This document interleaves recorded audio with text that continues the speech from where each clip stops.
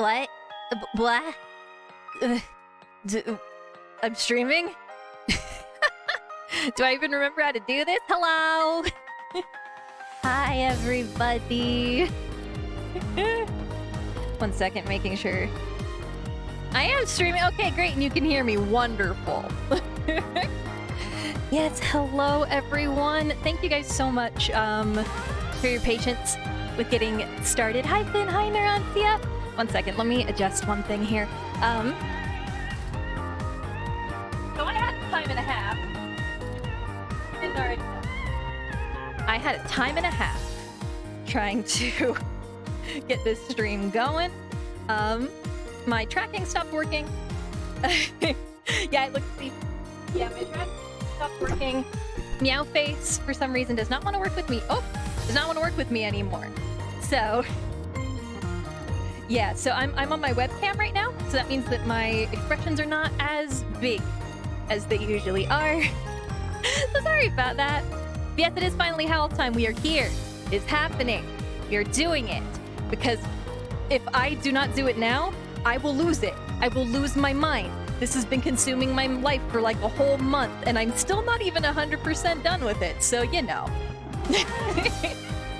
Pumpkin, hello! Welcome, welcome, welcome! Thank you for coming, and thank you guys for coming so late as well. I'm so sorry that I'm late, but we're gonna get all the way through this dang stream, this dang book.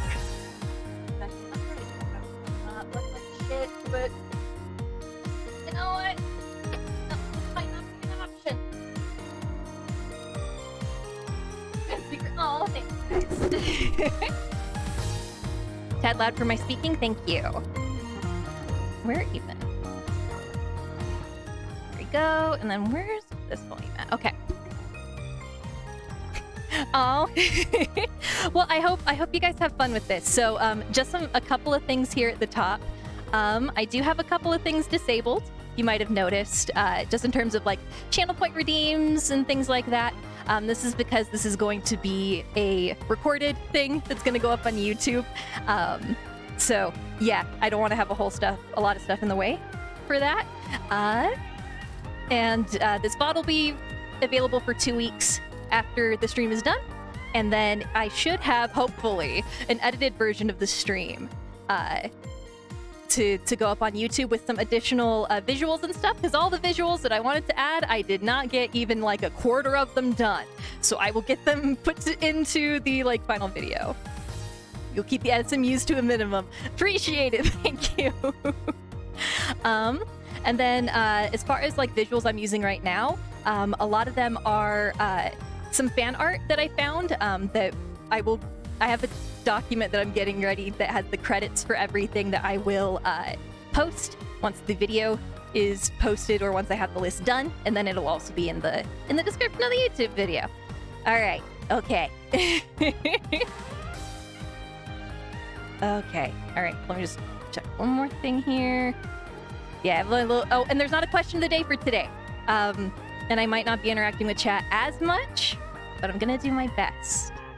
All right, okay, we gotta get into it. It is late. I'm gonna probably just end up looking sleepy this whole time, and I'm just coming to terms with that. But let's go ahead. Let's go talk about this book. I've been thinking about it too much. Let's go. Hi. Oh, my blackboard's over me. Why is it over me? No. I should be over the it. Oh, oops. Not that hard. Okay. Ah, how did I not notice this before? Okay, you here. And you. Move it, move it, move it, move. I have so many layers on this scene. No idea. Oh, wait, no, that does have to stay there. Oh, I know what to do. I know what to do.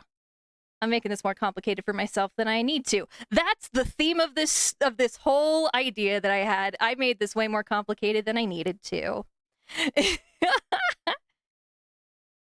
Okay. Oh, and there's not going to be any background audio, which will drive me insane. But this is just for editing, to make my editing process a little bit easier, so I'm not cutting around a lot of weird like audio things. Okay. All right. Okay. here we are. This is absolutely a classroom, and it is not the Black Lodge from Twin Peaks. I promise. Okay, so to start off, I'm assuming most of you guys have seen Howl's Moving Castle, the movie. A lot of people have. And honestly, it's the reason that I have read this book. I actually I bought this book because I saw the trailer for Howl's Moving Castle when I went with Mama and Papa Hanaki to go see March of the Penguins in like a little indie movie theater, right? And the only thing I really I really remember about March of the Penguins is the Howl's Moving Castle trailer. Sorry, 1 second. I have to fix one thing. Okay. All right, VC Face, you done being mad at me? Okay, there we go. All right. But yes, so I actually didn't see the movie until a couple of years after it actually came out. But right after I saw March of the Penguins, I went and I saw the book in Barnes and Noble. And the cover for that book was so good. I should say I have owned, oh God, like 5 copies of this book, because they do not really make hardbacks for it, for reasons that I do not understand. So and I'm really bad with keeping all that kind of stuff. Like I can't keep a paperback book in good condition is what I'm trying to say. But they insist on just only releasing this book in paperback. So it's just like, okay, I guess, all right. Oh, the image that I have for the book cover is not loading for some reason. I think it's because it's a WebP. This is just what this is. But no, I remember very, very specifically. It's a really, really cool cover. And it was like a really tiny book too. I've not been able to find a copy that looks like this one since. I just happened to find it at this one Barnes and Noble, and then never again. Something something, about time something something. The book is part of the experience. Yeah. But I am on my 5th my 5th copy of this book. And I read it like once a year ish. So I've read it. Oh my gosh, I've read it so many times. And I think the reason why I keep coming back to it is just because I do relate to Sophie so deeply. And as this stream goes on, you will be very, very concerned about me saying that. Because Sophie, bless her heart, has so many problems. and she has different problems than the movie Sophie. And that's kind of where I wanted to start off, was to kind of reset a couple of expectations here. But I'm also gonna have to resize some. I'm resizing some of my graphics on the fly here. So if I'm like pausing a lot, that is what's happening. I'm trying to find the ding dang map. Where are you? Where are you, you dumb map? I even purposefully tried to label everything like so simply. Are you in there? No. Are you? Okay. Cool. Do I have it in here? No. Okay. You know, the most relatable protagonist for depressed teens. So what's super funny? So, oh, no worries, Senti. No, I'm sorry you're not feeling super well, but thank you for stopping by. But so what's super interesting to me, at least, about the difference between the movie and the book is that the movie and the book, they serve 2 very different purposes in like the type of story that they're trying to tell. Because the Howl's Moving Castle book is a comedy, not even like a little bit of a comedy. This book is funny. It is so funny, and a lot of the things I will say here are going to be like verbatim quotes from the book, because they're like so good that nothing I could say would be any better than what's written, right? And so like you're sitting there thinking like, wow, if the book is a comedy, like that's already super different from the movie because the movie is really, really dark. And it is a lot about wartime, and it is about finding family during times of like struggle and hardship, and about how war can change people as a just like individually and as like a unit. Like how all the wizards, like they are pretty much wiped out by the whole war effort in the movie, right? And war is a huge, huge, huge, huge part of the movie. Hi, Jess. No worries. No, you're all right. But so the movie has all these deep, deep, deep war themes. Yeah, throw those all out the goddamn window. War is not even a factor in the book. There is one passing sentence that says that there may be a war kind of sort of happening potentially in the future. And then it doesn't even happen in like the sequel books or anything. Yeah. So like already we're having a huge like gap between everything, right? Other things you won't see. Howl does not turn into a monster bird man. That does not happen. Him turning into a monster, not a concern. Sophie never becomes any younger. And like in the movie, how like sometimes she will, if she's feeling like more confident, she'll like go more younger. That does not happen. She looks the same the whole time. Not a thing. And I get why they did that, because Sophie in the book, like obviously via the medium, obviously via the medium of it being a book and it being through Sophie's perspective, it is a lot more insight into her that we get just, you know, by the nature of us being in her head the whole time. And it's really, really hard to there's a really, really hard way to kind of like show that externally in something like a movie, right? So we lose a lot about Sophie in that like change off that has to happen, and it kind of drives me insane a little bit, just because Sophie does have deep self-esteem issues, do not get me wrong, but her self-esteem issues in the book tend to whittle down to she feels like she is a failure and that she will not amount to anything.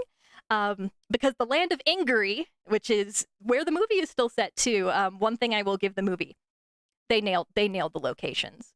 They have pretty much every location in the book, in the movie, with two very large exceptions, two very big exceptions that I'm very sad about. But so I'll use a couple of the backgrounds here.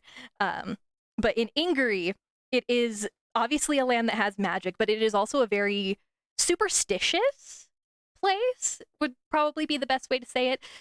It's a place where like old wives' tales are seen as absolute fact. The biggest one that is going to be pertinent to our story is the saying that if you are born the eldest of 3 children, you're born to be a failure. That's it for you. How it usually goes, if you have 3 children, the eldest doesn't amount to anything. The middle one has an okay life, but the youngest one will succeed. They will strike a fortune. They will become super rich. And Sophie deeply internalizes this. It is so integral to her. And how she perceives herself is that, oh, I'm the eldest. I was doomed from pretty much the start, so why do I even try to do these things? And that is a very, very internal motivation, right? But the movie can't super do that, so they whittle it down to, I'm really insecure about my appearance and I don't think I'm pretty. Which, again, I see the logic. I see where the connections were made. But Sophie only disparages her own appearance 2 times, 3 times that I can think of, and it's in direct comparison to somebody else. It's not just a general, I don't like how I look. Wah. No, she has more things to worry about. Oh, and also, sorry, one other thing that we will not be seeing in this, so don't hold your breath. The Witch of the Waste is not getting a goddamn redemption arc. This is the one thing that I'm like genuinely angry about with the movie. Yeah, so book, I'm a failure for being the youngest in a large family. Movie, I'm a failure because I'm not pretty. Yeah, and both Sophies think of themselves as a little bit boring because of their, you know, time in the hat shop, and they got kind of institutionalized like both of them did. But yeah, it becomes a lot more image based for the movie one. Yeah, it's a different self-disparaging thing, and she feels like she's absolutely absolutely justified in her thought processes. And honestly, just kind of how everybody talks in Angry, you can kind of see why that is, because everybody just says these things like they're fact all the time. I'm sorry to backtrack. I just looked at my notes and I missed a thing. Just another quick note here. You will be meeting some characters that were not in the movie. There are some characters in the movie who are not in the book. Specifically, like the villain, quote unquote, Sorceress Solomon, doesn't exist in the book. Her character is a hybrid of two characters who are not villains. So whatever, but that also means by proxy, her little pubber, Hein, he is also not in the book, but there will still be a dog. I promise there is still a dog. I'm not taking that away. Nope, still a dog, it's okay, the dog will be here, I promise. we have a little bit to get there, but there will be a dog. There will be somehow several dogs, but only one dog at the same time. There will be dog. But we have some things to kind of cover before we get there. So I'm just going to get into just describing the story for the most part. I know I was comparing the book and the movie a lot at the beginning of this, but I just kind of wanted to get that out of the way to begin with. As far as comparisons go, the movie diverts from the book immediately, like in the first scene, and only about 3 or 4 scenes from the movie are actually from the book. So we can throw a lot out the window, but I still used a lot of screenshots from the movie to kind of help tell the story. So let's get into it. I'm really annoyed that I cannot find my map. Where's my ding dang map? It's okay. So yeah, so we are in Angry. Specifically, we are in the town of Market Chipping. Market Chipping is a kind of central town to the country of Angry. I almost said continent, but there are other countries on the continent that Angry is on.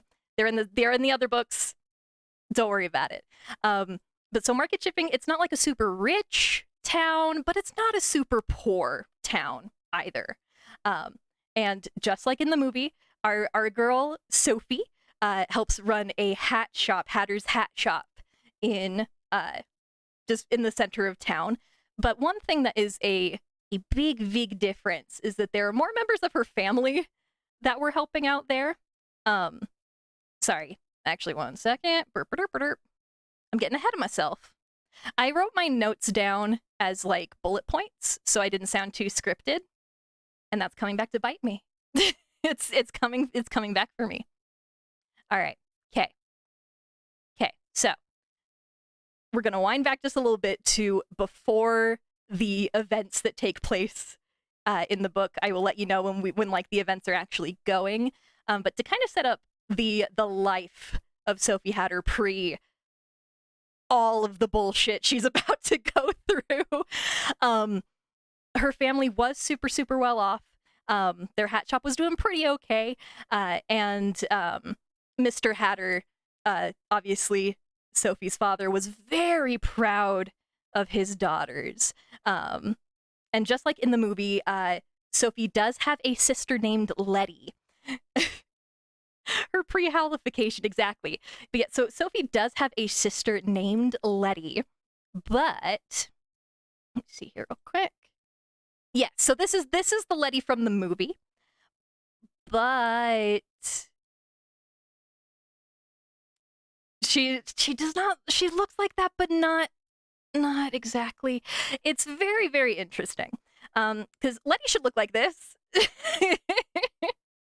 But there are a lot of things that they keep with Letty, even though she's only in one scene in the movie. She is so integral to this plot. Oh my god, she's so integral to this plot. But just like in the movie, everyone fawns over Letty. She is beautiful, she is graceful, she is charming. After watching the movie, I felt they expected you to know a bunch of things, perhaps from the book. Cookie, the book, there are only 3 scenes from the movie that are part of the book, and nothing else relates to it. It's just its own thing. But yeah, so Letty, she is wonderful. She is stubborn. This girl, she is so headstrong. She is so sure of herself. She is wonderful, and she is not Letty. She is Sophie's direct sister. Oh, speaking of Sophie, I forgot to put her little face up here. Where's my girl? There's our girl. There she is. Her having red hair is weirdly important.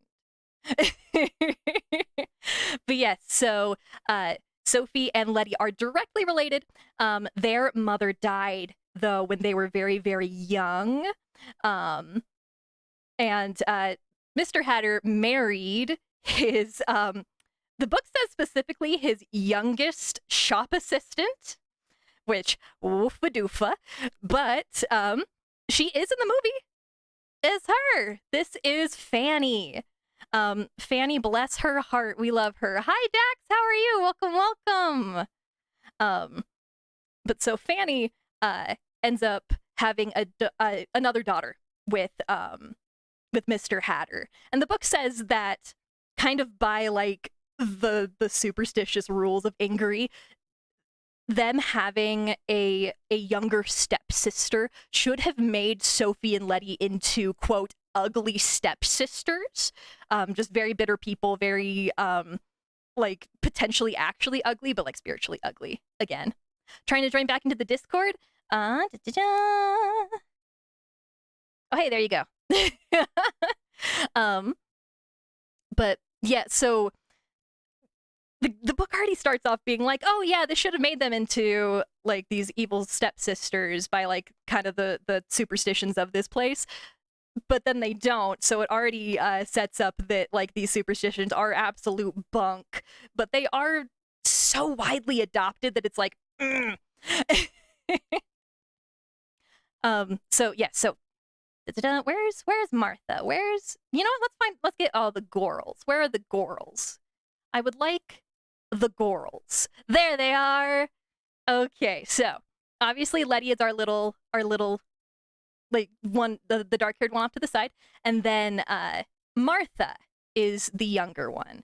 And Martha is Fanny's daughter, but Fanny, to her credit, does not favor any daughter over the other. She genuinely does not. She treats Sophie and Letty just like her own kids. And she is wonderful. We love Fanny in this house. She is a wonderful little soul. She's so sweet. But very unfortunately, about 2 years-ish before the events of the story, Mr. Hatter dies very unexpectedly. So is Fanny available? Yes. Her husband just died. Yeah, he dies in the first page of the book. And after he dies, obviously the hat shop is taken over to Fanny. And Fanny kind of does the books and realizes that Mr. Hatter was, all in all, much too proud of his daughters. All 3 of them went to the most expensive school around, the most accredited school around, and they were in mountains of debt.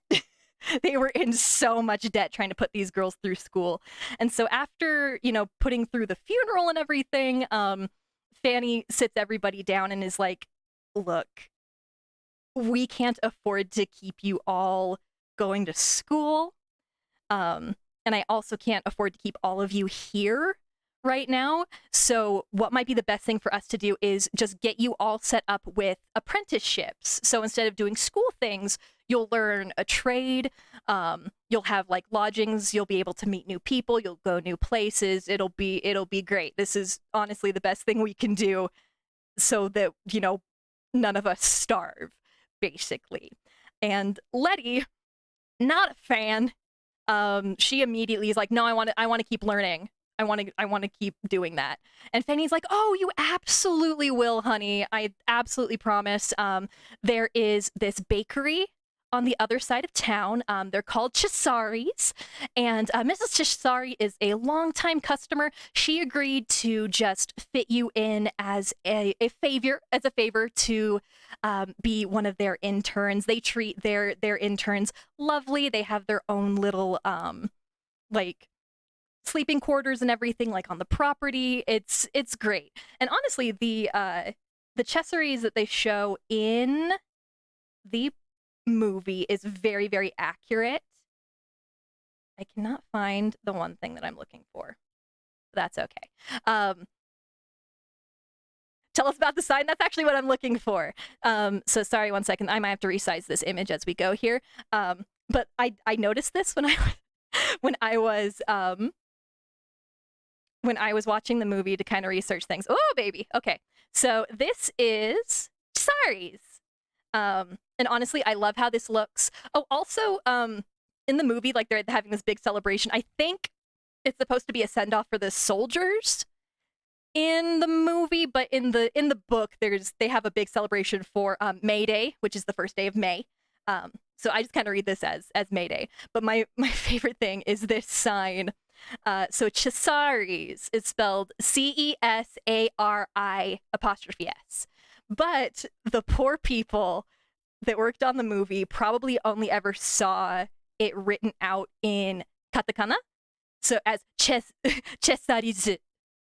So they had to figure out how to like romanize that.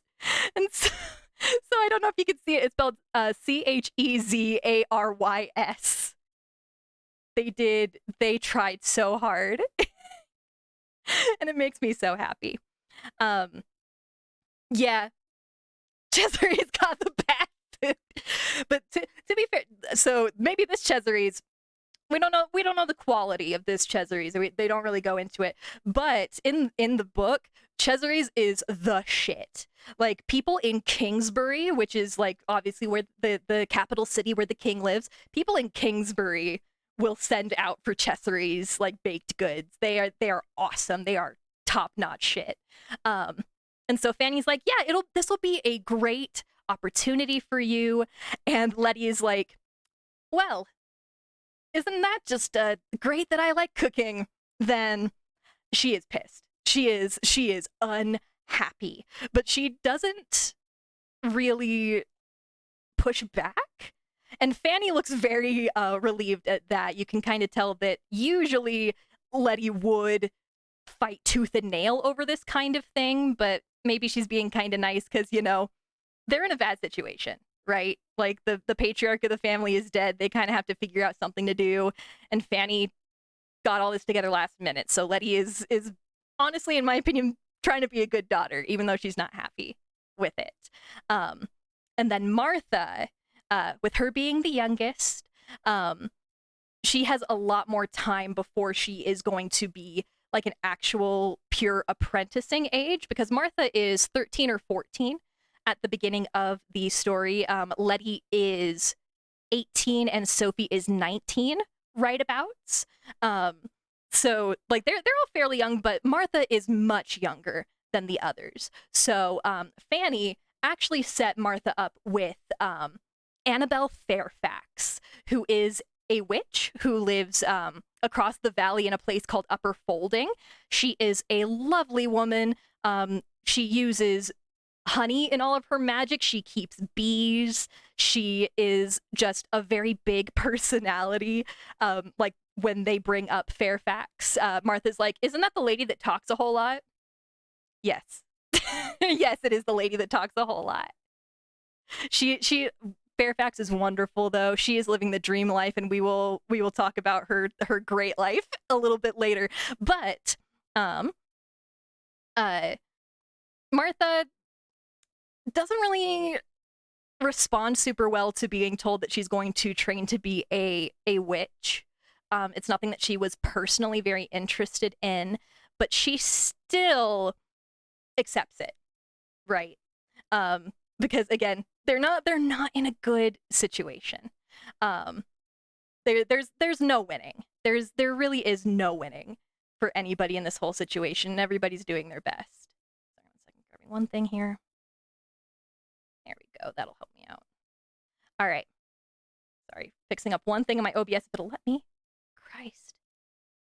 Okay, so 1 second. Let me drink some water. I'm so sorry if this ends up being like the longest stream on the planet. We're gonna get through it, and if people cannot stay the whole time, I absolutely understand. The VOD will be up, and then we'll have the edited down version up on YouTube in a couple of weeks. So, yeah, do not feel bad if you have to tap out. I just need to get this done. I can't think about it anymore.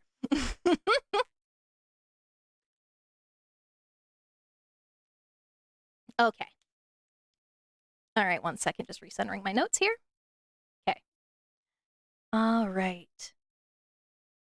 Just make sure I haven't missed anything so far. I absolutely went off note like immediately, which I should have expected. All right. Okay. So, Letty's going to the Chesseries. Martha's going to go to Mrs. Fairfax's. And before Fanny even says anything in this family meeting to Sophie, like, she knows where this is going. She's going to be working at the hat shop, and she had kind of resigned herself to that future a long time ago.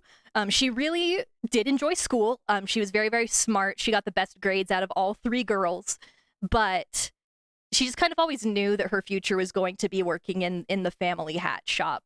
She had been helping her father out since she was really, really little. She already knew the trade fairly well, and she had already been like making hats basically for years for them. So it just makes sense for Fanny to keep her there. And maybe teach her a couple of things.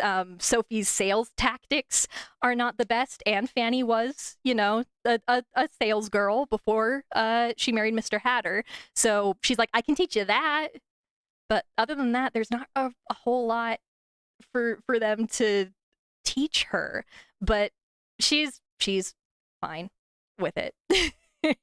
She's fine overall. Da-da-da. All right, 1 second. Oh, and one thing about the sisters, though, it's kind of hard to touch on it later. So they are very close.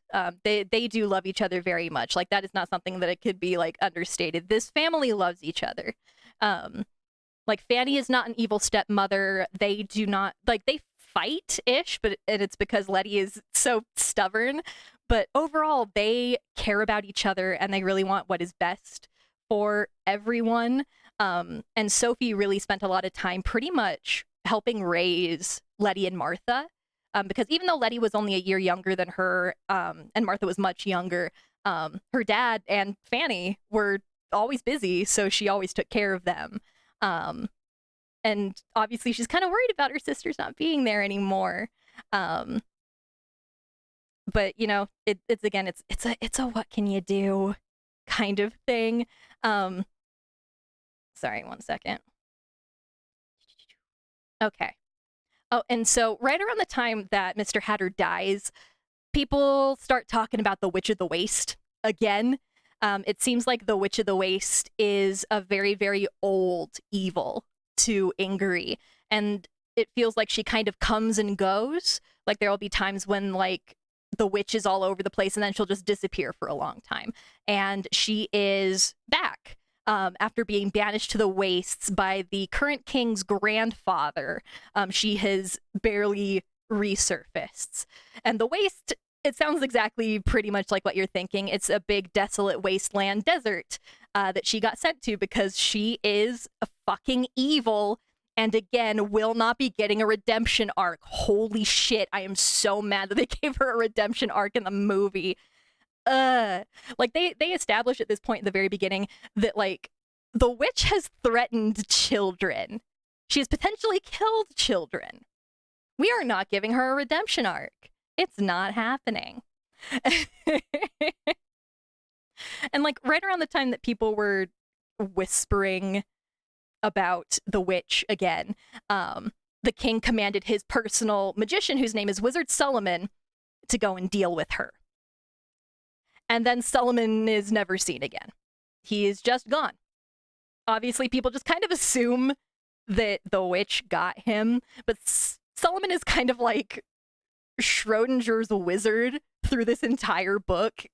We will hear so many mentions of him, but we will not like actually see anything come about it until the very, very end. So like whether or not this man is dead is up in the air. He's Schrodinger's wizard. Solomon both is and is not dead until confirmed otherwise. So witch comes back right around that same time Solomon disappears, and then right after Solomon disappears, this big fuck off black castle appears on the outside of Market Chipping.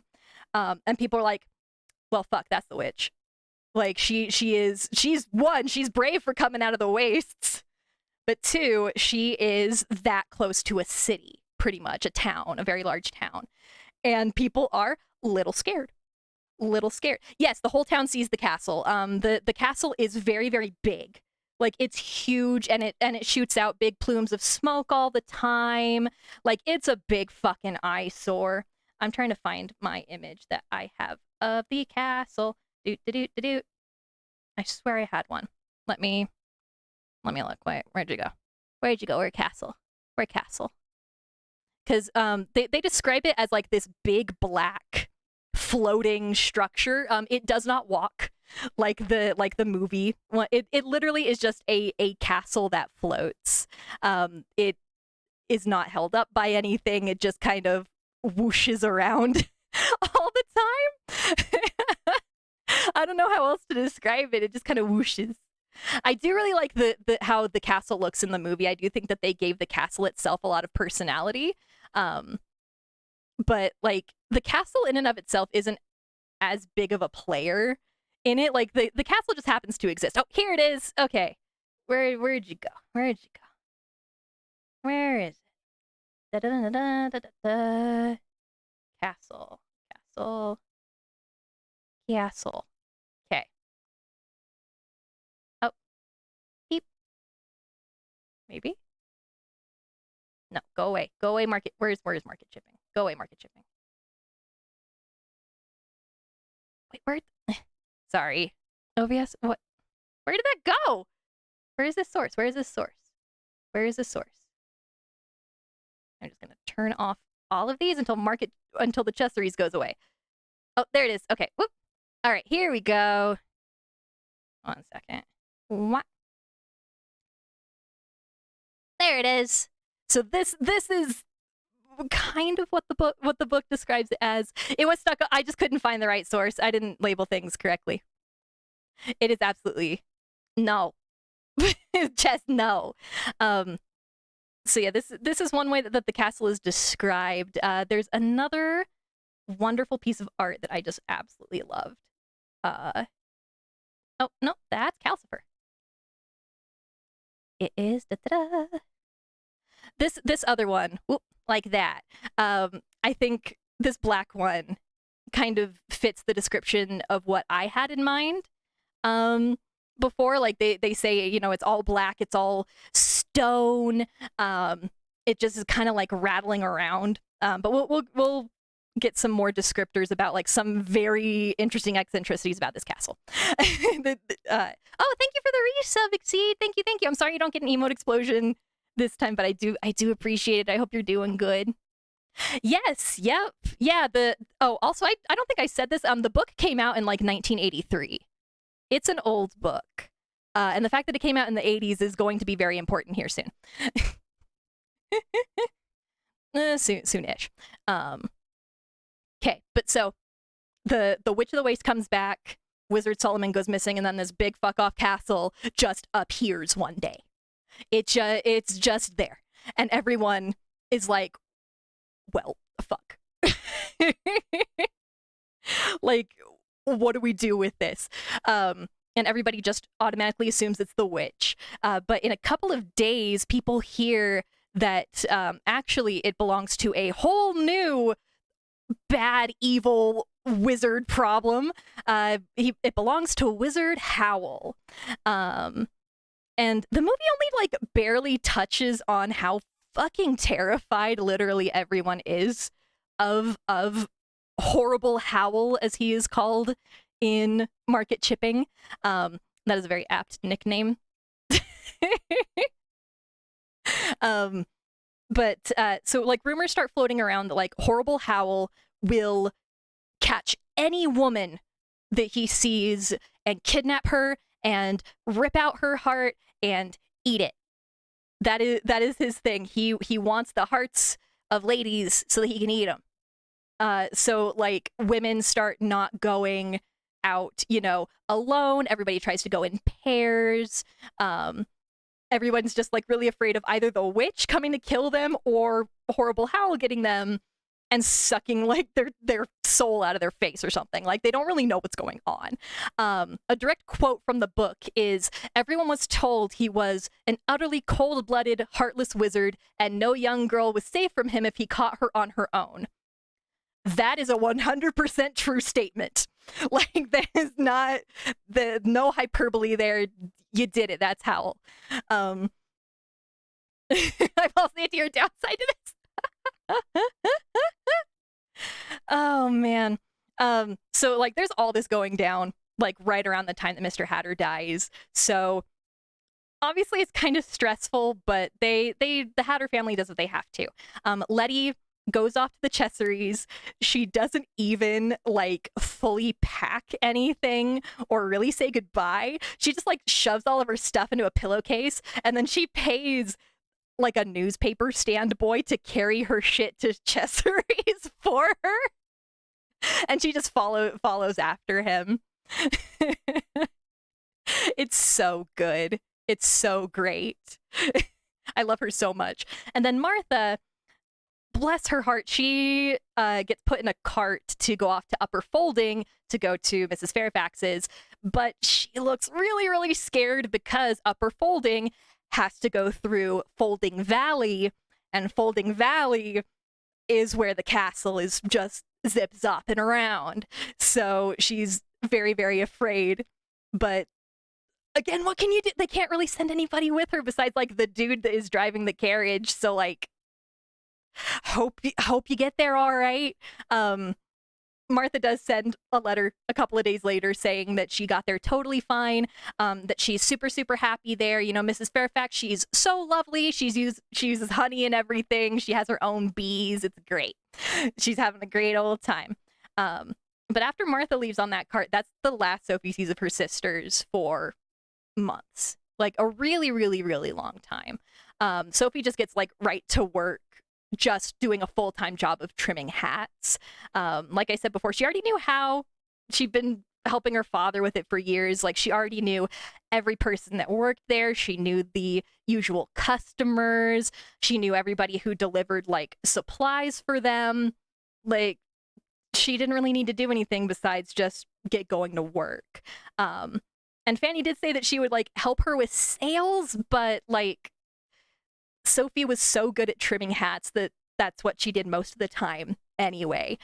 She would just sit in her little alcove in the back of the shop, very, very similar to what they had in, hi Calcifer, very, very similar to what they had in the movie. Let me find it real quick. Somebody did wonderful art of her. Where is she? Oop. Second, let's do.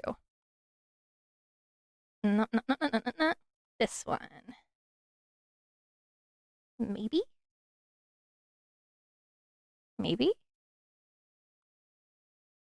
Oh, sorry, 1 second. Of course. But yeah, so the image that you think of when like how Sophie looked at the very, very beginning of the movie, like that little alcove that she was in, that's very, very accurate to how she was just existing all the time. She just sat in her little alcove and she would listen to people gossip. Because honestly, no one can buy a hat without doing a little hot goss, just a smidge. So Sophie knew everybody's business in this town, but she didn't really care, but hey, it was something to do. Like she would hear about how the shop girl was going to get married, how that the mayor for some reason would not eat vegetables, like that was a huge thing. And then there's also this woman named Jane Ferrier. People keep talking about Jane Ferrier because apparently she got like the worst fucking hairdo on the planet. Like people are saying, not even Wizard Howl would want her with that hair. Like, ugh. Like it happens a lot. Then suddenly after a couple of weeks, all of the gossip in the shop becomes about Letty. Apparently Chesseree's business has doubled, if not tripled, since Letty became an intern there, because everyone wants to marry this girl. She has been at Chesseree's for about a week and a half, and she's already had 10 proposals of marriage, ranging in quality from like the guy that sweeps the gutters to the mayor's actual son. And like, good on Letty, she has turned them all down from what Sophie hears. Like, yeah, everyone loves Letty. She is gorgeous and she is so smart and she is awesome. We do love Letty. And Sophie's like, wow, I'm really glad that, like, Letty is going pretty okay, because, like, as she sits and thinks about it, Fanny did kind of do things the way that she would have personally done it, Martha is the one that's supposed to be the one that, like, makes her fortune. She's the youngest, so she sends her off to Mrs. Fairfax so she can become a super powerful witch, and Upper Folding is just like outside of Kingsbury, so she could go to the capital and meet all these people. And Mrs. Fairfax also has a lot of connections. Like, she's set. And then with Letty, Fanny basically put her in a place where she will be comfortable and be married off pretty easily, and it's working so far, even though Letty hasn't agreed to any marriage proposals. And Sophie is like, I'm glad that she's doing okay, and that sounds very exciting, she thinks, as she just sits in her little sad alcove and sews little flowers on hats all day. And like, it got to the point where she wasn't talking to a lot of people very much. Like, she was talking to the hats more than she was talking to people. She would actually practice her like sales techniques on the hats that she was trimming. So like, she had like this veiled hat with all these twinkles in them. She would compliment it, saying like, "Oh, you look so mysterious."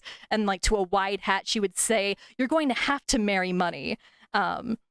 There's another like green straw hat that Sophie said gave the person youthful charm. And then there was like this kind of very dowdy looking hat that Sophie kind of felt a little bit bad for. Like, she couldn't make it not look frumpy no matter what she did.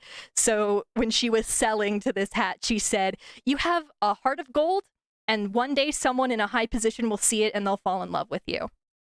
Funnily enough, Jane Ferrier, the hairstyle disaster, came into the shop the next day and bought that gross bonnet. And then about a week later, she ran off with a man called the Count of Cataract. She's just gone. She ran off and eloped with a count. Good for her. And like, as May Day gets closer, and May Day is pretty much where like the events of the story really do start, business starts booming for the hat shop. Like, there is so much business that Sophie has to like go out and sell in the shop and sew hats in between customers. Like, she has to do everything like as quickly as possible. But like, even with all of this additional business and everything, Sophie is just like, fuck, my life is boring. Like, it's been at least like a month, if not two, and she has not left the hat shop like at all. Like, Chesseree's is 2 blocks away and she could go talk to Letty whenever she wanted, but like, she never did. She couldn't find the time or couldn't find the energy, or like, it felt like it was so far away, or she'd remember that like, oh, I shouldn't go out by myself, otherwise Wizard Howl will rip my heart out of my rib cage and eat it. And just she just like, it's I can't do it. Blah, blah, blah, blah. Excuses for days. But she decides that when the shop is closed for the holiday, closed for May Day, she's going to go see Letty then. Great. But just before May Day, though, some new goss comes through that is very important. Apparently, the prince, his name is Prince Justin, got in a fight with his brother, the king, and he's gone. He has disappeared. The whole crown prince is just gone. Justin had apparently come through market chipping in disguise like months ago, looking for something. And the Count of Cataract, who ran off with Jane Ferrier, was actually sent to market chipping to try and find Justin. And then he just ran off with her. Again, good for Jane. We're happy. We're happy. This really does not seem like it is important, but holy shit, it's so important that Justin's just gone. Anyway, Mayday, woohoo! Story actually starts. And why is that scarecrow following Sophie around all the time? Oh, buddy, Neurancia. Oh, buddy, it's way more complicated than you think. It's fun. But we'll get into it. Okay, anyway, Mayday comes and we can actually start our goddamn story. Sophie closes the shop, goes to go see Letty, and obviously because it is a big holiday, it is, busy just like this here. People are celebrating in the streets. Everyone's dressed in like their nicest clothes. They're like stilt walkers walking around. Like it's a whole thing. Sophie takes 2 steps out of the door and is scared shitless. Like she hasn't been out in months, and then girl just threw herself out into one of the busiest days in the middle of summer. Like she kind of pulls her little like sad gray cardigan around herself and is like, oh, maybe I've made a mistake. Like there's too much noise, there's too much people, and she's kind of like, oh God, I am becoming like an old woman. I am a recluse. I need to at least try to do something. And like, oh, honey, if you think you're an old lady now, you've got a big storm coming. Woofa doofa. But she forces her way through. Like, good on her. I'm proud of her. Let's get overstimulated, ladies. Exactly. So, oh, 1 second. I'm going to disappear for 2 seconds because that is Eddie's food alarm.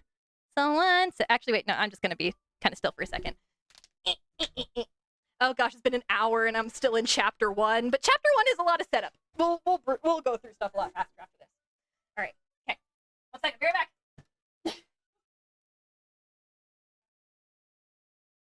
Yes. Wasting away.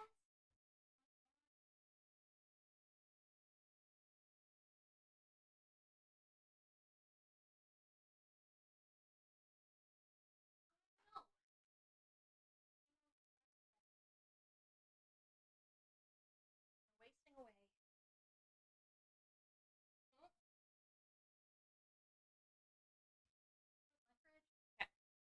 Hello. World is being built. Exactly. Yes.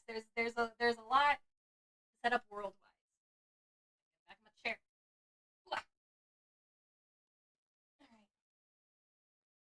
right. Okay. Thank you guys for being tolerant of how kind of all over the place this is. This is definitely a new format that I'm testing, and I want to do more stuff like this.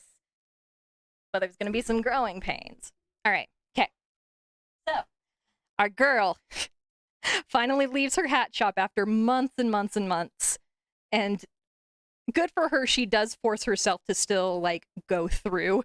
But the entire time she's walking, like, the 2 blocks to Chesseries, she's like, oh my God, what the fuck was I thinking? Why do I care if my life is boring? I am the eldest. Like, that is my lot. This was stupid. Like, this whole thing, like, why did I think I wanted excitement? Like, I can't even handle walking in this crowd. And right around when she gets to, like, the town square that Chesseries is in, it is worse. Like, because it is a town square, there are a ton of people there. People are drinking in the middle of the day.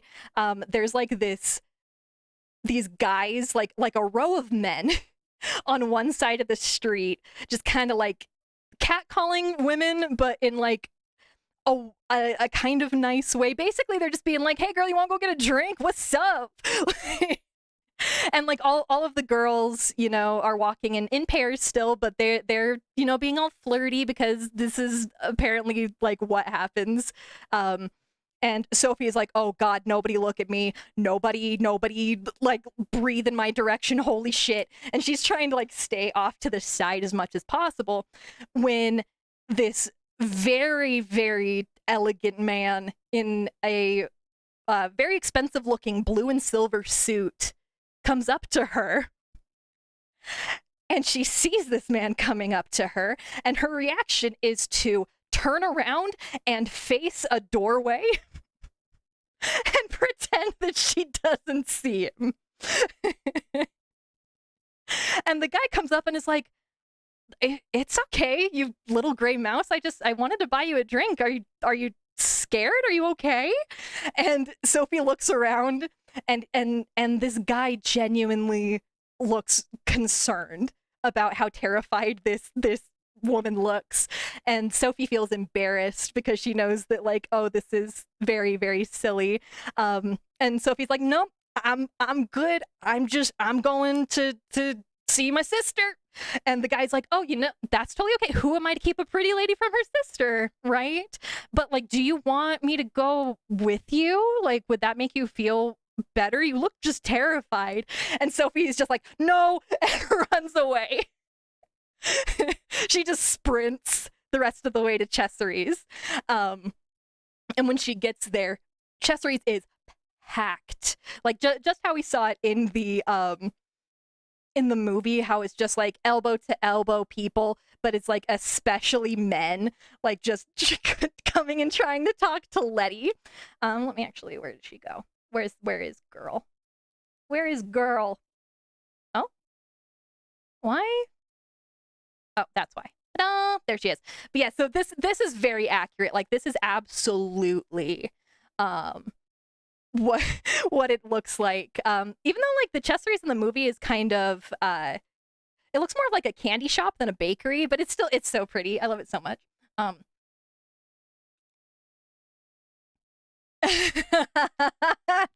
Pumpkin god. But so Sophie goes in there. Letty sees Sophie and is like, oh my god, it's my sister. And just like in the movie, she just kind of waves Sophie back. And everyone's like, no, Letty, don't go. And she's like, I'm talking to my sister. Leave me alone. So Letty takes Sophie into the back, where they have like all the cakes, just like how they have it in the movie, where they're like sitting in that little back area. They just kind of have a sit down there to have a chat, and Letty takes a cake, like a fresh cake off of a rack, and hands it to Sophie and says, you're gonna want this. And Sophie is like, oh, thanks, like thank you for the cake, I'm really happy to see you too. And Letty sits down next to her and she goes, no, you're gonna really like, you're gonna want to take a second, because I'm not Letty, I'm Martha. And Sophie's like, excuse me? You're, hmm? And I have a picture here for this one. Yeah. Where'd you go? Oh, hey, well there's that art that I was looking for before. I'm looking for, ta-da! Yes, so Letty, she has Letty's face. She same dark hair, same color eyes, but she's like, no, I'm Martha. And Sophie's like, why are we playing a prank? What is happening? And Letty says, okay, how about this? Who did you catch cutting up Letty's silk underwear last year? I didn't tell her that I did that. Did you tell her I did that? And Sophie is like, oh, okay. And as she looks, like, there is, you know, Martha's tilt to Letty's head, and Martha kind of, she'll clasp her hands and like twiddle her thumbs when she's telling the truth. Like she's thinking really hard and she's doing that. And Sophie's like, okay, one, how? Two, why? Why? Yeah, so Martha Letty explains that both her and Letty were fucking pissed about their apprenticeships, and they worked out a secret sneaky plan to change places. As soon as Martha got to Mrs. Fairfax's, she looked through all of her books and found an appearance swapping spell, and then Martha told Mrs. Fairfax that she was feeling homesick, and Fairfax let her go because she's so nice. And then Martha met up with Letty. They did the appearance swapping spell, and they took each other's places, and Letty went back to Fairfax's. And Martha says, like, yeah, the first week that I was here was really, really hard because I didn't know all of the things that I was supposed to know. But, like, she genuinely likes the job. She's having a great time, and, like, she is really, really happy to, like, meet people, and she feels like she's getting, like, really good social skills. She's having a great time. What in the Parent Trap, right? Right? I cannot tell you how sad I am that Martha was cut from the movie, but I cannot tell you how upset I am that the Martha and Letty subplot is cut from the movie, because it goes so many places. Oh, this goes so many places. So they switch places, and Martha kind of assumes that Letty's doing okay because, like, obviously Mrs. Fairfax hasn't kicked her out, if Sophie didn't know. So that's all good, I guess. And Sophie is just kind of taking this all in, just like shoving cake into her mouth and not even tasting it. She's just kind of processing. And she's like, okay, all right, cool. I got the how.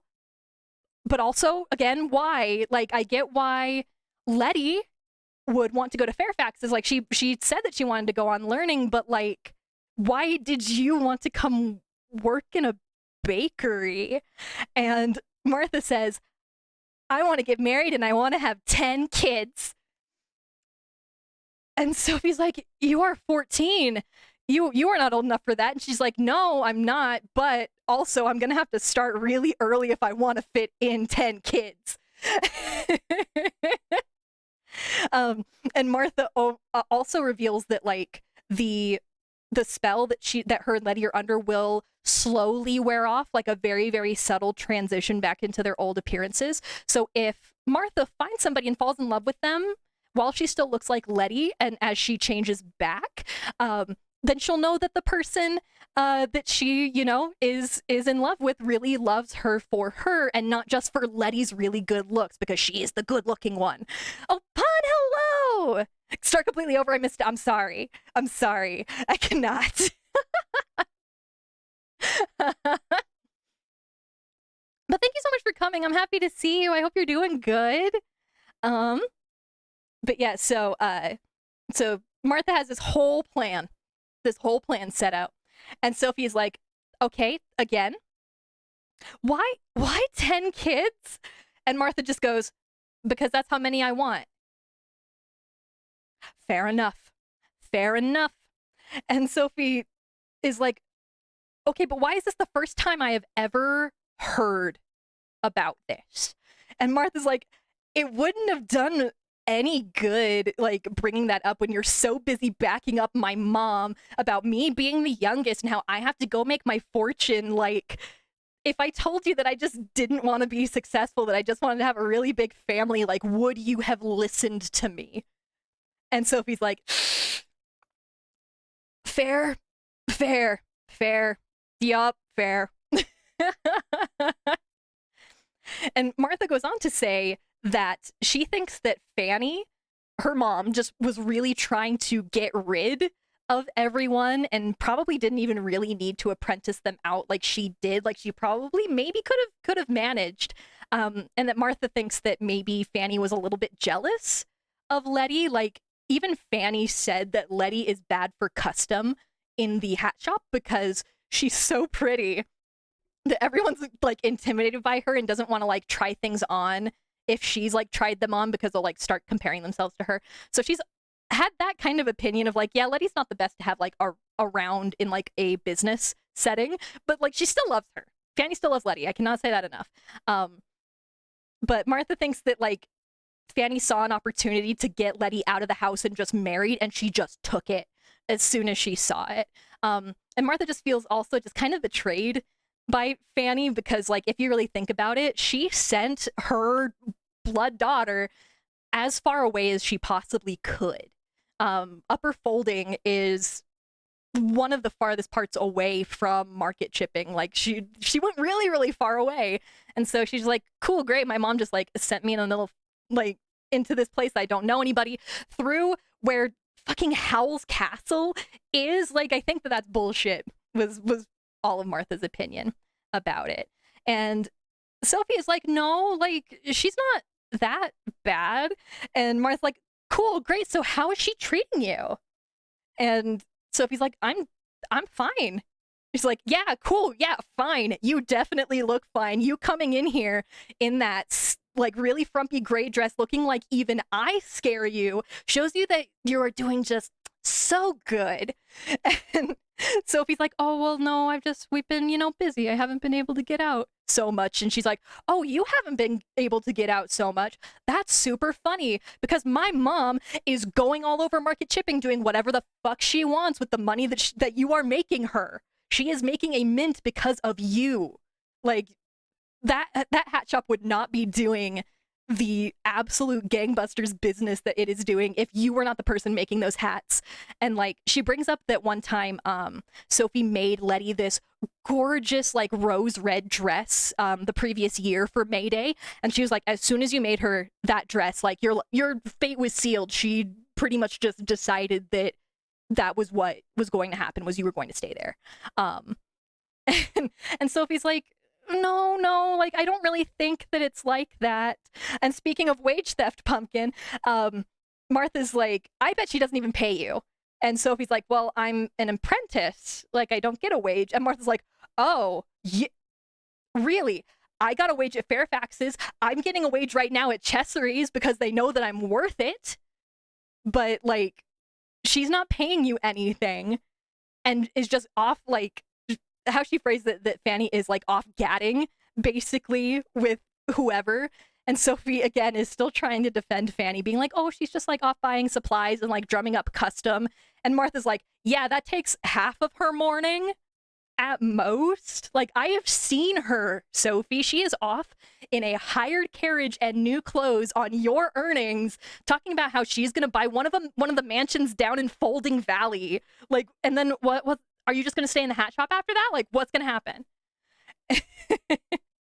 And Sophie, again, to her credit, like, is still trying to defend Fanny, because, like, Fanny hasn't been outwardly terrible to her. And before the conversation can continue, like, just like in the movie A Person, I don't think I want to marry Fanny anymore. We'll talk about Fanny more as she comes up.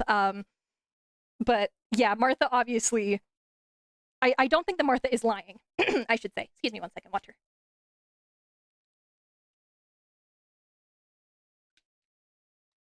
I don't think that Martha is lying.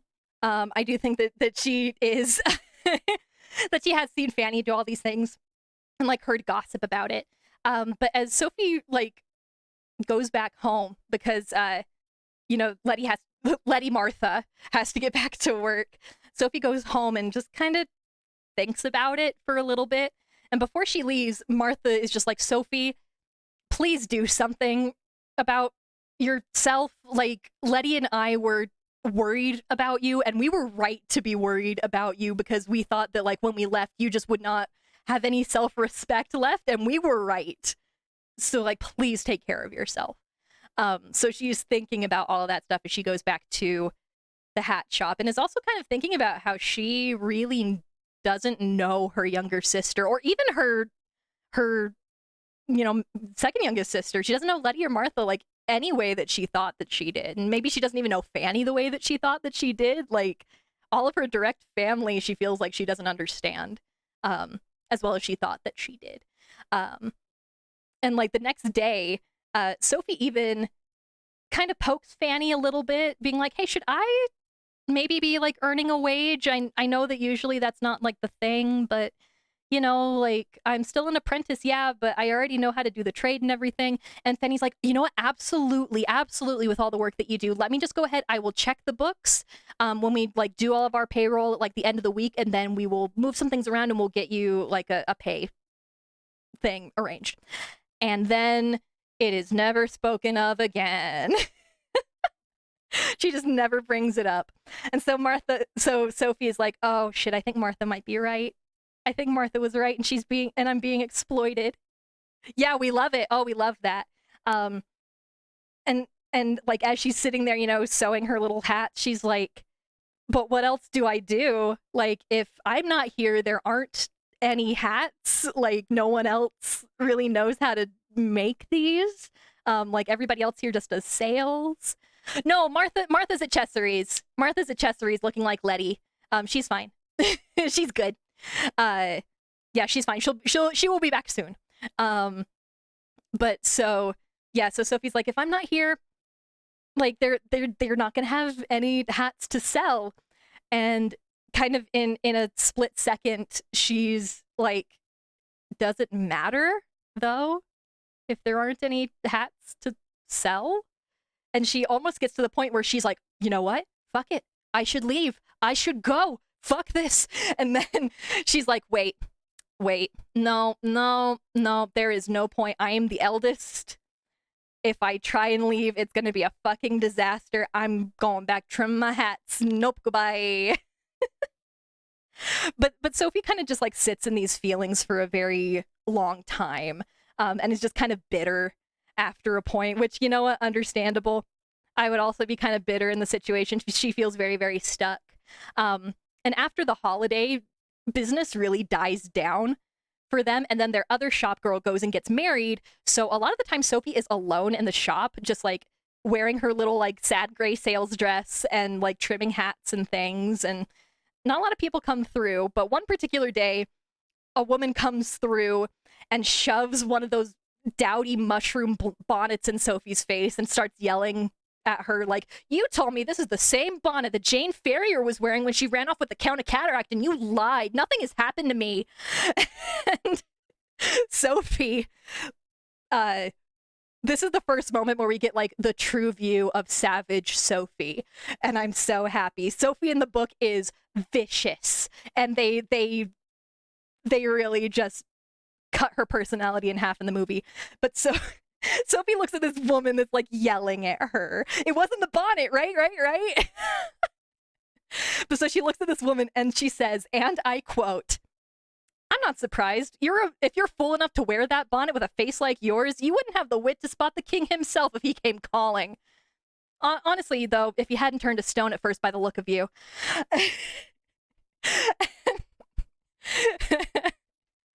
Yeah, she... Whoo. And obviously, the customer like throws the hat at Sophie and leaves, and Sophie just angrily she just angrily stuffs that hat into a trash can. And is like, fine, you know what, Fanny always told me, lose your temper, lose a customer, whatever, it's fine. And so she's already like not in the best of moods when this really, really fancy carriage rolls up to the shop, and this very, very tall woman comes out. Where is she? Show me the her. I have like perfect art for this. Where does she go? Where?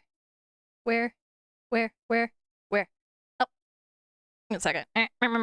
Resizing. Come here, lady.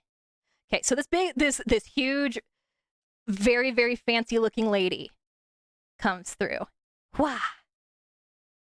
Her. She is wearing like this super expensive dress that like, it looks like it's black, but when she moves, like you can see that there's like reds and greens and blues and purples in it, and like her hat looks very, very similar, and she even has like these very, very long ostrich feathers in this hat that were dyed black, that even match the dress as well. And Sophie is like, oh, what's happening? Because market shipping is not a very, like, it's not a rich town, like I said before. And so when this woman, who looks like she's wearing an outfit that costs more money than Sophie has ever seen in her life, like she even has like a big fur stole on, so excited to hear about that tall lady accidentally You are very, very, it's very understandable, Pumpkin. Absolutely. And we can only hope to be half as regal as her. And Sophie says that this woman has, quote, a carefully beautiful face. Like, it is a very sculpted face. And behind her also comes in this little dude in like a very crumpled little brown suit, and he is looking at Sophie with complete abject horror. And Sophie is like, what's happening? I don't get it. And the woman walks up to her and is like, are you Miss Hatter? And Sophie's like, yes. And the woman says, I hear you have just the most heavenly hats. Please show me some. And Sophie is thinking like, okay, one, nothing in this shop is going to be like nearly the caliber that this woman wants.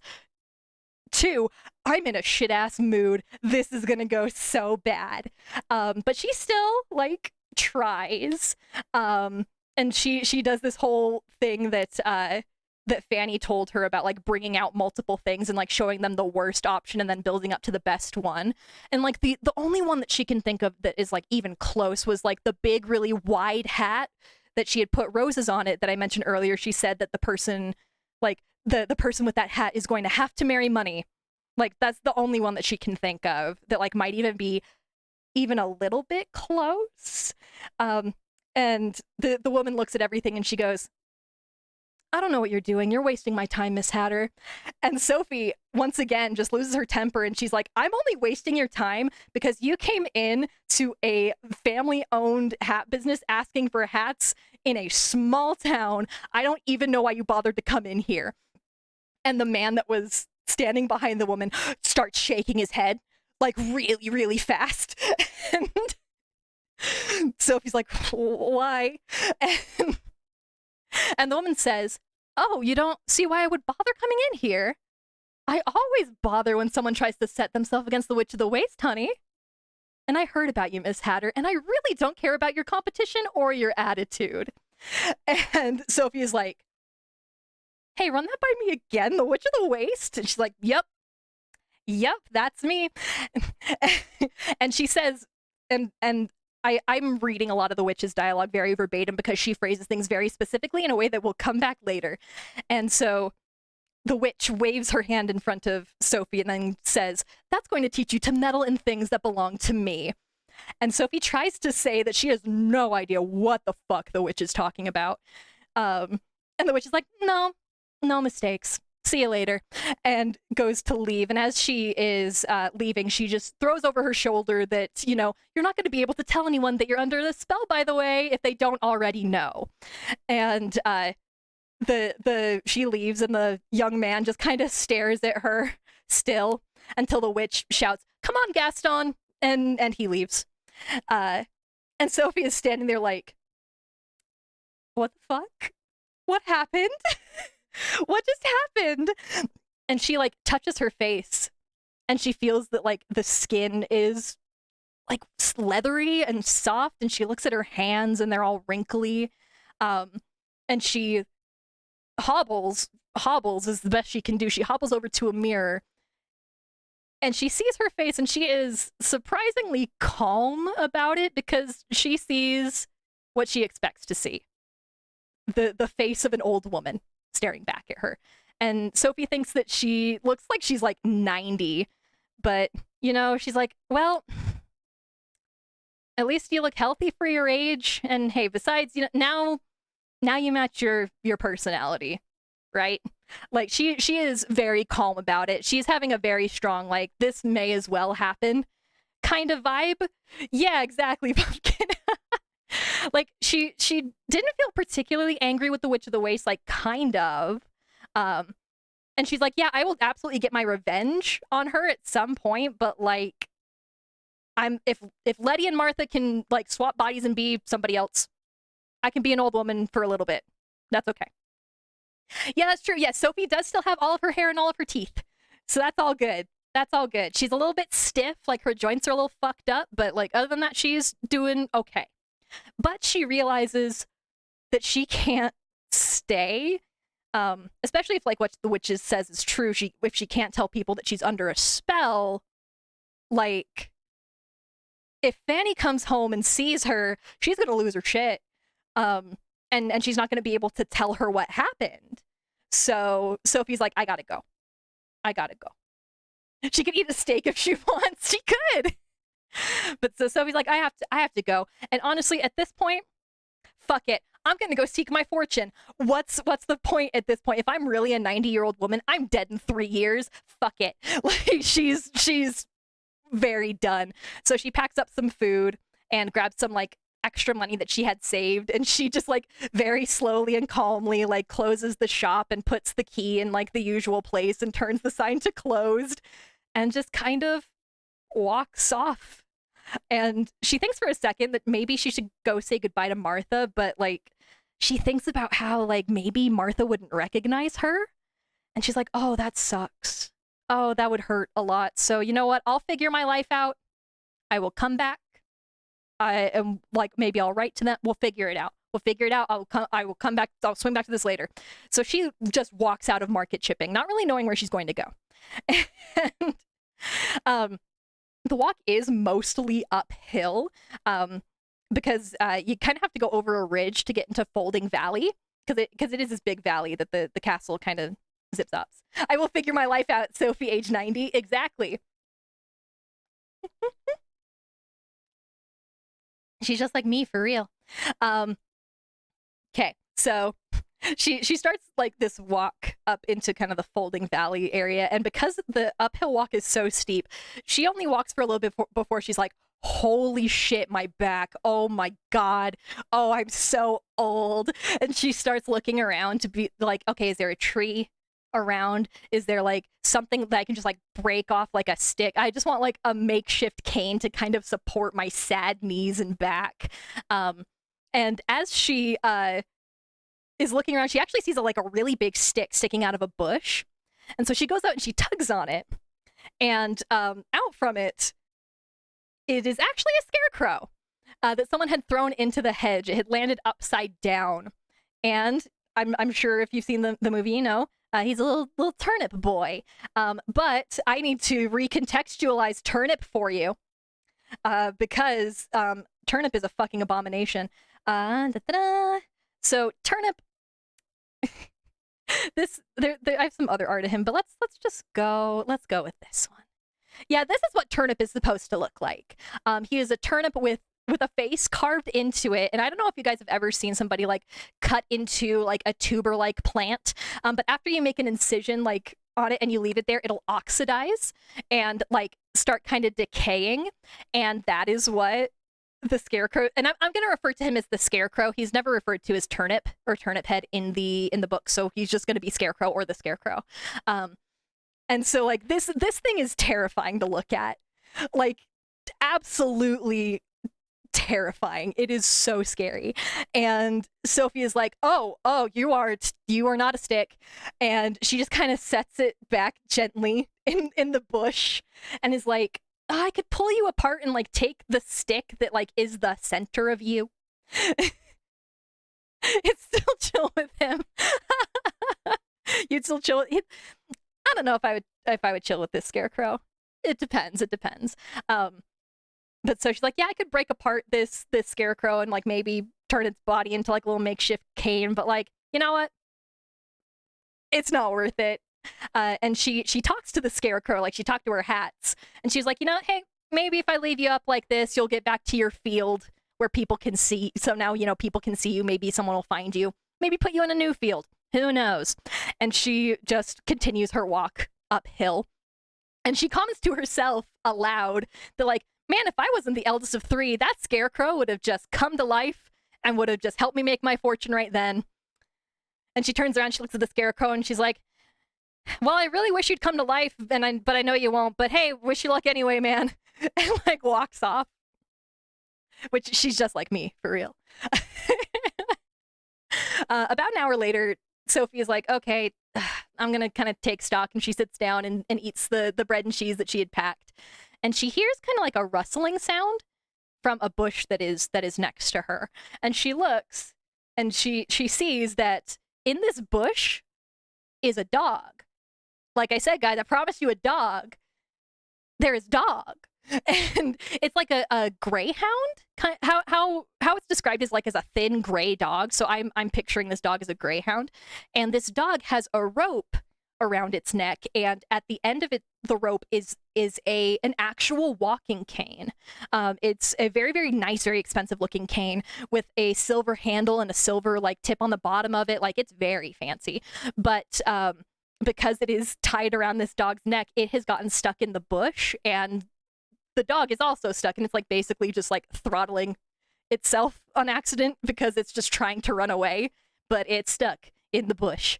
And Sophie is actually a little bit scared of dogs, especially one that is like very, very scared and like thrashing around and biting and stuff. And she kind of like backs away a little bit and is like, you know what? Fuck it. I'm too old now to worry about like a dog biting me. So she reaches into her pocket, and she has her sewing scissors still, and she like saws off the rope. And the dog, you know, kind of runs off, and Sophie is like, hey, do you want like bread and cheese? And the dog looks at her for a second and then runs away. And Sophie's like, okay, well, hey, that's gratitude for you, whatever. But you know, it's okay because it left the stick. So now she has like this very, very fancy, very nice walking stick. So hey, she got something out of the exchange after everything. Totally worth almost getting bitten by a wild dog. But yeah, Sophie is like, okay, fine, let's just keep going. And she keeps walking, and she's kind of talking to herself to pass the time, and also kind of to the stick. She's just really gotten in the habit of talking at inanimate objects, which again, same girl. But she's just kind of trying to pass the time, and she mentions, you know, hey, I just had 2 kind of interesting encounters, and none of them were magical. And that feels like bullshit. But you know what? Hey, you're a good stick. I'm not gonna complain, but like kind of based on the rule of 3s, you know, something else is gonna happen. I can kind of feel. Honestly, I insist on a 3rd thing happening, and I want it to be magical. Give me a magic thing to happen to me, please. And Sophie thinks that her 3rd encounter is like this shepherd that she sees, who deadass thinks that she's a witch. But to be fair, he did just see this little old woman walking herself uphill into an area known to have an evil wizard castle in it. So, like, fair. And so Sophie's like, wow, that felt kind of bad for someone to think that I was a witch, but you know, it's whatever, And it's getting later and later, and she's still walking, and she is sore. It's hard to be old. Her joints are aching, and she just kind of plops down, and is like, holy shit, oh my god. And she kind of takes stock of where she is. Where is it? Where are you? Where did it go? I have a pretty picture. I swear I tried to label these and put them in a good order, and then when I imported them into OBS, the order is gone now. Here we go. So yeah, so Sophie sits. Let me make that a little bit bigger. Sophie sits kind of on the hill and takes a look down, and she realizes that she's been walking for hours, and because she's just been on a steep incline the whole time, she has barely gotten anywhere in terms of distance. She is like barely over the housetops of Market Chipping, and she's like, oh my god, all that walking to like barely get over my own roof. Holy shit. I don't care about seeking my fortune anymore. Literally the only good fortune I can think of right now is like a good chair or a bed. I'm so tired. And she's like, maybe I should go back. And she's like, no, too late. We're committing to this. We're going. And for a second, she thinks like, oh god, I wonder if like, am I gonna get eaten by animals if I'm walking around here at night? And she's like, wait, no, I'm too old. My muscles are too dry and tough. I'm fine. That's a comfort, I guess. But so she picks herself up, and she just starts walking, because like she's not going to make it to Upper Folding by nightfall, but she might get somewhere. Who knows? Maybe there's like a house she can get into. Maybe she'll find like a place to stop. Who knows? So she's walking, and she's still so exhausted, and she's just huffing and puffing. Her sad little old lady legs up this sad hill, and she's like stops for a second, and when she hears other huffing and puffing noises that are not coming from her. And then up over the big hillside rolls Howl's castle. Where did that castle image go? This one. Yes, just like that. Just like up over the hills, this big black castle, and it's floating on this big cloud of smoke. And instead of being afraid, Sophie is like, smoke means fire. Fire means fireplace. Fireplace means chair. I'm going. I'm getting in there. You know, Hal's not going to want to eat my heart. I'm too old for his collection.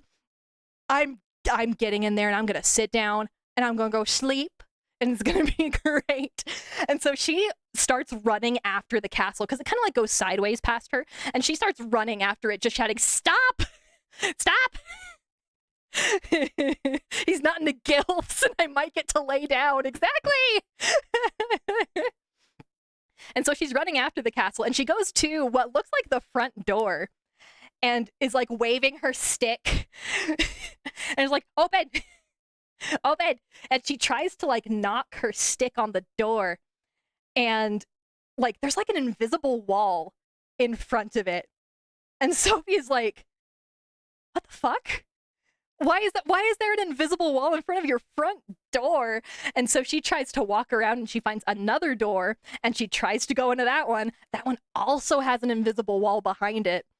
And then she tries to go even like more over, and she just like smacks face first into like an invisible wall that won't let her continue going around the castle. And she's like, "What is this? Just where is a door? I just want to go. I just want to get inside. I want to sit down, please." And so she like is like, "You know what? I'll go around the other side." So she goes around the other side of the castle, and she finds a door that's different than all of the other doors. It's very, very shabby in comparison to like the grand, huge wooden doors like that she had already seen on the castle. But she's like, "You know what? Back door. That works for me." And as she gets closer to the back door, the castle, which had stopped when she said stop, raises back up, and like the smoke starts pluming out of the bottom, and it raises back up, and it starts to go away. And Sophie is like breathing in this smoke, and she's coughing, and she's like, "No, no, open, open the door." And then the door swings open. The door swings open. But the castle continues to move away from her, and Sophie just starts booking it. She hobbles her way through there until she can get like one leg up on like the stoop of this doorstep, and like hoists herself up. And as she gets on there, she pulls herself up, and she goes to like grab the door, and there's somebody in the doorway, and it's a little kid. And I'll talk about that little kid in a second. Actually, no, I'll talk about that little kid now, because we really need to reset some context for the boy. Do I have a picture of Markle? Markle. So, oh yes, here he is. So Markle, this is the kid in the movie. Throw out this whole boy. In the movie, they call him Markle. I think it's just because of. Sorry, I just looked over and Edison's doing something dumb. So Markle, throw this boy away. This is not this is not the boy that we know. This is the boy. This is Michael Fisher. Michael, as you can see, is a person of color. There are multiple people of color in this book, and it's great. But so his name isn't even Marco; it's Michael. Like Michael. His name is Michael Fisher. He is 13 or 14, and he's standing in the doorway looking. Yeah, no, he's not a child. Yeah, no, he's not a kid in the book. I don't know why the fuck they made him a child. Like, there's literally no baby, but not as baby. Yeah, he's a little bit baby. He's a little baby. What if we can keep both and they can be buddies? I think that Michael and Markle would be friends. But so Sophie finally gets herself onto this doorstep, and she looks up, and Michael is like looking down at her, holding the door. And she's like, do not shut that door on me, boy. Do not even think about it. And Michael's like, I wasn't going to. And also, you are keeping it open. What do you want? So little but very different from Tiny Child. Yes. Yeah, I think Markle in the movie is supposed to be like 8 or 9. Like he's a lot younger. But yeah. Yeah, Michael's like, what do you want? And Sophie just kind of peeks past him and sees what she thought she would see, a fireplace with a chair. And she pushes past Michael and she's like, oh my god, I have found my fortune.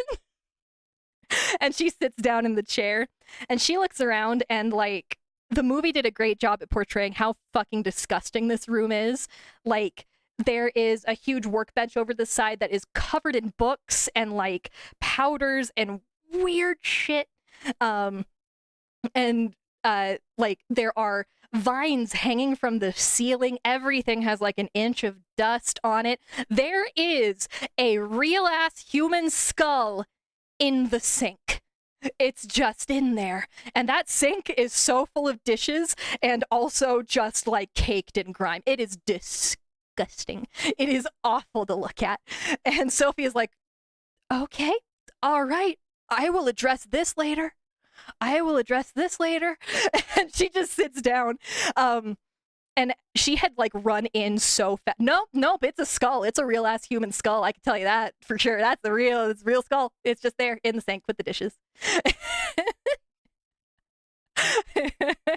But yeah, so Sophie had like run so like fast to the chair that she had actually dropped her cane. And Michael, bless his soul, he picks up her cane and like leans it against the chair and is like, so what do you want? And he just kind of stands there. And Sophie's like, where's the wizard? And Michael's like, oh, he's not here, but I'm his apprentice, Michael Fisher. Hi, I can help. And Sophie's like, nope, absolutely not. Nope, only the wizard can help me. No, when really she just kind of wants to stay here for a little bit, so she's getting an excuse. Sometimes people have skulls and it's okay. Sometimes it's not weird. Sometimes they're just pretty. That's very true. But this is a very grimy ass looking skull that's covered in like whatever the fuck was on the dishes. They have not been respecting these actual human remains, is what I'm trying to say. But yeah, so Sophie's like, nope, only the wizard can help me, bud. Sorry, I'm gonna wait here until he comes back if you don't mind. And Michael, he absolutely minds. Like you can see that he's like, oh, this is not good. And he just kind of hovers around Sophie, but doesn't really do anything. So Sophie pretends to fall asleep. She just kind of leans back and like closes her eyes, and until Michael just kind of gives up and walks across the room. And he like starts working at a bench. And she introduces herself to Michael as Sophie, and then stops and goes, "Old Sophie, I'm old Sophie," just to kind of be safe.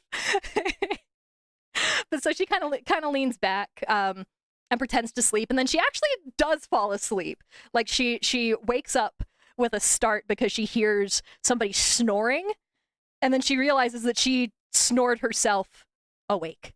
Like she was like, what? And it's suddenly the middle of the night. Michael is gone, and she kind of looks around and she's like, wow, that kid was actually really nice. Like I just kind of barged in here, and he just kind of let me. And honestly, wait. What if this child is in servitude? What if this is an enslaved child? What do I do about that? And she's like, wait, but he was like wearing really nice clothes, and like he looked really well fed. Maybe he's fine.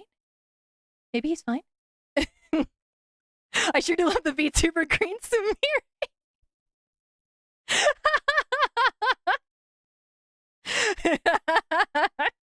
It's how is somebody gonna know she's old if she doesn't say she's old Sophie? Come on. But so Sophie's like, well, maybe I don't know. Maybe that. Am I gonna have to like jailbreak a child? I'll jailbreak a child if I have to. And she's just kind of sitting there. And this is the first time she kind of notices the fire that's there, and it's a weird fire, y'all. Remember Yellow Sumire? Yeah, it was. Oh man, that was so long ago.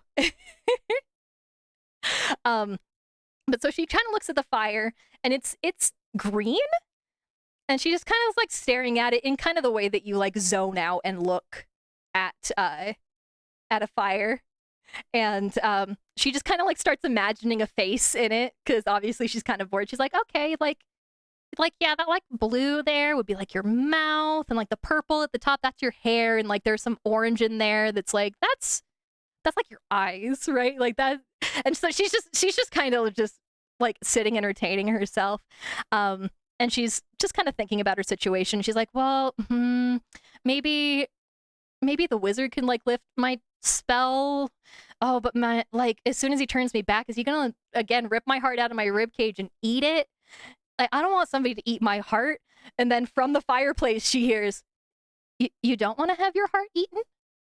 And out from behind the little fireplace, well, not even the fireplace, out from the logs, he stretches out a little bit better, is our boy Calcifer. Calcifer the fire demon. Let me resize this. So yeah, so he does not look like actual fire in the book. He looks like a very, very magical fire that is a face. Here comes the boy! Hello, boy! Welcome! Here he comes! There he is! Here comes the boy! He's the boy! He's the boy. This is Calcifer. He is the fire demon that is making all of the smoke. But yes, good timing, Jess. That was great. Yeah, so the demon's like, you're telling me you don't want to have your heart eaten? Why not? And Sophie's like, that fire spoke. That fire said words. Honestly, what if he was still... okay, so I will say, like, they messed up a lot of characters in this. They really messed up Sophie. They kind of messed up Howl. Michael, that's a different boy. But Calcifer, they got it. He is petty. He is angry. He is a child. He is... like, he's a demon, but he's the least intimidating demon ever, like, even despite his face. And Sophie's like, wait, fire talk? What are you? And the little guy, he properly introduces himself as Calcifer, and says that he is bound to this hearth by a contract that he has made with the horrible wizard Howl, and he can't move from where he is. And then the demon asks her, what are you? Like, I can see that you're under a spell, but like, what's up with that? And Sophie's like, whoa, wait, you can see that I'm under a spell. Can you get rid of it? Can you lift it? And he's like, maybe. Like, I think I need to study it. Like, it's the Witch of the Waste thing, isn't it? Like, it's the witch cursed you. And Sophie's like, yeah, I got cursed by the witch. And he's like, yeah, that's what I thought. Like, it's a really complicated spell, and it looks like there are like multiple layers to it. So I'm gonna need to like study this a little bit to figure out like the best way to take this off of you. So what about a deal? Let's make a deal. Like, if you help break my contract, I will help break your curse. Because I want out of this hearth. I've been stuck here forever. I would like to leave. And Sophie is like, don't know how I feel about making a deal with a demon, especially one that looks like that. And Sophie's like, not Sophie. Calcifer is like, you know that like that spell actually shortened your life by at least 60 years. Do you want to stay like this? And Sophie's like, okay, no, I don't. But she's like, okay, wait, before I agree though, tell me more about this contract. So Calcifer tells her, okay, my contract's with Howl. It binds me to the fireplace. I have to do most of the magic that maintains the castle. Like, he is the thing that is moving it through the fields. And like literally anything else that Howl wants done. And And he says specifically, you know, Howl is just, he's so heartless. He just takes advantage of me all the time. And I don't get any respect in this house. And Sophie kind of feels like a little bit of sympathy for Calcifer, because she's like, man, I feel for that. I was also being exploited by my employer. So like, okay, we'll do this. Let's go. And Sophie's like, cool, great. As soon as you break my contract, I'll break your curse. And Sophie's like, awesome, cool. How do I do that? And Calcifer says, okay, so that's the hard part. I can't tell you. Part of the contract is that neither Howl nor I can say the actual like clause of the contract. And Sophie's like, no, you tricked me. We are not doing this today. I have had a rough day, man. We're not doing this. And Calcifer's like, no. I promise, if you just like hang around, if you pay attention, you can figure it out. It's not that hard. I promise you can figure it out. And hey, I need to like study your spell too. It's gonna take some time. And Sophie's like, okay, fine, okay, fine, whatever. And the demon says, okay, let's like put a timeline on this. Give me a month. And Sophie is like, how am I gonna convince Howl to let me stay here for a month? And Calcifer's like, you'll figure it out. He actually says, and I quote, Howl is actually pretty useless at most things, you know? He's too wrapped up in himself to see beyond his own nose half the time. You'll think of something. And, like, he starts to rattle off suggestions like, oh, maybe you could be, like, come in and say you're, like, Howl's long-lost relative, or, like, like, he starts rattling off things, and Sophie's like, no.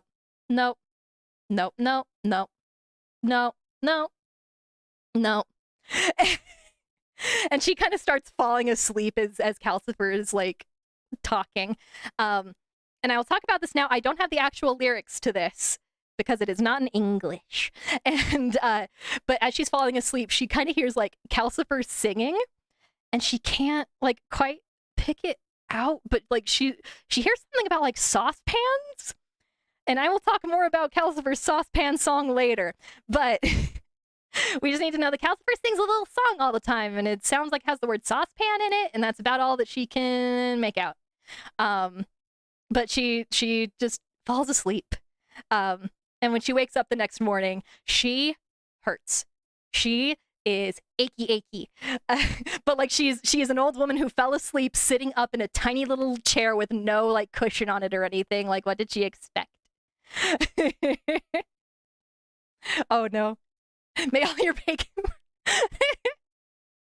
He does. I wish he said "May all your bacon burn" verbatim, but he says something very similar. Anyway, so she wakes up and she's like, "Oh my god, oh I'm dying. Oh, this is hell. This is hell that I'm in. I hurt so bad." But also she kind of realizes, oh, so that all really happened. Like that I'm an old woman. I left my house and I'm in an evil wizard castle. There's a demon fire. And like everything kind of hits her all at once. And now she finally like gets angry about it. And she just kind of like starts stomping out around the room and is like, God, fucking, ugh. Like as soon as I see that witch, it is on sight. I swear to God. But like as she is kind of stomping around, kind of blowing off some steam, she realizes that there's like natural sunlight coming into the room, and she's like, okay, pardon? Because when I was outside, the castle did not have any windows. There were no windows on the castle, at least like from the area that she could see. Like there were some that were up really, really high up, like a story or so up, but like at the level that she was at, like there were not windows. So she's like, what? And she looks around this gross ass room, and it's even worse. It's even worse in the daylight. The floors are covered in grease. The fireplace is just a mountain of ash. There are so many cobwebs that they were literally drooping from the ceiling onto the floor. Like it is gross. Like she kind of walks around a little bit too, and just to kind of get her bearings, and she opens up one door, and it is a bathroom that would have been very, very nice. It would have been a very, very high-end bathroom. It has indoor plumbing, which is very, very rare. And like there's this big clawfoot bathtub, but the bathroom somehow is worse. The bathroom somehow is worse than the first room. So that scene in the movie where she sweeps out the spiders and centipedes, absolutely 110% accurate. But like, yeah, the bathroom is grosser somehow. There's even like a little shower off to the side, and there is a weed growing in it that is almost as tall as Sophie. There's just a plant growing out of the drain in the shower. And I'm gonna tell you now, Howl uses this bathroom for multiple hours every day. What the fuck, man? And like the bathtub is like full of gross water, and like it is awful. It is so nasty. And she pokes around even more, and she finds like all of these jars and these packets and these boxes, and she picks up one, and it's labeled as drying power, and she's like, is that supposed to say drying powder? I don't know. She picks up another packet, and it just says skin on it, just the word skin. And Sophie just like drops it because she's like, oh my god, that is a bag full of skin. Okay. And then she picks up another tube that says for decay, and she's like, yee, like she tosses that. Nope. She's like, there are body parts in this bathroom. I hate it here. Nope. And she closes the door. And she notices that there are two other doors that she hadn't gone through. So there's the door to the bathroom, there's the door that she came in, and then there are two other doors. She opens one of the doors, and it leads out into just this big backyard area with really high brick walls, and it is just chock-a-block full of absolute junk. There are logs, there are mountains of scrap metal, wheels, buckets, huge things of like barbed wire just stacked up just willy-nilly all over the place. And Sophie is like, how is there a backyard here? How is there a backyard in this castle? What is happening? I don't get it. Like maybe this is like in the center of the castle? What's happening? And then she opens up the final door, and it's a broom cupboard. And there are two cloaks hung in there, and then there are two like little buckets under there. And so like the only other door that she came through was the one that she came in the night before. So she's like, where the fuck is the rest of the castle? And she goes around a little bit, and she finds some stairs, and she kind of looks up the stairs, and there are only two doors up there, and she's like, where the fuck is the rest of this castle? Like this is the inside does not match outside. I am in an opposite TARDIS. It is smaller on the inside. What is happening? And it's right around then that Michael wakes up and comes downstairs and is like, you're still here? Why are you still here? Oh, actually, sorry, back up. I missed a thing. So going back to the window, Sophie's like, okay, let me find that window. And so she finds it. And again, the movie just does such a really good job of showing how it looks. So she sees this little window out here of like this little seaside town, and she's like, how? And I'm so confused. And she kind of like backs away from the window, and then Calcifer kind of pops up, and she's like, and is like, hey, good morning. Hey, remember, we have a bargain. Don't forget, please. I want out of here. Thanks. And Sophie is once again just hit with like her entire situation, and she just kind of sits down in the chair, and like she doesn't really cry. It's more that she just kind of like stares off like into the middle distance, and like water drips out of her eyes. And that this is when Michael comes downstairs and sees that one, Sophie is still there, and two, she is sitting in this chair kind of crying. And Sophie, like, Michael's like, oh god, oh, what's wrong? And Sophie tries to tell him everything. Like, she wants to say everything that's happened, but all she can say is, I'm old. I'm old. And like, she physically cannot say more than that. And Michael kind of gives her like a very warm pat on the shoulder and is like, oh, it comes to all of us in time, sorry. And Michael's like, do you want any breakfast? I can get you some breakfast. All we have though is like bread and cheese. though. And because Sophie has already poked around and like been nosy, she's like, no, I can see with my own two eyes that there's like a huge basket of eggs here. Like, can we not do that? And Michael's like, no, only Howl can cook. And Sophie's like, no, I can cook. I cook for my whole family all the time. I got you, little child. And Michael clarifies, no, it's not that like he lacks the ability to cook. It's that Calcifer won't let himself be cooked on by anyone but Howl, and there's no other place to like cook things. And Sophie just basically goes, bet, and grabs the eggs and some bacon in like a little kettle. And Calcifer immediately is like, no, I will not be exploited by you too. No. And Sophie leans in and is like, oh, really? You're really just gonna make a child sit around for who knows how long without having like a hot meal or like a warm drink? Like, and Calcifer says, yes, that's exactly what I want, what I think should happen. Yes. And she leans in even farther and she's like, oh, cool. Okay, should I just go? Actually, or better, how about I wait until Hal gets back and I tell him that we made a bargain? Would you like that? And Calcifer leans like as far as he can out of like the fireplace and shouts, why did you let her in here, Michael? Why?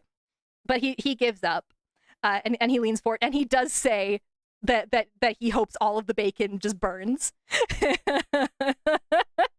He's so sad and he's so upset. And so Sophie's just sitting there cooking. And then suddenly Sophie hears Michael say, oh, hi, Howl. And Sophie like has to try and like not drop everything in absolute like terror. And she whips around to look at like Wizard Howl. And Sophie goes, like, she sees him and she thinks, fuck me. That's the blue and silver suit guy that talked to me on May Day. Like, he's still in the same suit and everything. She could have fucking died. Like, she's like, oh my god, I almost died. I was so close to death. Oh no. And actually, it's right here when we first get the description of like Howl's eyes, which is really like weirdly important. And I think the movie does this kind of okay. His eyes kind of shift in quality throughout. And Howl's eyes are described as being very green, but very glassy, like marbles, and a little bit unsettling. Like, he has very lifeless eyes. But so Howl comes in and sees this old woman cooking on his fire demon and is like, have I seen you before? And Sophie's like, I am a stranger. I've never seen you before. Not once in my life. Oh, thank you for the hydrate. I will do that. And Michael's like, yeah, she says her name is Sophie, and she just like barged in here yesterday and said that she like needed to see you. And Hal asks, well, how did she make Calcifer bend down? And Calcifer kind of pops his face out from under the pan and goes, she bullied me. And Howl just kind of looks and goes, not a lot of people can do that. And also, Howl has in his hands a guitar. He did not have the guitar before, but he had this fucking acoustic guitar. And they actually don't describe the guitar in the book, and I'm saying that now because I forgot to get pictures of it, but in some specific book covers, the guitar is not an acoustic guitar. It is a bright blue electric Gibson guitar. But that, like, it doesn't matter if it's acoustic or an electric guitar, so I just think of it as acoustic. So in the 90s, they made some really weird book covers. I will put it in the YouTube video for sure. There are some really weird ones. Like, they've reprinted this book multiple times in multiple different languages, and a lot of the time they do okay. Sometimes no. But anyway, so Hal sets down his guitar, and it's not fair we don't get more outlandish ones now. Yes, absolutely. Reprint. Like, whoever owns the rights to the book, reprint the fucking stupid cover where Howl is wearing the blue suit and he has a mullet and he has the electric guitar. Please, thank you. I've wanted a copy of that book for forever. It's really hard to find. Anyway, yeah. So Hal puts down his stupid fucking guitar and takes the pan from Sophie, and he's using his very long, expensive blue and silver suit sleeve to like cover his hand as he holds the pan, and he keeps cooking and is like, okay, cool. Hand me a couple more eggs and tell me why the hell you are in my home. And Sophie kind of panics for a second and like looks around and she goes, I'm your new cleaning lady. I'm here to clean. And Howl doesn't even look at her. He just goes, oh, are you indeed? And who says that you are? Howl absolutely would play Wonderwall. You are not wrong. He would do that. He is, I've called him in my notes. Book Howl is fuckboy supreme. We will see why he is the ultimate fuckboy in a little bit, but he definitely is the type of fuckboy who would play Wonderwall at a party. They made him so nice and personable in the movie. That is not the man I know. Anyway, so he's like, oh, you're here to clean? Says who? And Sophie's like, says me. Says me. And she says, I will clean the dirt from this place and I will clean the wickedness. Excuse me. She says, I can clean the dirt from this place even if I can't clean you from your wickedness, young man. And Michael goes, Hal's not wicked. And Hal says, yes, I am.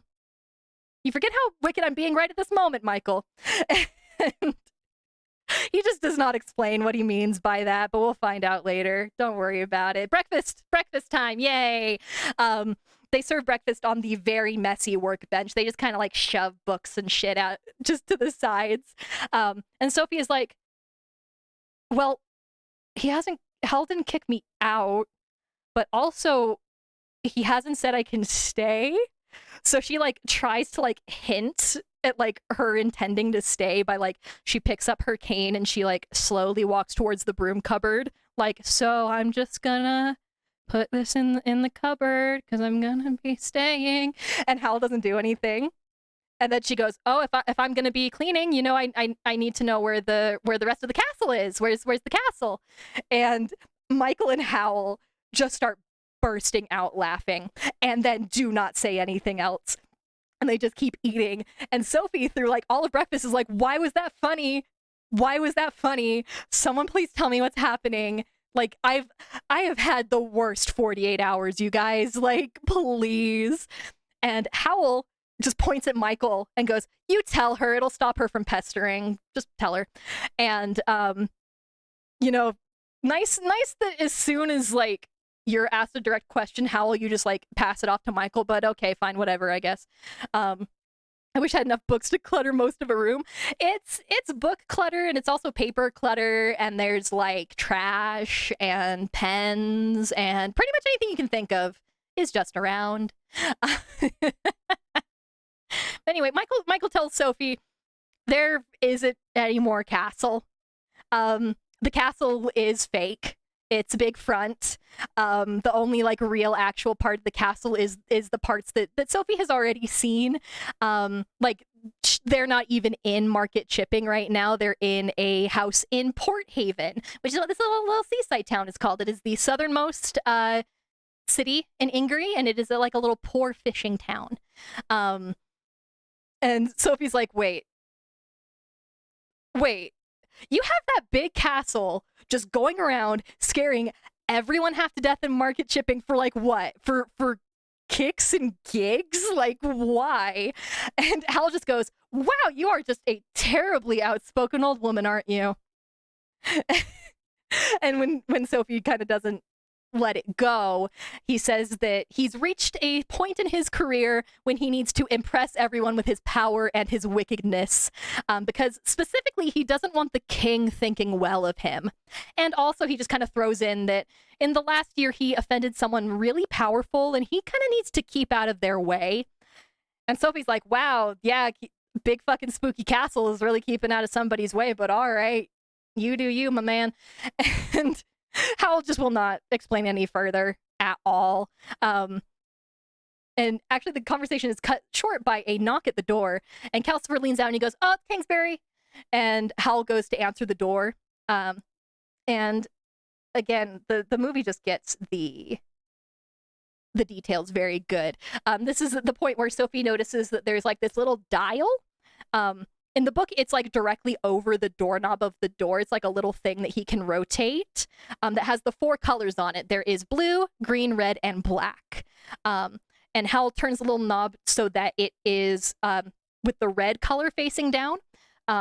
So when I refer to like the ways that the door is opening, I will say that it is like red side down, blue side down, green side down, black side down, things like that. Whatever color is facing down, that is the thing that it's going to open on, and we'll talk about what goes to each one. But so Howl turns it to red and opens it. And previously it was the green side down.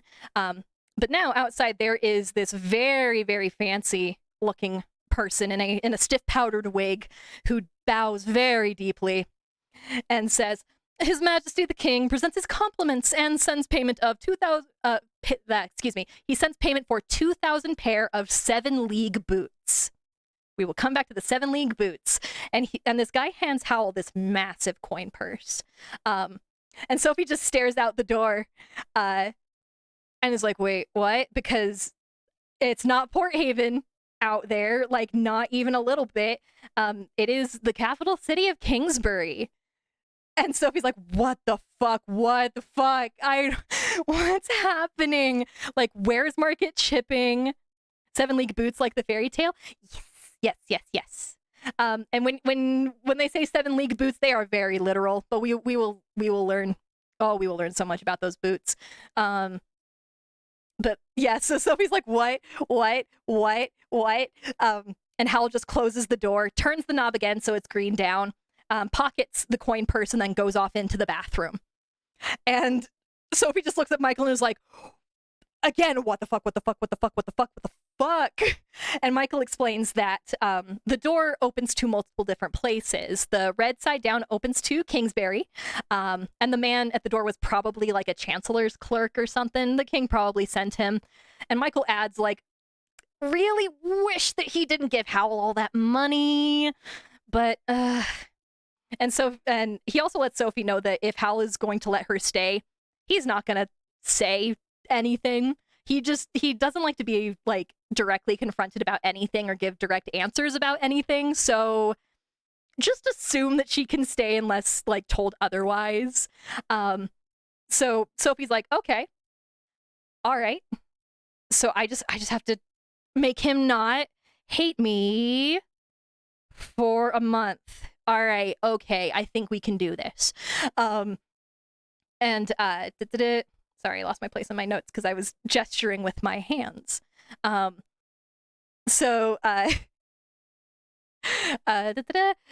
and Michael, for a lot of the rest of this particular chapter, just complain to Sophie about how Howl is basically ruining their lives.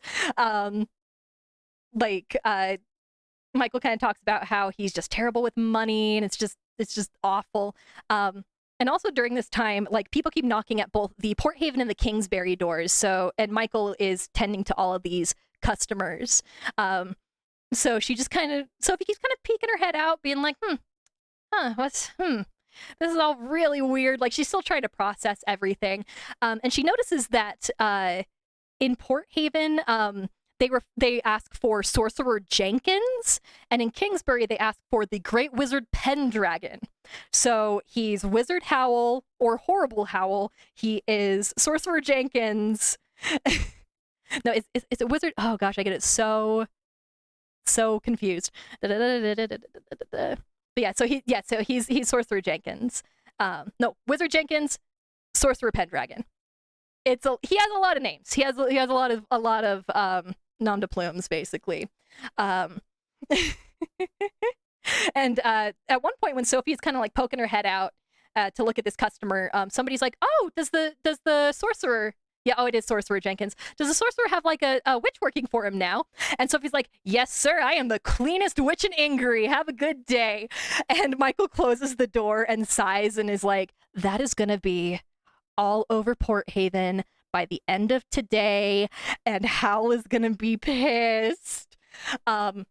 And Sophie also notices that Michael takes the coins from the transaction that that just happened and hides them under a hearthstone in front of Calcifer. And Sophie's like, why are you doing that? They should have put a lot of this. They should have fucking put in the movie. I wish they. There's so much that I wish they put in the movie.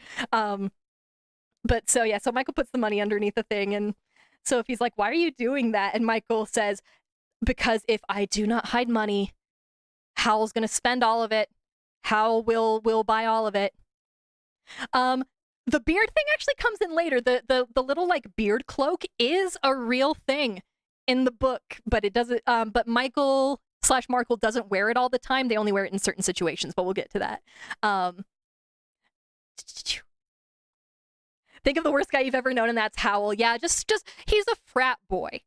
Howl is a frat boy, and the fact that they made him so suave and charming in the movie is offensive. Give me the absolute disaster man, you cowards. But okay, sorry. Back in my notes. So they have to hide money from Howl because otherwise he will just spend all of it. Calcifer calls him a feckless spendthrift. And yes, that is absolutely it. And it's right around this time that Sophie's like, okay, all right. I literally cannot take in any more information. So I'm just gonna clean, and I'm just gonna prove to Howl that I am worth keeping here until Calcifer can figure out my whole spell thing and I can figure out his contract. We will just figure this out. And over the next couple of days, she is cleaning, and Howl is coming and going the whole time. He's usually in the bathroom for a couple of hours and then emerges in a cloud of very nice smelling mist and then is gone for the rest of the day. So she like does her best all the time. She gets the floors clean. She cleans out the fireplace and everything. And the only thing that Howl really ever tells Sophie is to not kill any of the spiders that have made all the cobwebs on the ceiling. It's literally the only thing that he really cares about. Like, for days, Calcifer and Michael, every time Howl comes home, is like, we are miserable. This old woman is cleaning us to death. She almost put Calcifer out when she took him out of the fireplace to clean out all the ash. Michael is like, she cleaned my room. How did she cleaned my room? And also, when she went to go clean Michael's room, she told him in advance just so that he could get, like, if he had anything that he wanted to hide from her, just get it. Just go get it. Yeah, save my room for last, okay? That is it exactly. And so when Sophie finally comes out, Michael runs out of his room carrying this big box. And Sophie, because she is nosy, just kind of peeks and sees that there is this very, very nice spun sugar rose and what look to be love letters in this box. And Sophie is like, Michael's got a girlfriend. Oh, isn't that cute? Young love. Oh.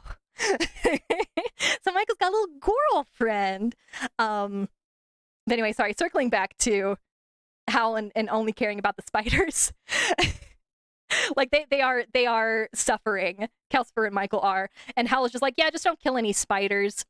And Sophie's like, why? They're just gonna make more cobwebs. Like, are these just like what's left of the girls whose hearts you ate? And Howl says, no, they're normal spiders, but like they catch bugs, and that's really, really helpful. And he doesn't seem to care that they'll make more webs. Would be cute if you had, yeah.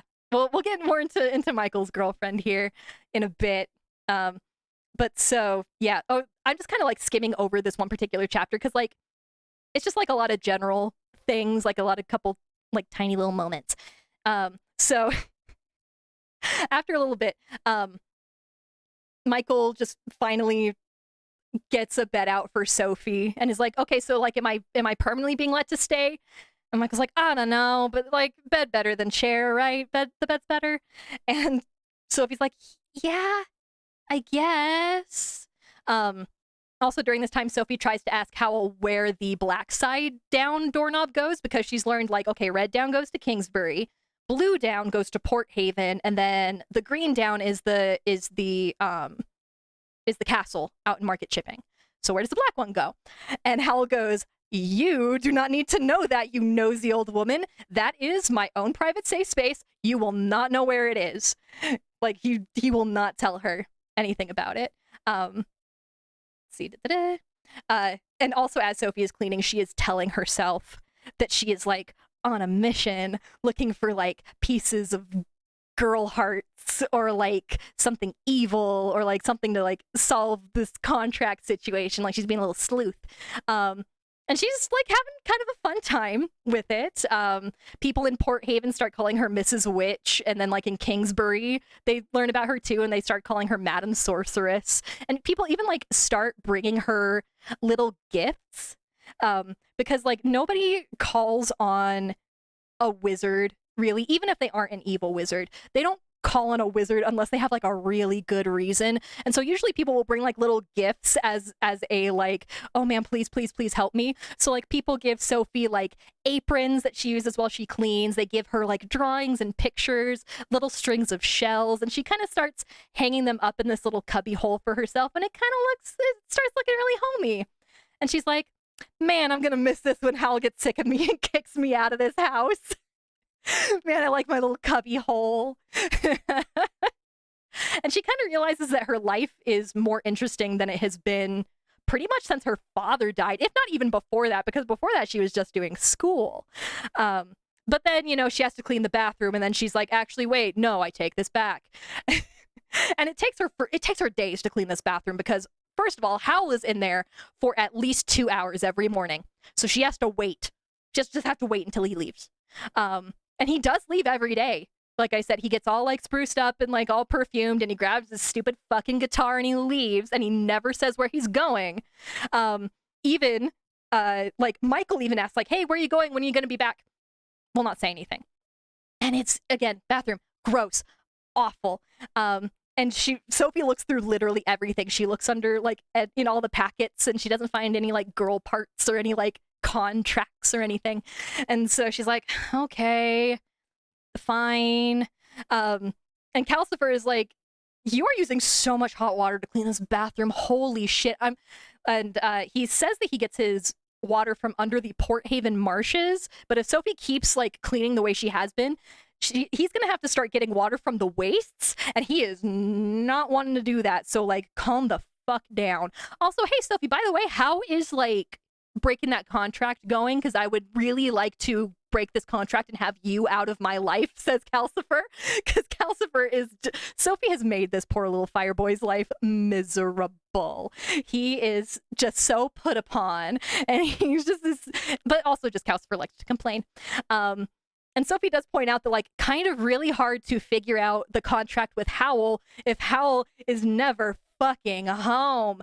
And Calcifer's like, yeah, he's only going to be like this for a little bit. Like, he's always like this when he's after a girl.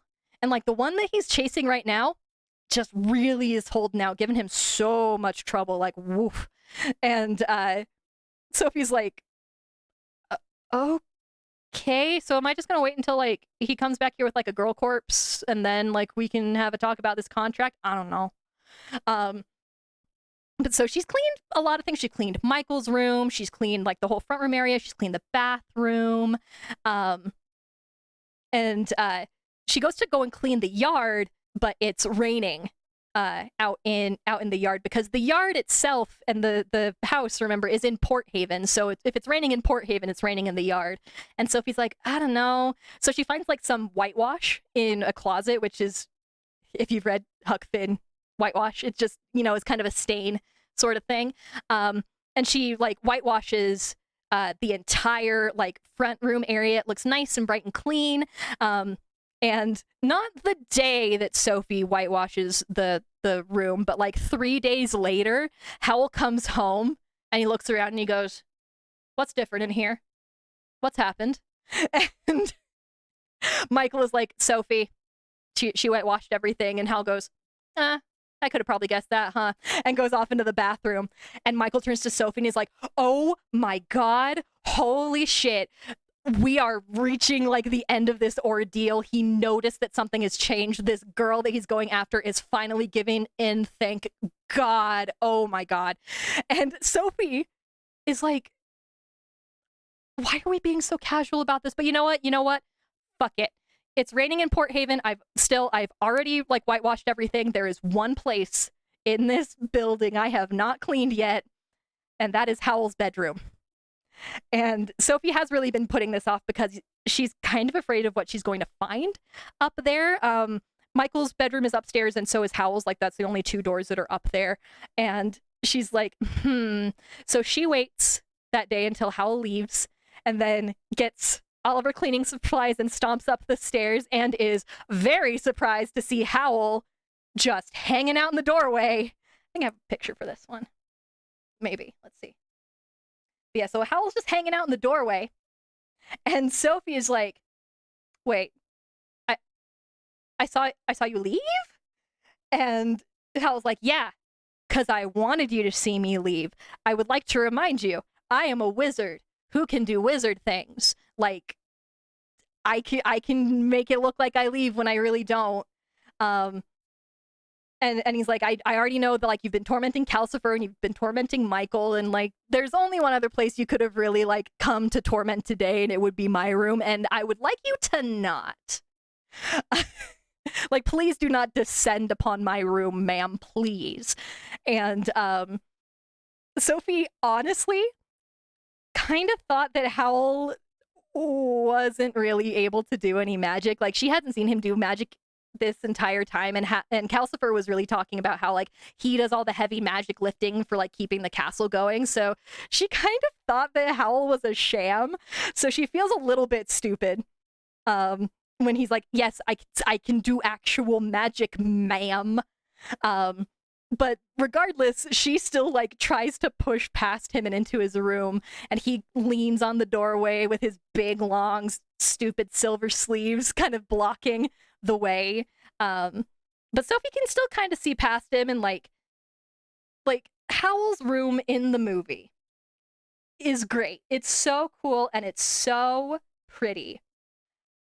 Howl wishes his actual room looked that nice, because like, oh my god, it is the dorm room of a college student.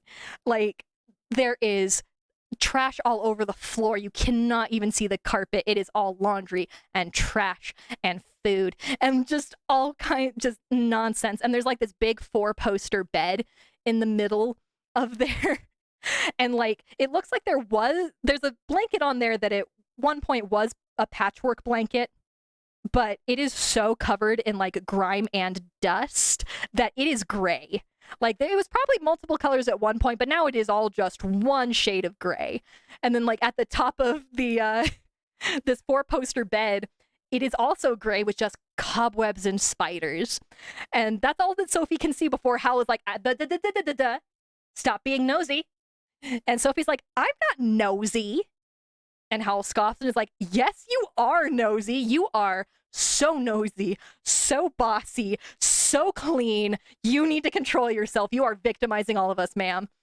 And Sophie says that she can't, I can't help what I am, and I'm the cleaning lady, and your room is a pigsty, and I'm gonna clean it. I can't just like leave it there. And he's like, yes, you can. I like my room how it is, and I have a right to live in a pigsty if I want. So leave it be. Go find something else to do. And he kind of waves her off, and she kind of stands there, and he goes, please, just go. I hate quarreling with people. Just go.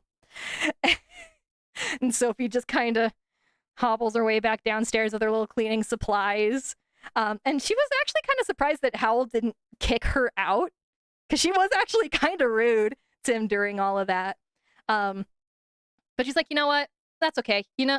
I'll survive the rain. I'll just go outside. I'll clean the yard, whatever.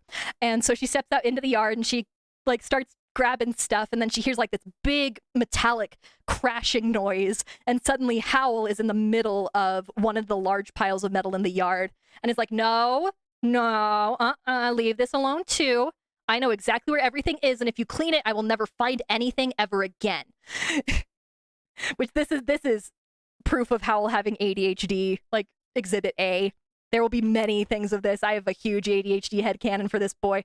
But yeah, Howl, ADHD champion. Yep.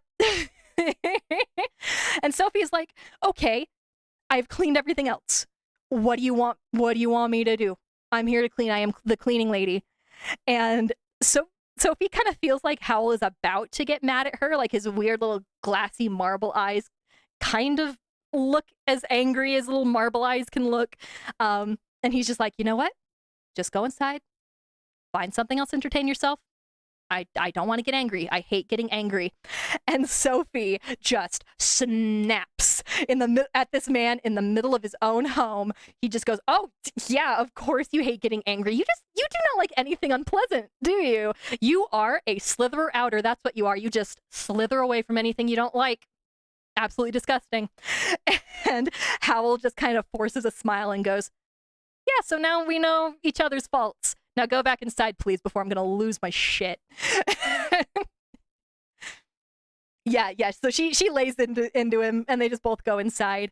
And as they go inside, Howl's big, long sleeves catches on some of this metal that's just hanging out in this yard, and it tears the sleeve. And immediately Sophie's like, oh, I know how to sew.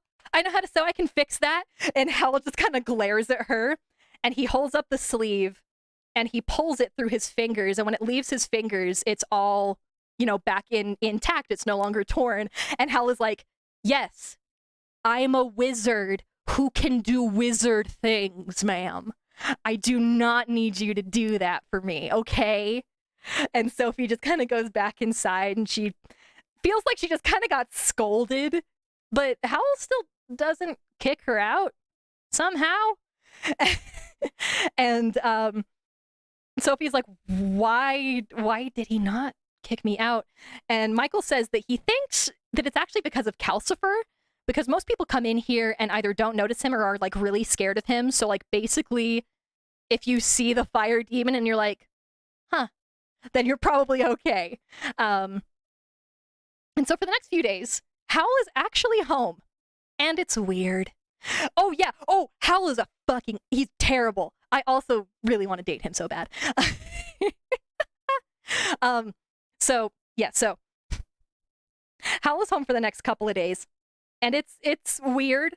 Sophie doesn't know what to do. Like she can't really clean anything. She's kind of really sits in like her little cubby hole, kind of planning. And one thing that I will say about Sophie that's nice is like she does have a little bit of a short temper, and she's quick to make like snap judgments and stuff. But after a little bit, she'll kind of think, and she'll reflect, and she'll kind of figure out why she did what she did. And she realizes that she's just kind of really upset about her whole situation, because like, why wouldn't she be? She was turned into an old lady, and now she's cleaning the house of like this absolute asshole who she still is like, I haven't seen any girls' hearts like chewed up around this place, but they might be here still. I do not doubt it. But also she's kind of feeling a little bit bad about being there on like false pretenses, because from what Michael said, Howl is keeping her around because he thinks that Calcifer likes her, but really they're just in on this like secret deal behind his back, and Sophie is not keeping up her end of that deal. Like she has not figured out a single thing about this contract, and it has been at least a week. Like she feels like she is trapped, and that also she's kind of letting Calcifer down, and she feels really bad. But like eventually she like finds some of Michael's old clothes that need to be fixed, and she kind of cheers herself up by working and sewing. And Howl is like, do you just need to work all the time? Do you just enjoy servitude? What?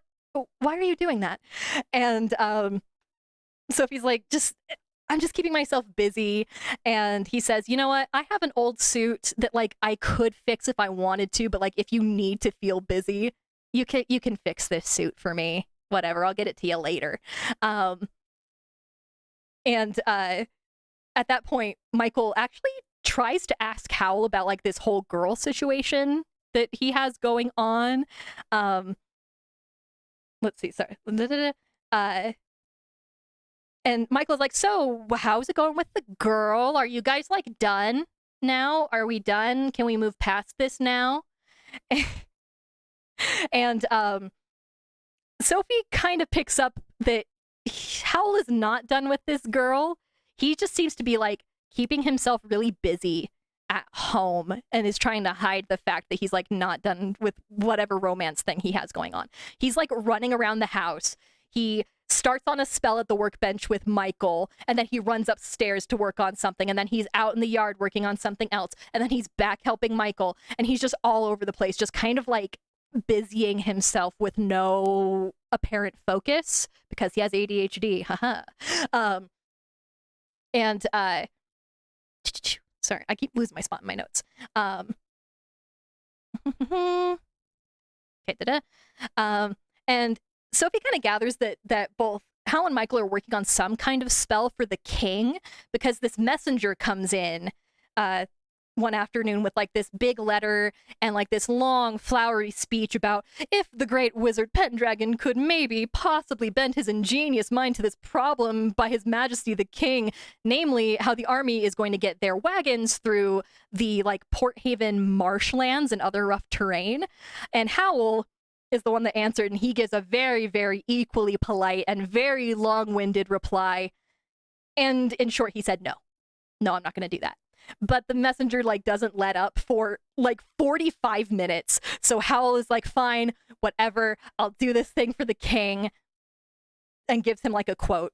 And Howl closes the door and is like, ooh, this feels real ominous that the king is like coming to talk to me so much. Like, why did Wizard Sullivan have to go get himself lost in the waste? Like, it feels like the king thinks that I'm gonna do instead, and I am not having none of that. Honestly, I think I'm too patient, I think I'm too polite. And Sophie is like, yeah, patient and polite, okay. Sure, buddy. But actually, you know what? Howl is actually a very patient person in a lot of ways, and we'll see that later. It's like his one good trait. He is actually overall very, very patient with a lot of people, especially like after, you know, everything that Sophie has done. He is putting up with so much. And so up to this point, Sophie had only been seeing Michael deal with the customers, and with Howl being home, he is taking charge with it. And she has started to notice that he undercharges literally any person that comes to him with like a sob story or just like literally anything.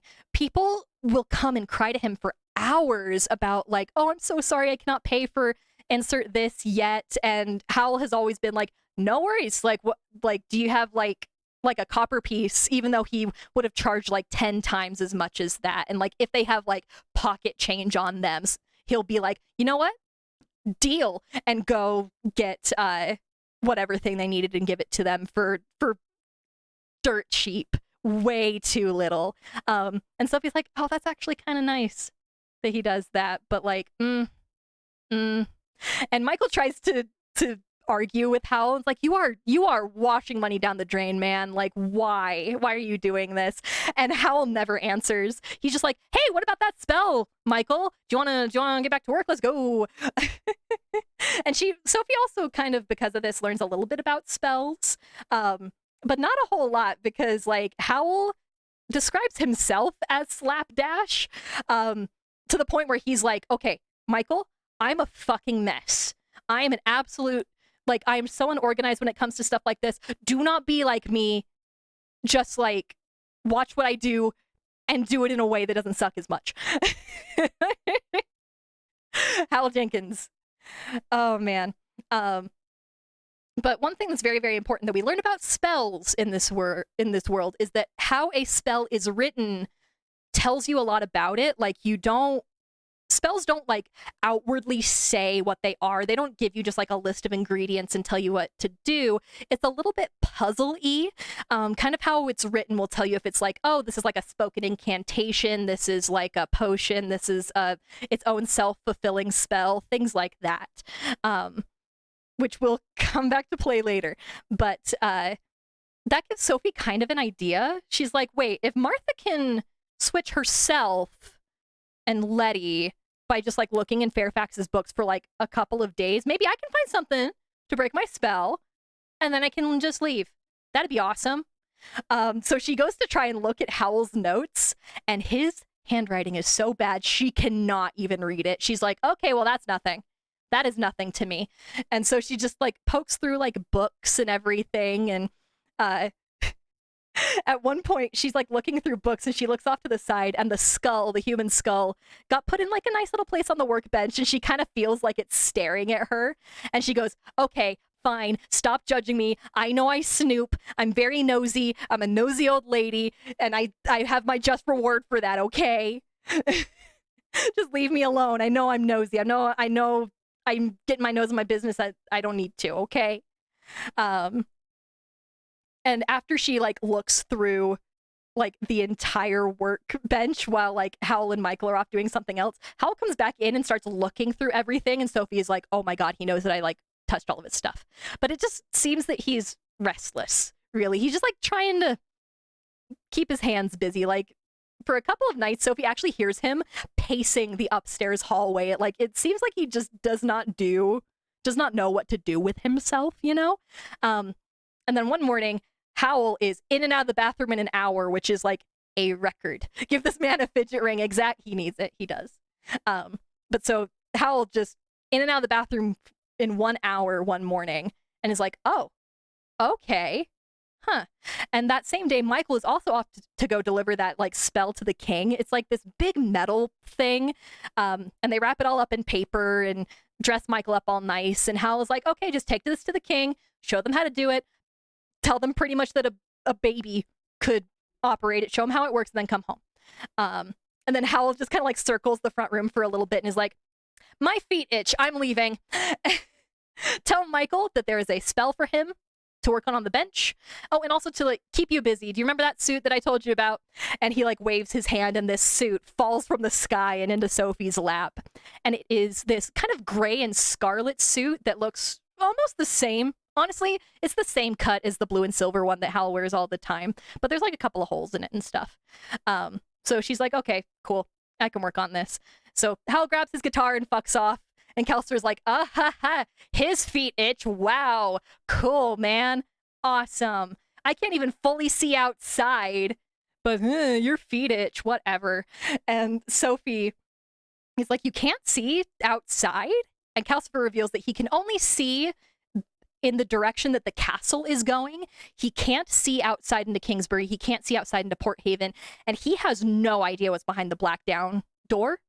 Like, he just maintains the doors. He has no idea what the fuck is under there.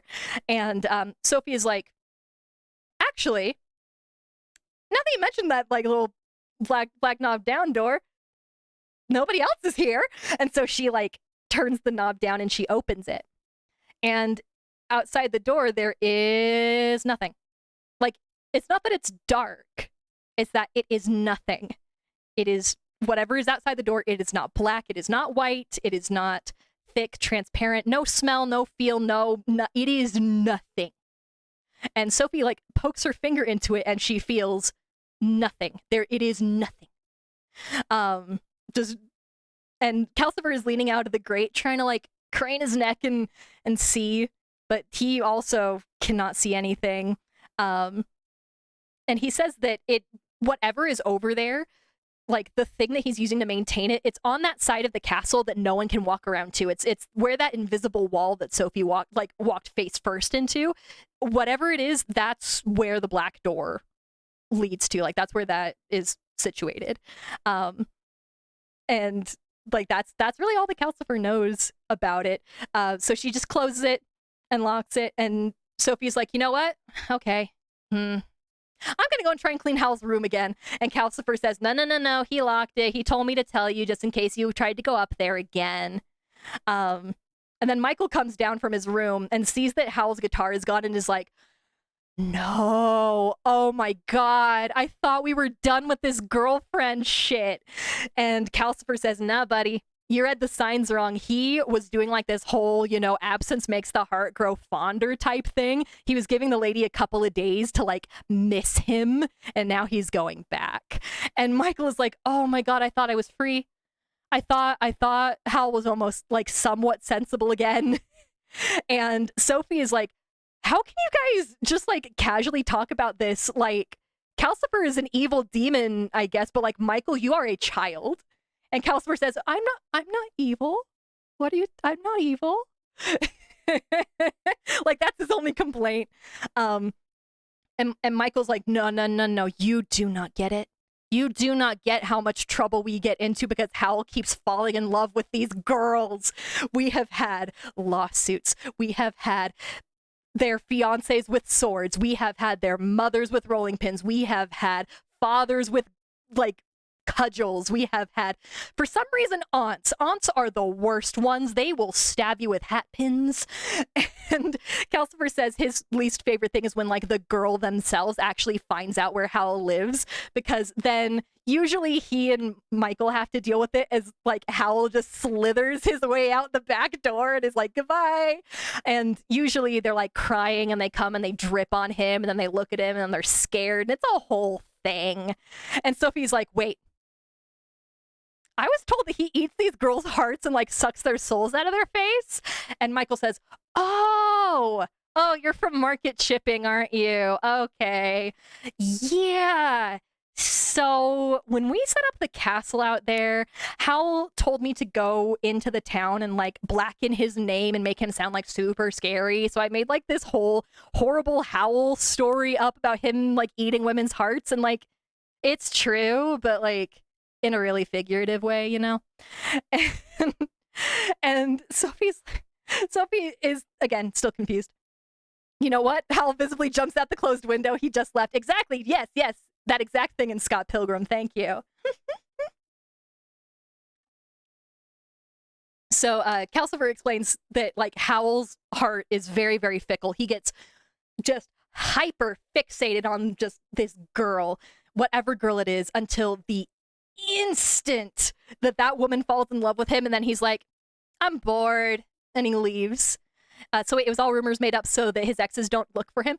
No, it's because Howl didn't want people poking around the castle. Like, he wanted people to be, like, too scared to come up to it, basically. Like, they had to have the castle where it is for certain reasons, and he just didn't want to be bothered. So he's like, Michael, go to market shipping and tell everyone that I am evil and I will kill them. Okay, bye. And that's what Michael does. So Howl focuses on a lady until she's in love with him, and then he's like, okay, I'm done, goodbye. So basically they just wait until that happens because he cannot think of anything else until, like, that whole chain of events happens, and then things get a little bit better for Michael and Calcifer. And Sophie is like, wait, like, the girls have come here before, like, he should give a false name, right? And Michael says that he does give a false name. He loves posing as somebody else and, like, giving false names because, like, you know, he's Sorcerer Jenkins in Port Haven and Wizard Pendragon in Kingsbury. Like, he loves pretending to be other people. He is so dramatic. And Sophie didn't notice really that he had the other names, and on top of that, she also kind of feels dumb for falling for the Howl eats human girl hearts thing for actual weeks. And we kind of know at this point that, like, if Sophie feels embarrassed, her first instinct is anger. And she's like, what? Honestly, that is evil, and what he's doing is heartless and pointless. And Calcifer's like, yeah, he is made that way. That's how he is. How he's always been. At least as long as I've known him. And Michael, like, starts telling Sophie all these stories about, like, all the different troubles that they've had because of Howl just being an absolute womanizer. And Sophie's, like, mending this little suit as they're talking, and in Sophie's own way, she starts talking to the suit. She is so used to it. She just talks about, like, oh man, I bet, like, all the girls super loved you. Super fancy suit. I bet you pulled in all the girls. I bet you were the one that was eating all the hearts, huh? Like, she's just, I don't know, she's just saying shit to amuse herself. Like, it sounds super benign, but this moment will return. This moment will return. If you're paying attention, you actually might know why this is a problem. I bet you pulled it.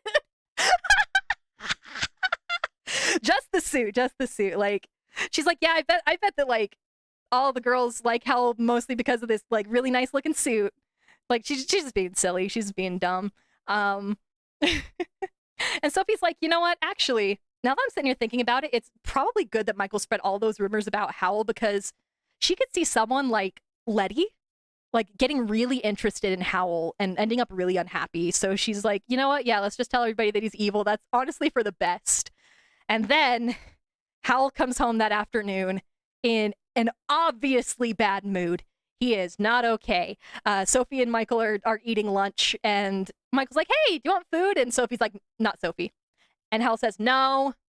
And he kind of stomps into the bathroom, and he shouts from the bathroom, hey, Sophie, did you touch any of my stuff in the bathroom? And Sophie, who is still feeling kind of dumb about like all of the believing the girl's hearts thing still, she goes, no. Because she doesn't want to feel like she's done another thing wrong. She's like, nope, haven't touched anything. And Hal closes the door and Calcifer goes, I really hope that you were not lying when you said that, because it kind of feels like with how much hot water he's using, I think he's doing his hair. And like for a really plain looking man with brown ass hair, he is really vain about his looks. And also Hal is blonde at this point, but this reveals that he is a natural brunette. But yeah, Calcifer's like, I really, really, really hope that you didn't touch anything. And Sophie says, no, just shut up. I put everything back. Exactly where I found it. And they're right about finishing lunch when Howl leaps out of the bathroom. He's still wearing the blue and silver suit, and his hair still looks blonde, but it's like sopping wet and it's clinging to his side, into his face. And he shouts, what has this one woman force of chaos done to my spells? And Sophie and Michael just look at him and are like, huh? And Sophie says, do you mean me? And Howl like strides across the room and points in her face. He's like, I do mean you. And he kneels down and starts pointing at his head. And he goes, look, survey, inspect. My hair is ruined. And Sophie and Michael look at his hair and they're like, it looks like pretty much the same. Like if you squint, it's like a little bit more red, like maybe. And Sophie goes, I think it looks good. And he goes, oh, you think it looks good? You would. You did this to me on purpose. You couldn't rest until you made me miserable like Michael and Calcifer. Look. My hair is ginger. I'm gonna have to hide until it grows out. And he just like spreads his arms dramatically. yeah, honey, you missed Auburn. And what's so funny, it's barely red from what they can see now. It's like maybe like a little bit of like red gold, kind of like what Sophie's natural hair color was. Let me bring up, where did she go? Where's Sophie? Where's Sophie? There. Oh, no, there we go. But yeah, so it's like, it's a little bit, it's like kind of Sophie's-ish red color, but not really. It's barely changed. But regardless of that, Howl throws his arms out and plops down into a chair and says, I am quoting verbatim here. Hi, Liquid! I am quoting verbatim here. He plops down the chair and he goes, despair, anguish, horror. Like he just starts like, oh, woe is me. And then the room gets scarily dark, scarily fast. And then these human-looking shadow figures start growing up the walls, and then they start coming out of the walls and towards Michael and Sophie. And these things are like making this awful howling noise, and it just gets louder and louder and louder. And Sophie is pressing her hands up to her ears.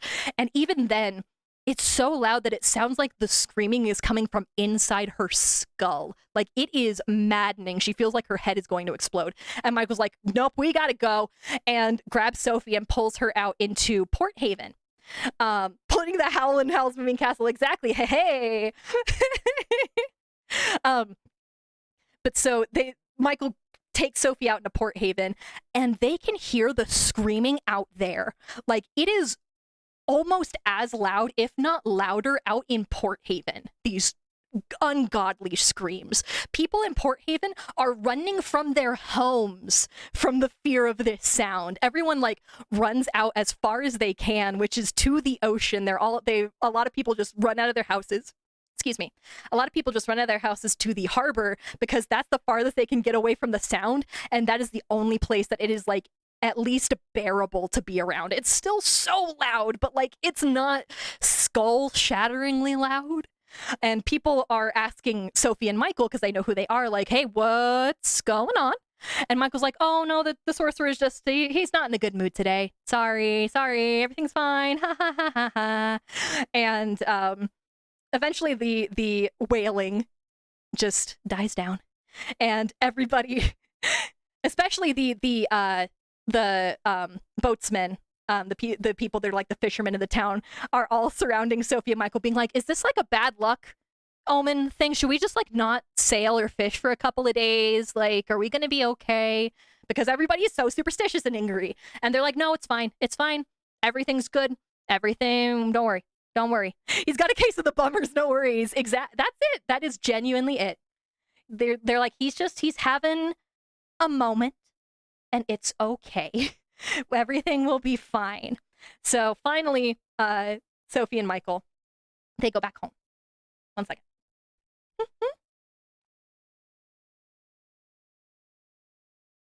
Howl has a heated gamer moment ASMR. He does. He absolutely does. 1 second. Where? That's fine. Okay. So, I've entirely lost track of what images I have. I have too many, so I'll probably end up just putting more visuals in at the end. It's fine. Anyway, Sophie and Michael go back to the house, and they open the door, and Howl is hunched over in his little seat with his head on the fireplace, and he's still in his suit. Again, I cannot stress enough, he is not naked in this scene like he is in the movie. He's still in the blue and silver suit.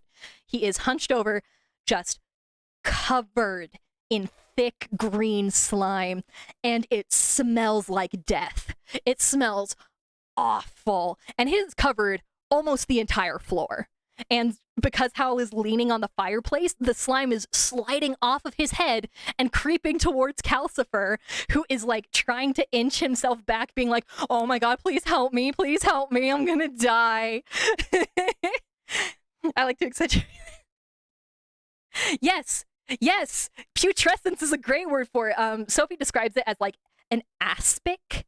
It's like, it's gross. It is nasty.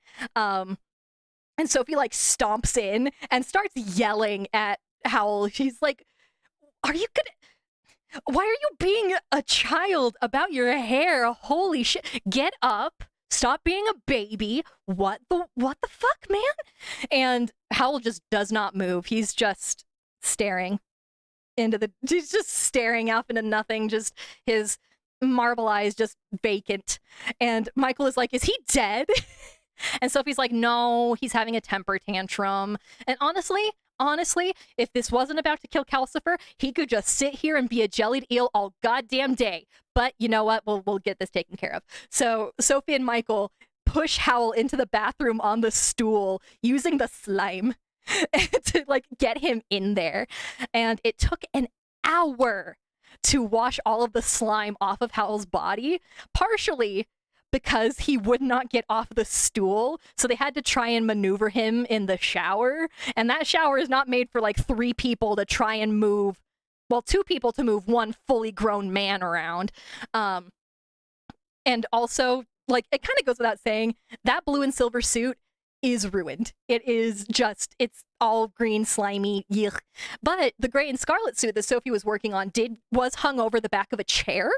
So, like, that one's fine. That one's okay. So they just put the blue and silver suit in the bathtub to soak, and hopefully they're like, maybe we will salvage this at another time.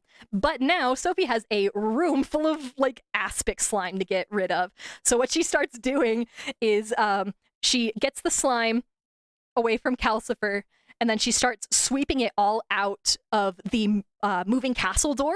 So, like, the castle is moving and she's pushing the slime out. So, like, the castle is just moving around the fields looking like a snail with all of this slime coming back out. And Sophie wonders for a second that, like, if that awful wailing noise, like, did that come out of the castle? Like, did the people in Market Chipping hear that? Because if they did, they think they're gonna die. They think that, like, the end times is coming. Like, they're already so scared of that castle. It's bad. And by the time that Sophie has, like, cleared everything out, Michael has gotten Howl dressed in the different suit and got him into a chair and put him, like, back in front of the fireplace. And Michael's like, I can't get him to talk.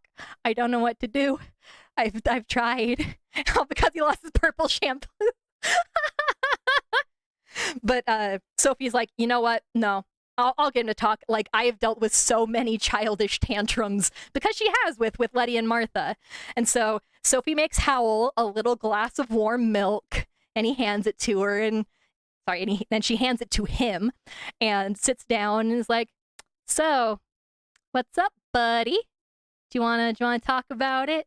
Because Sophie has learned in her time taking care of her sisters that, like, tantrums are very rarely what they seem to be about. So, like, this is not about Howl's hair. The hair was like the straw that broke the camel's back. So Sophie's like, you having girl troubles there, bucko? You all right? And Howl is just sitting in his chair looking very sadly into his little cup of milk. And he's like, yeah, I left her alone for a little bit to see if that would make her like me more, and it didn't. And, you know, when I last saw her, she said that she wasn't sure about me. And then when I went there today, she told me that, like, she has another guy that she likes. And, like, he sounds like genuinely miserable. And Sophie does actually feel kind of bad for him. And now also that his hair is dry, she's noticing that actually his hair is pink. It is pink. And she's like, oh god, I feel kind of bad about that. And Howl just keeps going on about this girl. Yeah, it is pink. Hot pink. Like, it is pink. See, Sophie's behavior is a lot like me growing up with 5 brothers. Yeah, fun. Congrats on the gender. But no, it is pink. And Howl is just going on about this girl. Just, oh, she is the most beautiful girl I've ever seen in my life. I love her so much, but she just scorns my devotion for her. And then she's all sorry about this other guy. Like, how could she have another guy after all of the attention I've given her? Like, usually once I come along, they get rid of all the other guys, and now she's saying she got a guy? Like, what? And Sophie is like, oh, okay, I do not feel as bad. Like, her sympathy for him shrinks a little bit. Like, she still feels kind of bad, but, like, little bit less sympathetic. Like, she also realizes if Hal can do all that stuff about, like, the shadow people and the wailing and the green slime, he can also probably change his hair the color that he wants. And he's just kind of having a moment.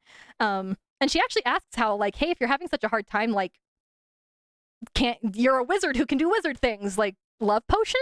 Maybe? And Hal goes, no, that's not playing the game. That's not fun.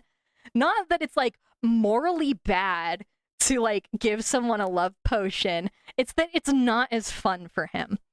So Sophie's like, okay, even less sympathy for you now. Like, this is a game to you, my guy. Do you even, like, think about how this poor girl must feel? And Hal goes, oh, I think about her all the time. Just all the time I think about her. My sweet girl, lovely Letty Hatter. And Sophie is like, sorry, Letty Hatter?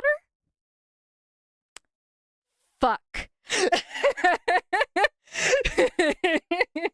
She's like, Martha, because every time she leaves, he leaves out of the castle. So he has to be going to Market Chipping. He has to be going to Chessery's. It's Martha. I don't have zooms on this scene because I'm going to do zooms naturally. Well, I'm going to do zooms in post. But yeah, it's Martha. And Sophie is like, fuck me. I have to tell her right now. Like, I have to get out of here. I have to sneak out of here. I have to, like, tell my sister who she's dating. Yeah, it's Martha. because remember, Letty is pretending to be Martha over at Mrs. Fairfax's. So like the only Letty as far as Sophie is concerned, like as far like there's the Martha at Fairfax's who is Letty, and then there's the Letty in Market Shipping who is Martha. So it's Martha. yeah, it's bad. But like Sophie's like, okay. It's late. Tomorrow. I'm gonna go to Market Shipping. I'm going to just tell her about everything, and we're gonna oh my god, we have barely begun this soap opera. Well, gosh, we are not even halfway through this. We're gonna be here for a while, everyone. I'm very sorry. We're gonna be here late. I'm sorry to keep y'all late on a Sunday. There's a chance I might split this in half with where we're at right now. If I split this in half and I did like the second half like tomorrow, because I have an idea for a stopping point. Would you guys want to do that? Because otherwise we're going to be here for a very long time. I'm on page 30 of 130 of this script. So, and it's already been like 3 hours. So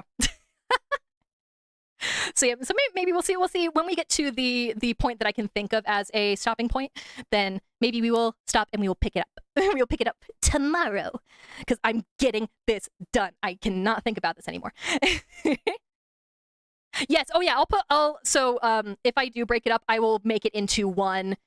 I will still make it into one video for YouTube. I'm going to be cutting it down into something a little bit more like easy to consume and like adding like visual jokes and stuff. It'll be all good. So if you miss it, the VOD will also still be up for 2 weeks because I'm assuming it's going to take me about 2 weeks to get everything together. So if you can't be there tomorrow, the VOD will be there. It'll all be good. Anyway, so we have a problem, and the problem is Howl is trying to date Sophie's sister. All right, it's bad. It's bad. So Sophie, the next morning, she like creaks her way out of bed because after doing all of that stuff yesterday, her poor old lady joints are like fucking. She is in so much pain. And it doesn't make her feel any better than when she wakes up, she like hears Howl singing in the bathroom like he's never had a problem in his goddamn life. She's like, I hate this. And she tries to leave because Michael's not up yet. Calcifer kind of looks like he's still asleep. Howl's in the bathroom. She's going to make a break for it. She's like, bye. But before she can get to the door, Howl leaves the bathroom.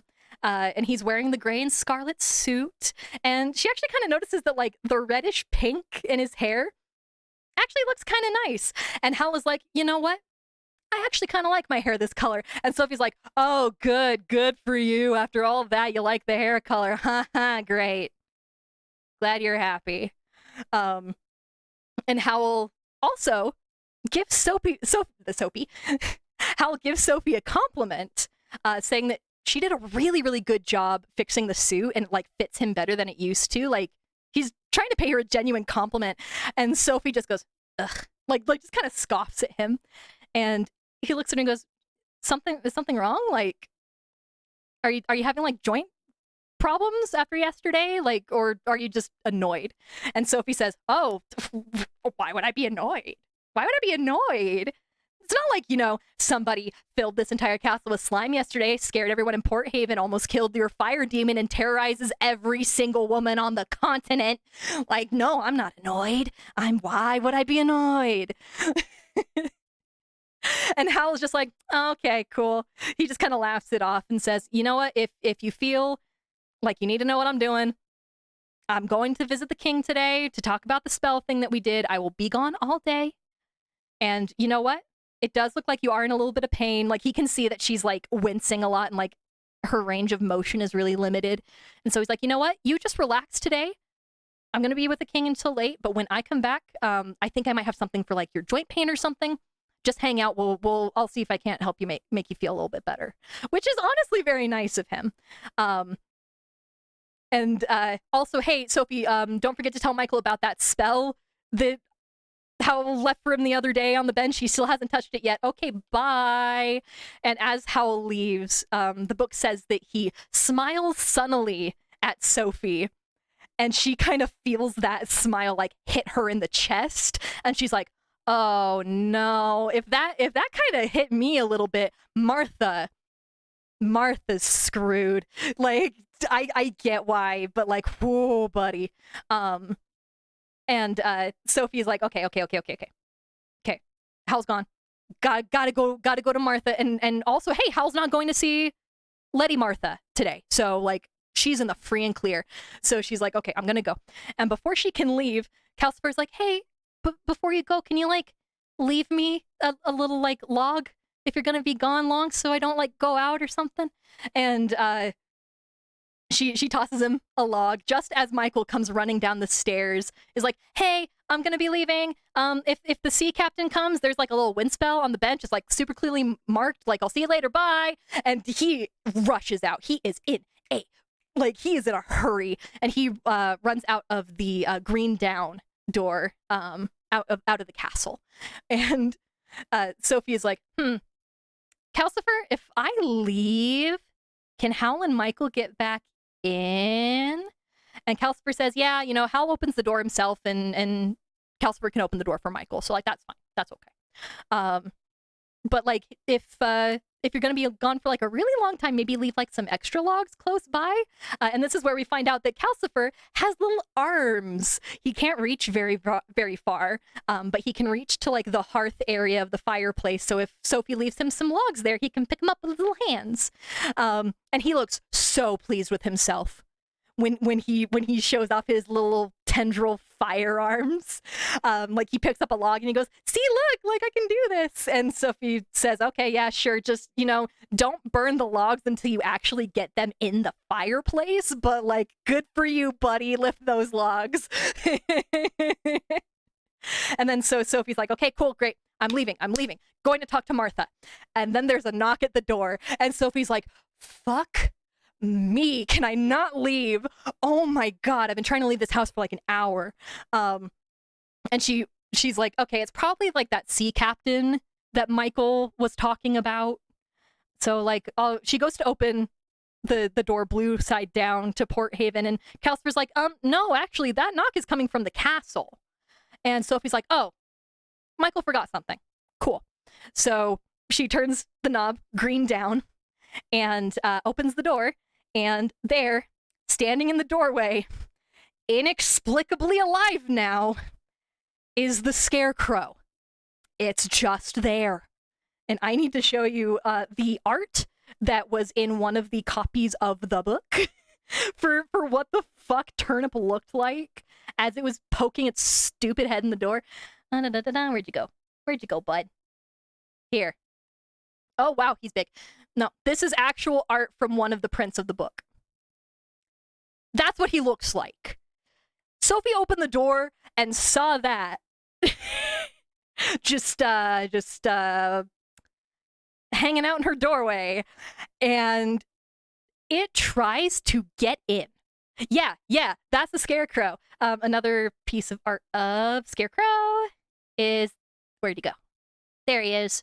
I think this is a better interpretation of him, but yeah, it's awful, and it tries to get into the castle. The second the doors open, it is trying to push itself in, and Sophie is like, and pushes it off of the porch, and turns around and screams at Calcifer, like, move the castle now. Like, we have to go.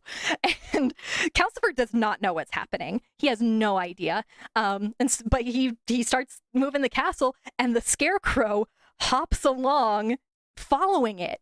Its little stick arms flapping in the wind as it bounces on its one little stick leg. And Sophie slams the door shut and is like, oh god, this is what happens when an eldest child goes to seek their fortune. Sophie is like, I saved that Scarecrow, and I like talked to it, and I made jokes to it, and now it's alive and it's hunting me. Cool. Love this for me. And Sophie tries to like look out the window to see if the Scarecrow is gone, and then it's like, god damn it, because that window only looks out into Port Haven. So like she can't see out into the castle unless she opens the door again. And that back door is not in the direction that Calcifer can see in. So like not even Calcifer can check and see if it's gone. So she's just like, okay, all right, what do I do? What do I do about this? I can't leave and go talk to Martha now because the scarecrow is right there. It is right there. And she opens the door again and sees that the scarecrow is still out there, and she closes, it's like still hopping, and she closes the door and is like, Calcifer, just go faster, please. And Calcifer tries to be like, why? And before Sophie can say anything, she finds out that there is a very large drawback to being an old woman who gets very scared. Her chest like starts cramping and her heart feels really weird, and she's like, oh, I'm dying. And she sits down in the chair clutching her chest, and Calcifer's like, oh, what's happening? I don't know what's happening. And Sophie's like, my heart, and also there's a scarecrow. And Calcifer's like, a scarecrow? What does a scarecrow have to do with your heart? And Sophie says, it tried to attack me. It tried to come in here. You wouldn't understand. You do not have a heart. You are a fire. And Calcifer says, I do too have a heart. I just don't know what you're going on about. And Sophie kind of looks at the base of Calcifer, and she sees that he does have this little like lump at the base of his little body. And if you look at it, it kind of looks like he's sitting on little folded legs because there's like a little notch in the front, and it looks like a little kneeling torso, but apparently that's what a fire demon heart looks like. And so Sophie is sitting for a second like trying to recover her heart, and she's kind of feeling a little bit better. And Calcifer's like, can I slow the castle down now? And Sophie says, only if that scarecrow is gone. And again, Calcifer's like, I can't tell. 1, I can't see in that direction. 2, it's not flesh and blood, so I can't sense it. I can only sense like flesh and blood things outside. That's the end of my capabilities.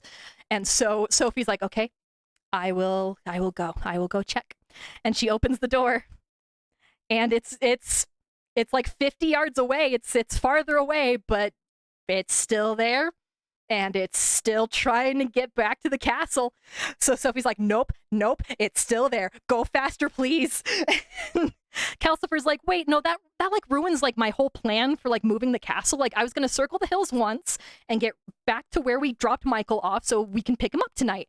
And Sophie says, just circle the hills twice then. Just go twice as fast. We'll just go. And Calcifer complains, but he actually does it because he's like really worried about Sophie. And luckily her chest is like kind of stopping to hurt, but she did feel for a second like she was dying. She did just have a little bit of a heart attack, and her first thought was that she would die and not be able to save Martha, which is very sweet. She's like, oh my god, if like something had happened to me, like what would have happened to Martha? And so a little bit later she peeks her head out, and she's like, okay, all right, okay, it's gone, all right. And she tells Calcifer that it's gone, and he goes, cool, great, I'm so fucking tired. And he just kind of sucks into the logs and goes to sleep. And puts the castle down. And so like with the castle going as fast as it was, it actually affected the Port Haven house. Like they were going so fast, and Calcifer was using so much magic that it was rattling things around.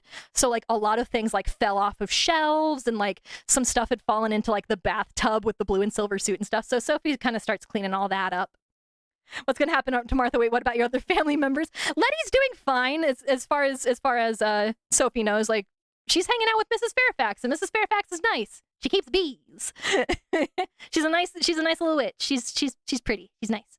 But so Sophie's like cleaning all the stuff that like fell off of everything, and she fished some stuff out of the bathtub, and actually she grabbed that like drying powder stuff that Sophie found, and she like sprinkled it on stuff, and like it dried things almost instantly. And she's like, oh, okay, all right, okay. So she grabs the blue and silver suit out of the bath and like lies it down and like covers it in the powder, and then it's all dry, and she's like, okay, I'm doing things. I'm doing a thing right for once. Since I've gotten in this fucking castle, I've done a thing right. But the suit is still ruined. It's still stained green from the slime, and also it is now just smaller. It's a lot smaller than it was. But still, Sophie's like, hey, it's dry now. Maybe we can figure out something to do with it. I did a thing. And she is on her like doing thing momentum, and it's like, you know what? I'm gonna start getting dinner ready. Yeah. Like she's not thinking about leaving right now. She's like, I'm gonna make food. So then when Michael comes home, we're gonna have dinner. It's gonna be great. Like she gets really excited about it, and she's like chopping onions for dinner when the door swings open, and Sophie almost cuts herself because she's like, Scarecrow. like she's like, oh god, it's back. But no, it's Michael. It's Michael who just looks over the moon. He looks so happy. He throws this bag into Sophie's lap, and he has like a loaf of bread and like a meat pie and like this big, huge pink and white striped box. And he grabs Sophie around the waist and like spins her around in this big hug. And Sophie's like, whoa, buddy, what's going on? And Michael is like, it's okay. Oh my God, it's okay. Letty loves me. She's never even seen Howl. It's a different Letty. Oh my God. And Sophie's like, what? And Michael says, when Howl said Letty had her yesterday, I was so mad. I wish he would have dyed his hair blue. But like, I just went down into market shipping. I went to Chesseries and I talked to Letty, and she's never even seen Howl or his stupid fucking guitar in her life. Like, so you know, it's a different girl with the same name. It's a different girl with the same name. It's great. And Sophie's like, wait.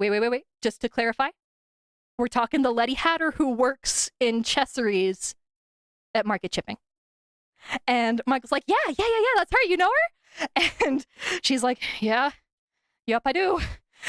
And he's like, look, I got us a cake. I got a cake to celebrate. And he like brings out the big box, and it's like this massive Chesseries cake. It is a Howl is not in love with my girlfriend celebration cake. And Sophie is like, so, how old are you, by the way, Michael? And Michael says that he is 15. So I think Mighty said he's like 13. He's 15. He's the same age as Martha. And he says that his birthday is actually on May Day. And I forgot to mention this earlier, but on May Day, another thing that like scared the absolute shit out of Sophie is that the moving castle was very close to market shipping on that May Day and was shooting out these bright sparks and flames and making all of this noise. And she was like, great, cool, this is the day that we all die. But what was happening is actually Michael's birthday is May Day. So those explosions were fireworks that Calcifer did to celebrate Michael's birthday, which is so cute. I love it so much. It is precious. And Sophie's like, so like, you know, are you like really serious about this girl? And Michael's like, oh, absolutely. I'm going to marry her. I'm absolutely going to marry her. But like, I know that I'm too young to get married right now, but I still have like 3 years left of my apprenticeship. And Letty has even longer with hers because she just started her apprenticeship. So like, it's fine. We've already like exchanged promises and everything. We've already talked about waiting. We are good. So like, Michael is Martha's age. That's pretty good. Like they've already had this big conversation. Like, okay, all right. They're still like young, but it seems like they're still kind of being mature about it. And Sophie's like, okay, that's great. But like, are you 100% sure that Letty had never seen Howl before? And he says, absolutely. She like twiddles her thumbs when she's being honest, and she stops when she's lying. And when I talked to her, she was twiddling her thumbs the whole time. And Sophie goes, oh my gosh, she does, doesn't she? And Michael's like, wait, how do you know that? And Sophie says, oh, she's my sister's granddaughter. She's my great niece. She is my great niece. I am her great aunt. And also, Michael, you know, not for nothing, but you know, like you and this Letty are very young. You still have a lot of growing to do. You know, maybe in like a year or two, you guys will look entirely different. You know, like her hair color might be different, and like her face might be different, and her body type might be different, and like she just might be entirely different. and you just shouldn't question it. Because remember, the spell that Letty and Martha used to switch will slowly wear off, and Martha will slowly start looking like herself, but it's a gradual change. So Sophie is like, hey, if she just like suddenly goes from like brunette to bright blonde and she's like 3 inches shorter, don't worry about it. It's just part of growing up, man. Let me tell you, I have lived a long life. It happens, man. Mm-hmm. And Michael's like, yeah, that's fine. Like, all of us change, like, as we get older. Yeah, that's still her. Don't panic. Yeah, exactly. And like, so at least, you know, Martha isn't getting roped in by Howl, but you know how women are with their shape-shifting, exactly. So like, yeah, Martha's fine. That's all good. And that was what Sophie was concerned with. But the chances of there being another Letty Hatter are very, very slim. And so that probably means that the Letty that Hal is going after is the real actual one. So that's not great. And so Sophie's just is like, oh no. Because she starts thinking about like how much trouble this girl has been giving Howl, and she's like, oh fuck, that does sound like Letty, actually. She's so stubborn. She wouldn't fall for his bullshit. Sophie, magical men keep romancing my sisters. Exactly. But so Sophie is no longer worried about Martha, but she is worried about Letty. Like, not as much because Letty is older and a little bit more strong-willed, but like, oh, this isn't good still. So Sophie, like, is actually genuinely about to tell Michael all about like Martha and Letty and like switching places, and like as much as about her spell as like she can like sneak past, just because she's like, oh, you should know what kind of family you're getting into, my man. We're all sisters and none of us look like ourselves, and like it's a weird family, man. But like before she can start doing that, Howl bursts in and like leans over and is like, oh, hey, that looks like a nice cake. What are we celebrating? What's going on? And yay, Sophie's like, woohoo, I'm so glad you're home. Yay, Howl's back. And Michael's like, I went on a walk today and I went to Chessery's and I got you a cake. And Howl is like, man, you know what? I've heard that Chessery's is like better than any bakery in Kingsbury, and it's like genuinely stupid that I've never gone in there myself. So like Howl, without even knowing it, like basically confirmed that he has never been in Chessery's, and so probably has not actually seen Martha. So like, okay, we're good. It's okay. It's good. It's all good. And Howl like looks around and is like, Sophie, what did you do? Because like there is just like a bed of raw onions around, and like it looks like the skull looks like it's had a bad day because the skull fell onto the floor earlier. And Howl's like, the skull looks kind of put upon. I think Sophie did something. And Howl picks up the skull to look at it, and it chatters its teeth at him. It just does like a like kind of thing, and Howl goes, ah, and drops it. And it's just like, huh. And just does not. And Sophie, why is there a skull all over the floor? But so Hal's just like, okay, okay. And Hal kind of sits down and he seems to be in a little bit of a gruff mood, but is waiting for somebody to ask him about like why he's in a bad mood. Like he's folding his arms and he's sighing and he's looking away. And Michael is finally like, something wrong? And Hal's like, how nice of you to ask. Yes, something is wrong, actually. I'm gonna have to find somebody to blacken my name to the king. And Michael's like, why? Why do we need to, like, make the king hate you? Like, did the spell that we made for them go wrong? And Hal is like, no. It worked perfectly. Honestly, better than I expected it to. And that's the fucking problem, because now the king is like talking to me, kind of hinting that he wants to make me his new royal magician now that Solomon's disappeared. And I do not want that. So we're gonna make the king hate me. and and Howl steps across the room and goes like, Calcifer, do you have any plans about like, and he stops and he looks and Calcifer doesn't answer. And he kind of looks a little bit more and he's like, hey buddy, you good? And throw another aspect fit bestie. And so like both Howl and Calcifer are like, what happened? What? No, sorry. Both Howl and Michael are looking at Calcifer and are like, what happened? And like they try to give him more logs, and like the logs don't catch fire. And Howl looks scared, like terrified. And he gets a fireplace poker and he goes, sorry. And he just like pokes at the logs at like the little lump that Sophie saw earlier that Calcifer told her was his heart. And Calcifer just kind of like leans out from under the logs and goes, go away, I'm tired, and like slinks back down. And Howl asks like, why are you you've never been tired once in your life. What is happening? And Sophie goes, oh, I think it was the thing with the scarecrow. And Howl turns around and he goes, the what? What did you do to my fire demon? And Sophie explains the whole thing about the scarecrow.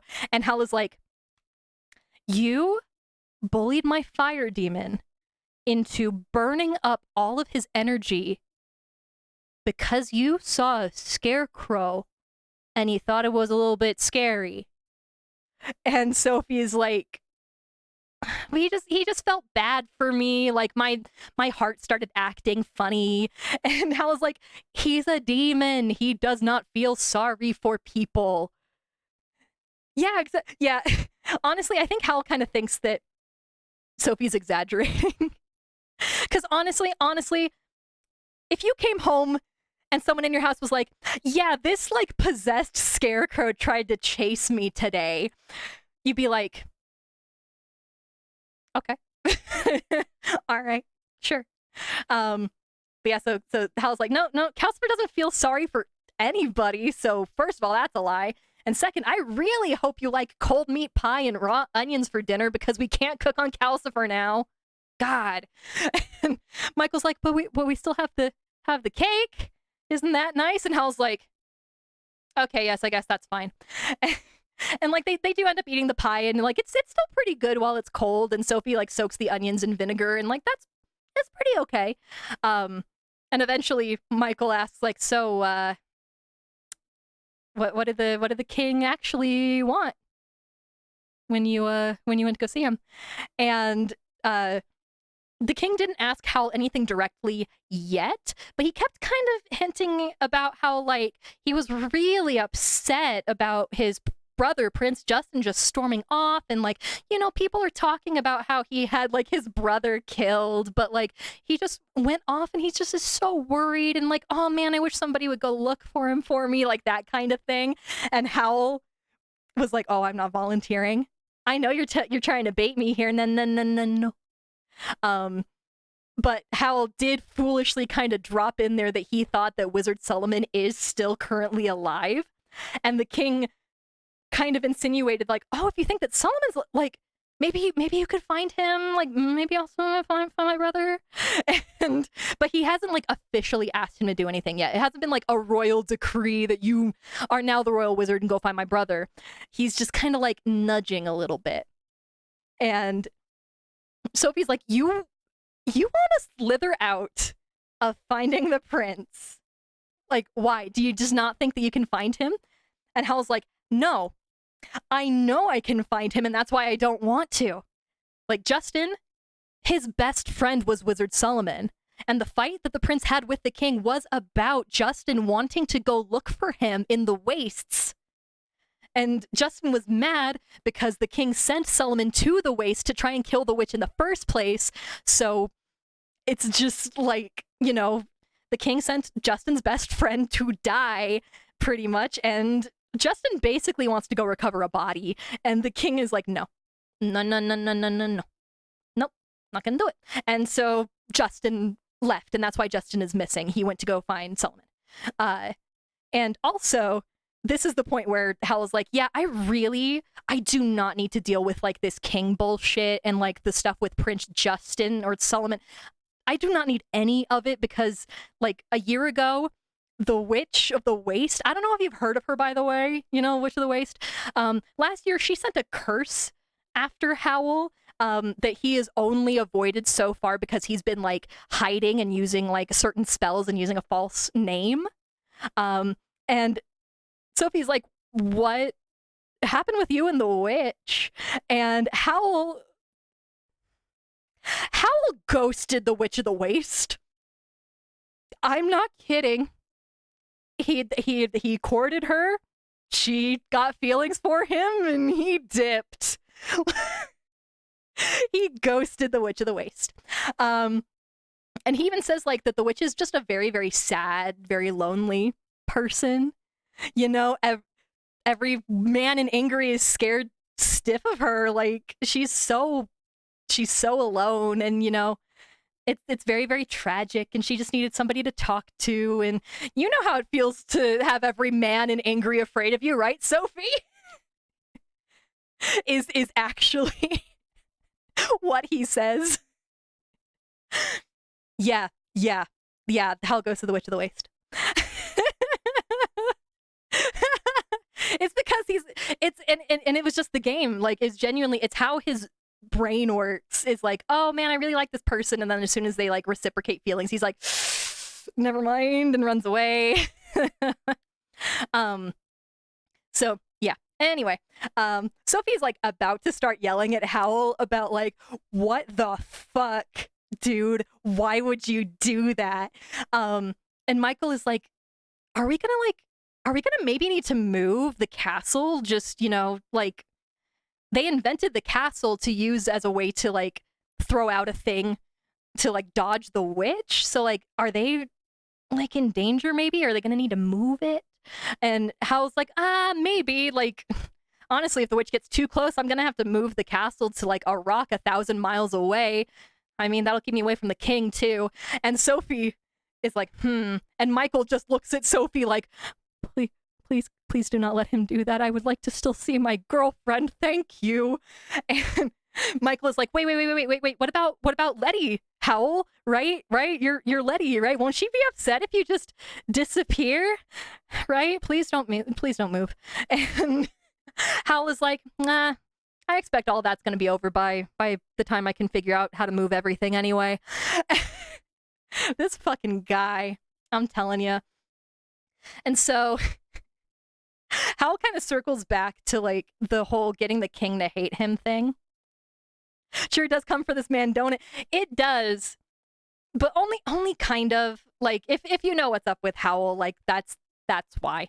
And we'll get into it later tomorrow, pretty much, because it's getting late and we're getting places.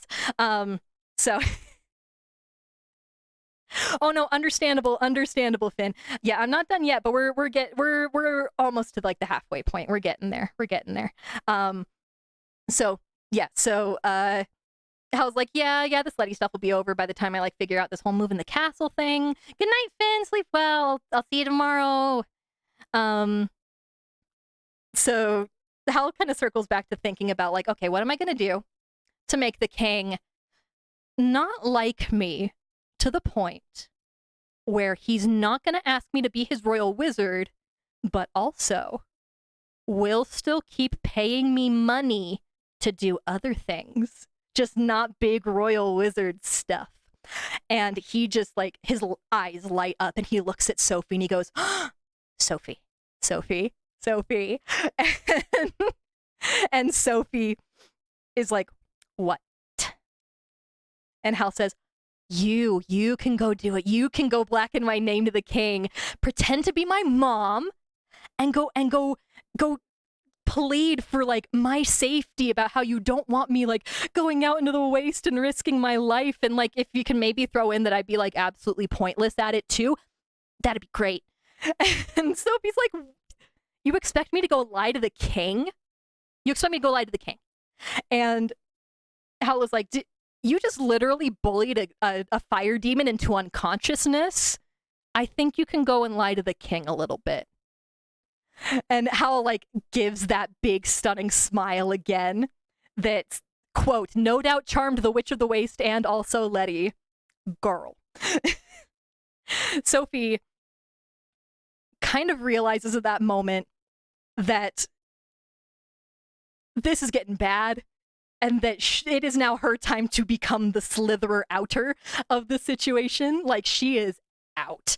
She is not going to go lie to the king. She feels really bad for Calcifer, but like she's done with Howl. Like this, she's done.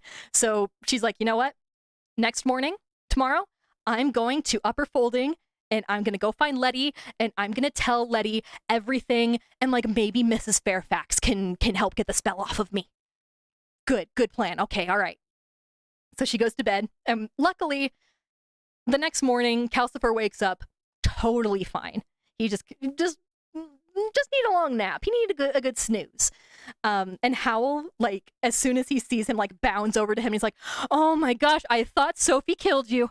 Oh, man. And Sophie would almost be touched about how happy Howl is to see Calcifer if she wasn't so done with his bullshit at this point. And Calcifer's like, yeah, no, I was fine. Again, just little nip nap. And Howl says, okay, that's fine, but don't let Sophie ever bully you like that ever again, okay? Okay, bud? And then Howl's like, all right, cool, my fire demon's not dead, I'm leaving. And tells Michael to start on that spell. This is the third time he's mentioned this spell. Michael still has not worked on it. He's like, go work on that spell. And if anyone from the king comes, I am gone until tomorrow. I'm gonna go kiss Letty. Goodbye. And he grabs his guitar and he leaves. But when he opens the door, Scarecrow, just there. He is back. He is back in the door. and Howl basically just is like, oh. And Calcifer and Michael shout, there is a Scarecrow. Oh my God.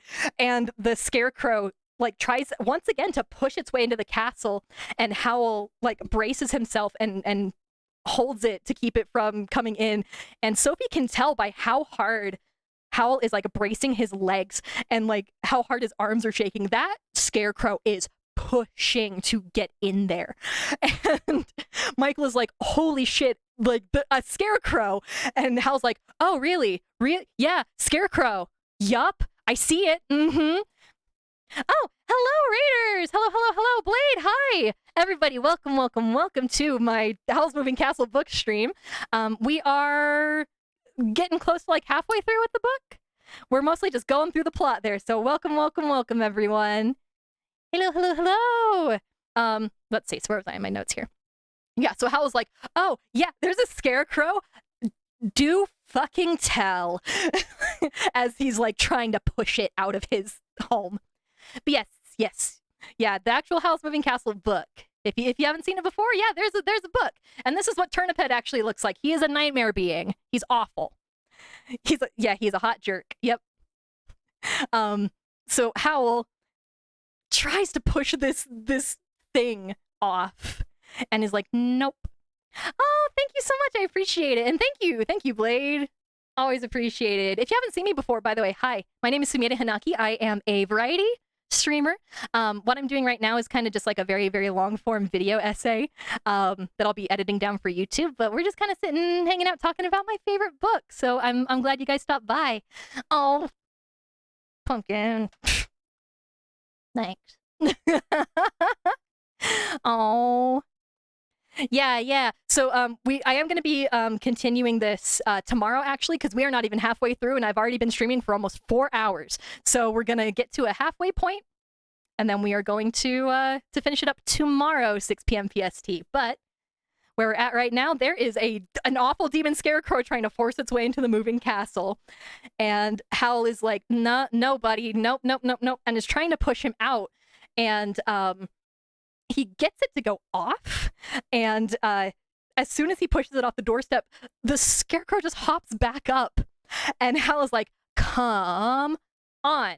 No. Actually, no. Go back to where you came from. And Howl reaches out his arms and looks like he's trying to do something, but the scarecrow just starts hopping backwards, and then it stops, and then it starts hopping forwards again. And Howl's like, okay, so you're like just not gonna go? And the turnip, its little scary turnip head shakes back and forth. No, it's saying, no, I'm not leaving. And Howl is like, you know what? You're gonna have to leave, because honestly, you scare my old cleaning woman Sophie, and there is no telling what she'll do when she's scared. And honestly, you scare the fuck out of me too. And he lifts his arms over his head like he's lifting something really heavy, and he shouts some like weird word that gets interrupted halfway through by like a thunderclap. And then suddenly the scarecrow is literally Team Rocket blasting off again into the sky and into the distance. And Howl closes the door and like leans up against the door and goes, so, Sophie, I owe you an apology. Yeah, that was scary. Yeah, I'm really sorry that I made fun of you for that. That's like some of the strongest magic I've ever seen in my life. Like whatever it was, like, oh, what was that actually? Was that like all that remains of the last person that you cleaned for? What the fuck was that? And Sophie like tries to laugh, but like her heart starts acting up again, and she's clutching her chest. And Hell is like, oh shit, oh fuck, and like grabs her and like pilots her into the chair and like sits next to her. And Sophie says that she feels something happen then between Howl and Calcifer. Like she's not sure, but like as soon as Howl like puts her down in the chair and like kind of pats her on the shoulder, her heart calms down. But like Howl and Calcifer kind of look at each other and are like, oh, okay. Like, Sophie thinks something magical happened, but Howl and Calcifer are just like, oh, like they look like they were getting ready to do something magical, and then like she was fine. So like, oh, okay. Honestly, genuinely, girl's heart calmed down just because her cute boy touched her. That's very cute. But so Howl is like, all right, okay. Okay, Scarecrow's real. Scarecrow is real. We're gonna have to deal with that later. I'm still gonna go see Letty, but Michael, keep Sophie. Just keep her calm. She has had 2 heart attacks in the last 24 hours. Just keep her here. Do not let her get into any shenanigans. I'll be back soon. And so Sophie is like, fuck, now he's going to go see Letty. And she still wants to go like warn Letty. So she waits a little bit after Howl leaves, and Michael's getting to work on the spell. Like he's sitting there like writing things down, and Sophie kind of stands up and like she starts looking at Michael and like shuffling her way to the door and just kind of like pulling at the collar of her dress, going like, oh man, it's like, ooh, really stuffy in here, huh? Like, ooh, man, like so stuffy. I need to go get like some fresh air. And she like shuffles her way to the door, and Michael is so focused that he doesn't even notice that she's just like quietly leaving. And Calcifer stops the castle for her and like lets her down, and she steps out onto like the upper folding fields, and she's like, okay, the upper folding, like the village of upper folding is like that way. And she just starts walking. And the upper folding is multiple miles away. It's a very long ways away. And she's just like, no, I'm gonna walk. And she's just barely like finished walking through the fields, and she's about to like the main road that's gonna take her to Mrs. Fairfax's, when Michael comes sprinting out of the castle. Oh no, Pumpkin. The Scarecrow got Team Rocket blasted off again into like another dimension. He's okay for a little bit. We're Scarecrow's not a concern right now. But you know, Sophie just wandering off on her own after having 2 heart attacks, yes, is a big concern. So Michael like is sprinting towards her like, holy shit, what are you doing? I just promised Hal that I wouldn't let you out of my sight. What's happening? And Sophie is like, oh man, I really hoped that I would get like far enough away before he noticed. God damn it. So he turns around and she's like, I'm gonna go see my other great niece, whose name is also Letty Hatter, okay? Does that make sense? And Michael is like, oh, yeah, that makes sense. But like, where does like the other Letty live? And Sophie says that she lives outside Upper Folding. And Michael is like, that is literally 10 miles away. I am not letting you walk 10 miles. Like, Howl, even if Howl never found out, I would feel so guilty. And also, Howl is going to beat you there. What is your plan? What is your plan? And Sophie's like, I don't know, I was just going to figure it out. Thank you for the hydrate. I will do that. But Sophie is like, yeah, I don't care. I'm still going. I'll figure it out as I get there. And Michael is just holding his head in his hands like, Howl's gonna kill me. Howl's gonna kill me if he sees you just like waltzing around Upper Folding by yourself. You need to be resting. Actually, you know what? We have an extra pair of 7 League boots. We have extra 7 League boots in the cupboard. Okay, all right. You know what? I have a plan. And he goes back to the castle, and he comes back out with these boots. And Sophie points out that 7 leagues is 21 miles. If Upper Folding is 10 miles away, 7 leagues is too far. Like, it's 6 1/2 a dozen of the other. And Michael's like, no. If you only are wearing 1 boot, then it's half of that. It's only 11 miles. It's good. Pumpkin, you're on the right track. Not half a step, just only 1 boot. And that's genuinely how it works. And also, like I mentioned earlier, that in the broom cupboard there were like these buckets with the robes. The buckets were actually the prototypes of these 7 League boots. They are just very, very, very misshapen and look like 2 leather buckets that lost their handles. And Michael explains that they are like prototypes, and the ones that they made for the king like actually look like real boots. We promise, like we didn't give these to the king. And so they get the boots, they set them down, like, and they point the boots in the direction of Upper Folding. And Michael says, like, okay, you just stick your foot in there, like shoe and all. And so they do. And Michael says, okay, all right, and just take one step forward. And now Sophie is launched into an absolute nightmare hellscape of being teleported across the countryside. Because, you know, the first step, it doesn't just teleport them there. It like whooshes, like she just like this big wind. Like she's just like thrown forward at once. And she stops in the middle of this flower field just outside of like the center of Upper Folding. And there's like a cow next to them, and it's like staring at these people that just appeared. This cow just saw 2 people just zhoof into existence. God. But so like the inertia of being moved 10.5 miles in 1 second makes Sophie stumble a little bit. And before Michael can say, no, don't put your foot down, she's gone. She is gone. And she is like in the middle of a valley, and then she stumbles again, and she's in the Port Haven marshes, and she just like stabilizes herself in the marsh mud, and then puts herself up on her foot that isn't wearing the boot, and hops herself around to face the opposite direction and puts the boot down to go back to Upper Folding. And then the same thing happens again, where she just keeps stumbling like a comedy slapstick routine. She just keeps going back, and then like ends up back at the castle, and then hops back around, and then goes too far again, and like on and on and on. And the only reason she stopped is because one of the times that she goes back to Upper Folding, the boot lands in a pile of cow poop, and the boot gets stuck in it. And that is the only way that she stopped. Like stepping on, yes, it is absolutely the Simpsons sideshow Bob stepping on a rake. That's why I mentioned that the cow was there. And it also is still staring, by the way. The cow's just like, what's happening? And because like Sophie had to readjust, like she's a couple feet away from Michael now, and Michael runs up to her and is like, oh my god. I was so scared. Hal's gonna kill me.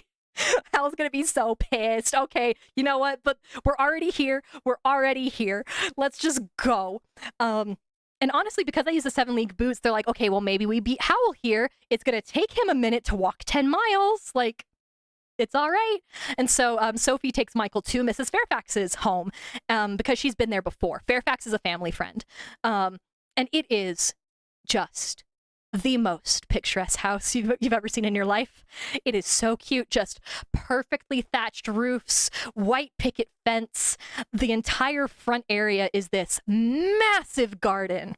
Like, it is just so full of flowers, and like there are honeybees all over the place, and like these little honey, like little beehives. Like, it is gorgeous. Like, it is it is like the most picturesque cottage core house you can imagine. And so Sophie and Michael go up to the door, and they knock, and Mrs. Fairfax opens it, and before she can say anything, a dog shoots out from behind Mrs. Fairfax's legs. It's a collie dog, like a border collie. It's Lassie, basically. Lassie runs out of the house, and Fairfax is like, oh God, please stop that dog. I do not want him out right now. Please stop him. And both Fairfax and Sophie start running after this dog, who is like whipping around the yard like a bat out of hell, basically. And Michael starts running after Sophie, being like, please stop running, your heart, please stop running. And Michael eventually realizes the way to make Sophie stop is to stop the dog. So he tackles the dog just as it's trying to get around the side of Mrs. Fairfax's house. And Sophie kind of peeks around and sees that there's this beautiful apple orchard behind the house. Like, again, this is gold, this house. And the dog is just thrashing in Michael's arms, trying so hard to get to that orchard and whatever is there. And so Sophie kind of walks a little bit more, kind of peeks her head around the corner a little bit to see kind of like what the dog is all about. And there, under one of the apple trees, like sitting on this little like swing bench, is Letty, and beside her is Howl, knelt on a knee, looking so like noble, holding her hand. And Sophie's like, 1, fuck, Howl is already here.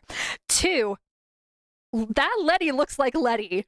She does not look like Martha. Why does she not look like Martha? Like, Martha still looks like Letty. Why does Letty not look like Martha? Okay, I don't have time to worry about this. And she like moves back before Howl can see her, and then also grabs Michael, and he's like, Howl is already here, man. He left. He's already here. And Michael says, oh, he must have had like a travel spell with him. I don't even know why I didn't think about that. And then Mrs. Fairfax, which, by the way, let me just describe Mrs. Fairfax to you. She is one of those ladies that is just, she's a big kind of like round lady with like these big, long, like golden hair, and she's wearing like a big sun hat. She's the type of person, the book says that Mrs. Fairfax is the type of person that makes you happy about life just to look at them. Like, she radiates sunshine. She is so cute. I mean, if Letty looked like Letty, that means Hal wasn't courting a 14-year-old. That is very true. That is very true. But so this wonderful, pleasant-looking woman just heaves this border collie up over her shoulders and takes it back inside, and invites Michael and Sophie in, and is like, oh, thank you guys so much. That dog, man, he just hates Howl. Like, all he wants to do every time he comes over is just want to bite Howl. Yes, Mrs. Fairfax is single. But no, really, this dog, from like apparently day one, picked up on Howl's vibes and decided that they were rancid and just keeps trying to bite him. And Sophie is like, honestly, like, that might be a good thing. Do you know who that is? And Mrs. Fairfax is like, yeah, I know. Like, he came here calling himself, I forget about this name. He came up here saying his name was Sylvester Oak, but he forgot that Fairfax had actually met him before when he was a student. His hair was black back then, but like his tutor, his teacher, named Mrs. Pentstemon. She'll come back. Remember Mrs. Pentstemon. Her, like, Mr. and Mrs. Fairfax, when Mr. Fairfax was still alive, is what she says, they would go to Kingsbury and they would go and like meet with Mrs. Pentstemon, and she met Howl there, and just like he forgot, I guess. And like obviously she remembered, because apparently when Mrs. Pentstemon introduced Howl to Mrs. Fairfax, she was just so proud of him and just like singing his good graces. And Mrs. Fairfax is like, man, kind of sucks to see kind of how much he sucks now, huh? He had so much promise. Like, you know, Mrs. Pentstemon, she taught Wizard Solomon, and she said Howl was twice as good as him. Like, remember when Martha was told she was going to Mrs. Fairfax and was like, is that the lady that talks a lot? Yeah, she's just rattling all of this off, like, oh, talking about Mr. Fairfax and everything. The actual quote, because Sophie keeps trying to like ask questions, but she cannot find like a way in to this conversation that is only being held by Mrs. Fairfax. And the book says, getting into a conversation with Annabelle Fairfax is kind of like getting into a jump rope game. You just kind of have to time it right. But once you're in, you are in. And Michael learns this when he interrupts Mrs. Fairfax to say, like, wait, yeah, you know Howl's reputation and you're still letting Letty like see him? She has, and she honestly, she doesn't believe that he is as evil as people are saying. Like, he might not be like the best person ever, but like Letty has been with her for a while, and she says, you know, I don't mind telling you, Letty is way smarter than like any person I've ever taught before. Like, my skills and my knowledge subset, she could do so much better. She genuinely could. And so when Howl came here, like trying to court her, you know, Fairfax told Letty, this could be like a big thing for you, you know. Howl used to, you know, was twice as good as Wizard Solomon. Maybe he could teach her something, and like maybe it wouldn't be the worst thing if like you guys also fell in love. Like, it could be bad, but it could also be good. You know, you could do worse than, you know, like having this very powerful wizard like maybe at least be your teacher. You know, like they could be a very powerful couple, is what she says.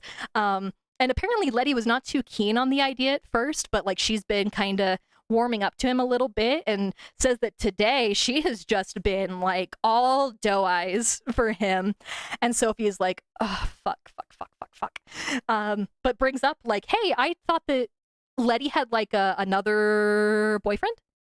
And Mrs. Fairfax is like, oh, no, not a boyfriend. Like, she just feels really sorry for the guy. You know, there's like a terrible like disability difference there, and like I told him it is asking too much of any girl. You know, I'm sorry for him myself, but like he's under such a strong spell and it's so sad. And like I tried to tell him that I couldn't break his spell, but like he keeps hanging around. But like, you know, maybe Howl might be able to do it, but like he can't ask Howl, and also he keeps trying to bite Howl, so like I don't know.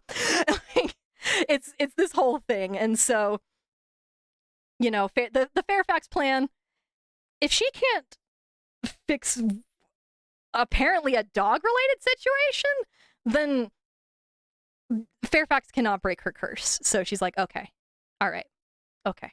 And Michael is getting a little bit nervous because Howl could come in at any time. There are so many layers.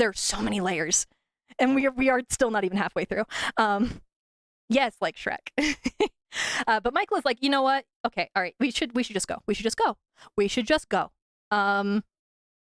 Before Howl sees us, let's get going. And so they go to leave, and Fairfax is following behind them, still talking. But like, oh no, won't you come in? Like, I just made some scones and I got fresh honey. You know, I raise all my own bees and I use all the honey in all of my spells. And she's just da da da da da da da da. And Sophie and Michael are just tuning her out at this point.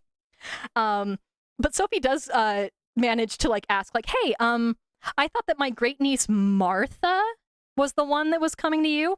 And Fairfax is like, oh my gosh, but like, wouldn't you believe it? They swapped places, but I would recognize one of my own spells, but I'm not gonna keep Martha here if she doesn't want to be here. So, you know, if Letty wants to be here, I told her she would rather stay as herself, or not at all. So I took the spell off of her, and it's all just been going so great. It's been great. Are you sure you don't want to talk to her? She's your great niece. Do you want to talk to her? And Sophie's like, no, no, we have to leave. Sophie and Michael, they go grab the 7 League boots, which they had stashed in a bush, like on the edge of Fairfax's property. And as they're like getting situated with the boots, Fairfax is still kind of chattering, and they're still kind of like tuning her out. But Sophie picks up like just as they're about to leave. Oh, so it's like, is it you that Letty inherits her witchcraft from? Like, not that it runs in families or anything. And they're gone. Sophie barely even registered any of that because they're like, we got to get back to the castle.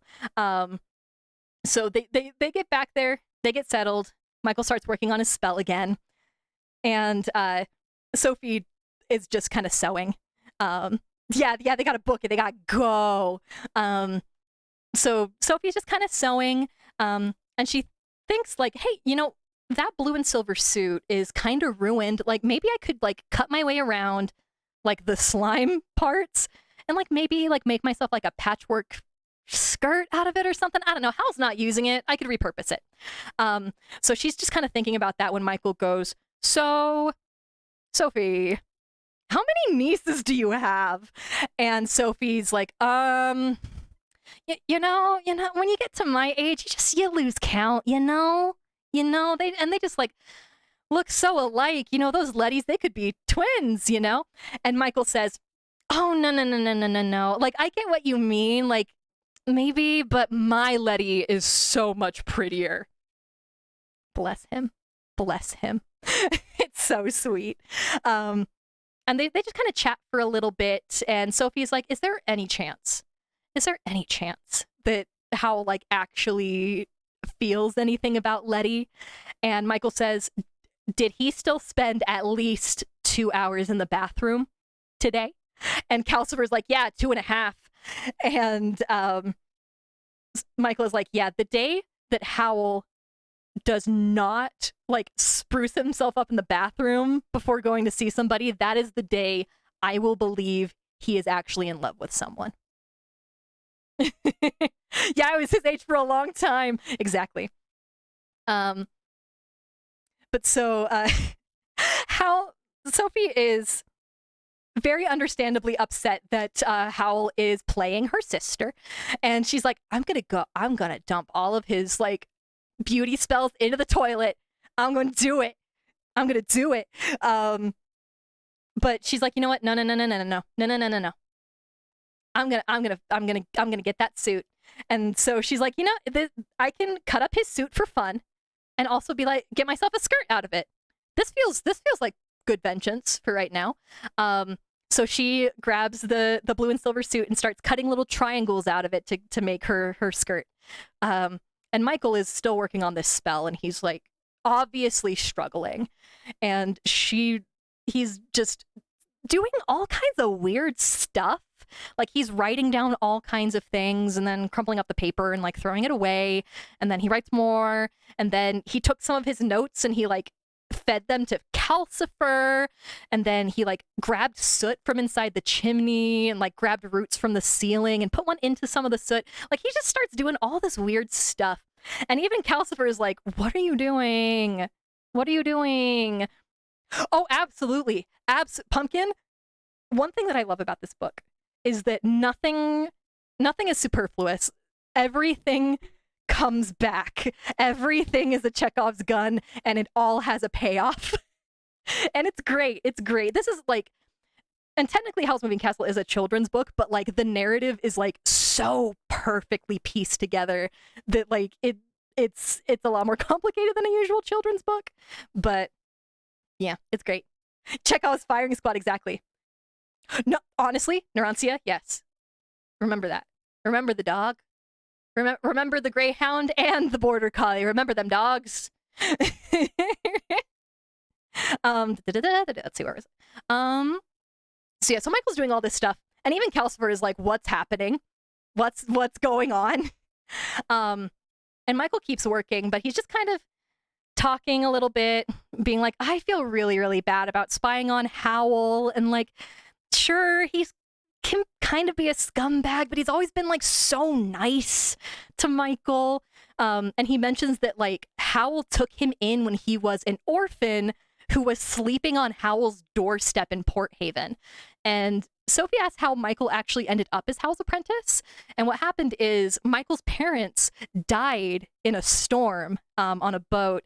And according to Angery's weird superstitions, that means that the child is bad luck. Michael was their only child. And no, wait, actually, sorry, backtracking. He was in a storm with the parents. Both the parents died. So he is seen as a bad luck child. which is sad. No one took him in, and this was several years ago, so he was like 10, like 10, 11, 12. So he just like started sleeping in doorways in like people's boats, like wherever he could. And he started sleeping on Howl's doorstep because like this is right after he had kind of started to get himself set up as Wizard Jenkins, and everyone said that his house was full of demons. I mean, which it is, but so no one was going to mess with him if he just like slept kind of in the doorway there. And just one morning, Howl opened the door and tripped over Michael and was like, all right, and invited him inside. And Howl was on his way to go get food, so he like buys food. And while Howl's gone, Michael just talks to Calcifer. And Calcifer says, like, you didn't really talk. You just kind of like cried on me and talked about your problems, and you didn't even think about like maybe I had my own problems. But when Howl came back, he was like impressed that Calcifer was actually nice to Michael. Yeah, is anyone gonna raise this kid? Howl asks without waiting for an answer. Exactly. But yeah, Howl seemed kind of impressed because like no one had apparently ever like sat and talked to Calcifer and like wasn't afraid of him, and Calcifer hadn't really ever talked to anybody at all, pretty much. So like again, just like with Sophie, Howl didn't tell him that he could stay, but also did not tell him to leave. So he's like, I'm just gonna start being useful. So he starts like saving up some money, since he noticed that Howl would just like spend everything if he didn't. Like he just keeps buying expensive clothes. It's so bad. And Howl tells Michael that like, oh, it's because no one's gonna like employ a wizard who looks like he can't make money being a wizard. But Calcifer's like, nah, he just likes clothes, really. He just really likes nice clothes. And as he says that, Calcifer stares at Sophie, who is cutting up Howl's suit still. He's like, yeah, Sophie's like, not so. Yeah, Howl's really particular about his clothes. He really likes his clothes. As he watches her cut it up, and Michael says that like it's not just expensive clothes though. Like the last winter, Calcifer only had one log left. He was down to his last log, and Howl went out and he bought the human skull and the fucking guitar because he thought they looked cool instead of buying food and or logs. And they ate seaweed for a week. Like, this man, Howl has such bad ADHD, it's not even funny. He does not have impulse control, the boy. Yeah, it was bad. Listen, okay, I'm listening.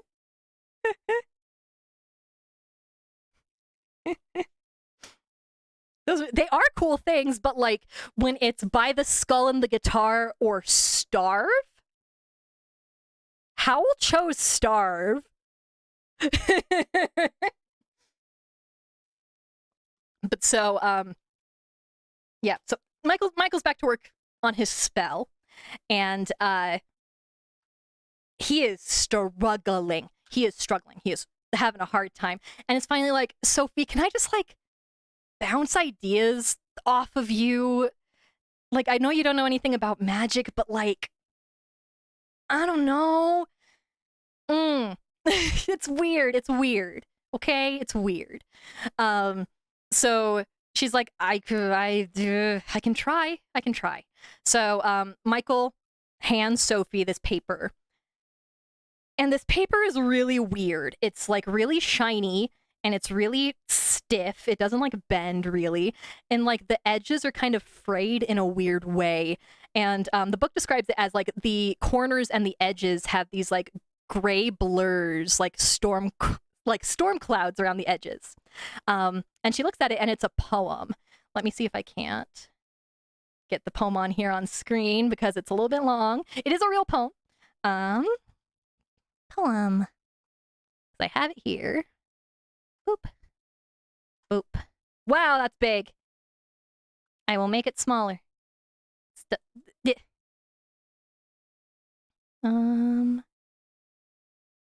All right. This is the poem. This is the spell that Michael is working with. So the poem is go and catch a falling star. Get with child a mandrake root. Tell me where the pastures are, or who cleft the devil's foot. Teach me to hear the mermaids singing, or to keep off envy's stinging, and find what wind, I guess I copied it without the D, what wind serves to advance an honest mind. And Michael's like, I don't know what any of this means. I have no idea. Let me add the D to wind. He's like, I don't know. I don't know what any of this is. And at the very bottom, it says, decide what this is about. Write the second verse yourself. And Sophie's like, I snooped around. It's so it's wind to rhyme with mind. Yeah. And find what wind serves to advance an honest mind. Yeah, it's weird spelling. If you look it up, this is a real poem. This is a real poem that exists. So like Sophie, she poked around Howl's spell books earlier, and she's like, this does not look like anything I saw in those books. But Michael says it's like a really advanced spell, like he's right around that part of his apprenticeship, and they have to kind of solve it like a puzzle. So he thought like, okay, well, like maybe he needs to do this kind of metaphorically. So like he got soot from the chimney and like some sparks in the fire with it to be kind of like a falling star. He got like a seashell for the mermaids. Like he tried all kinds of stuff and nothing's working. And Sophie's like, this just looks like a really weird, like impossible list of things to do. And Michael's like, hey, if it were really impossible, no one would be able to do the spell.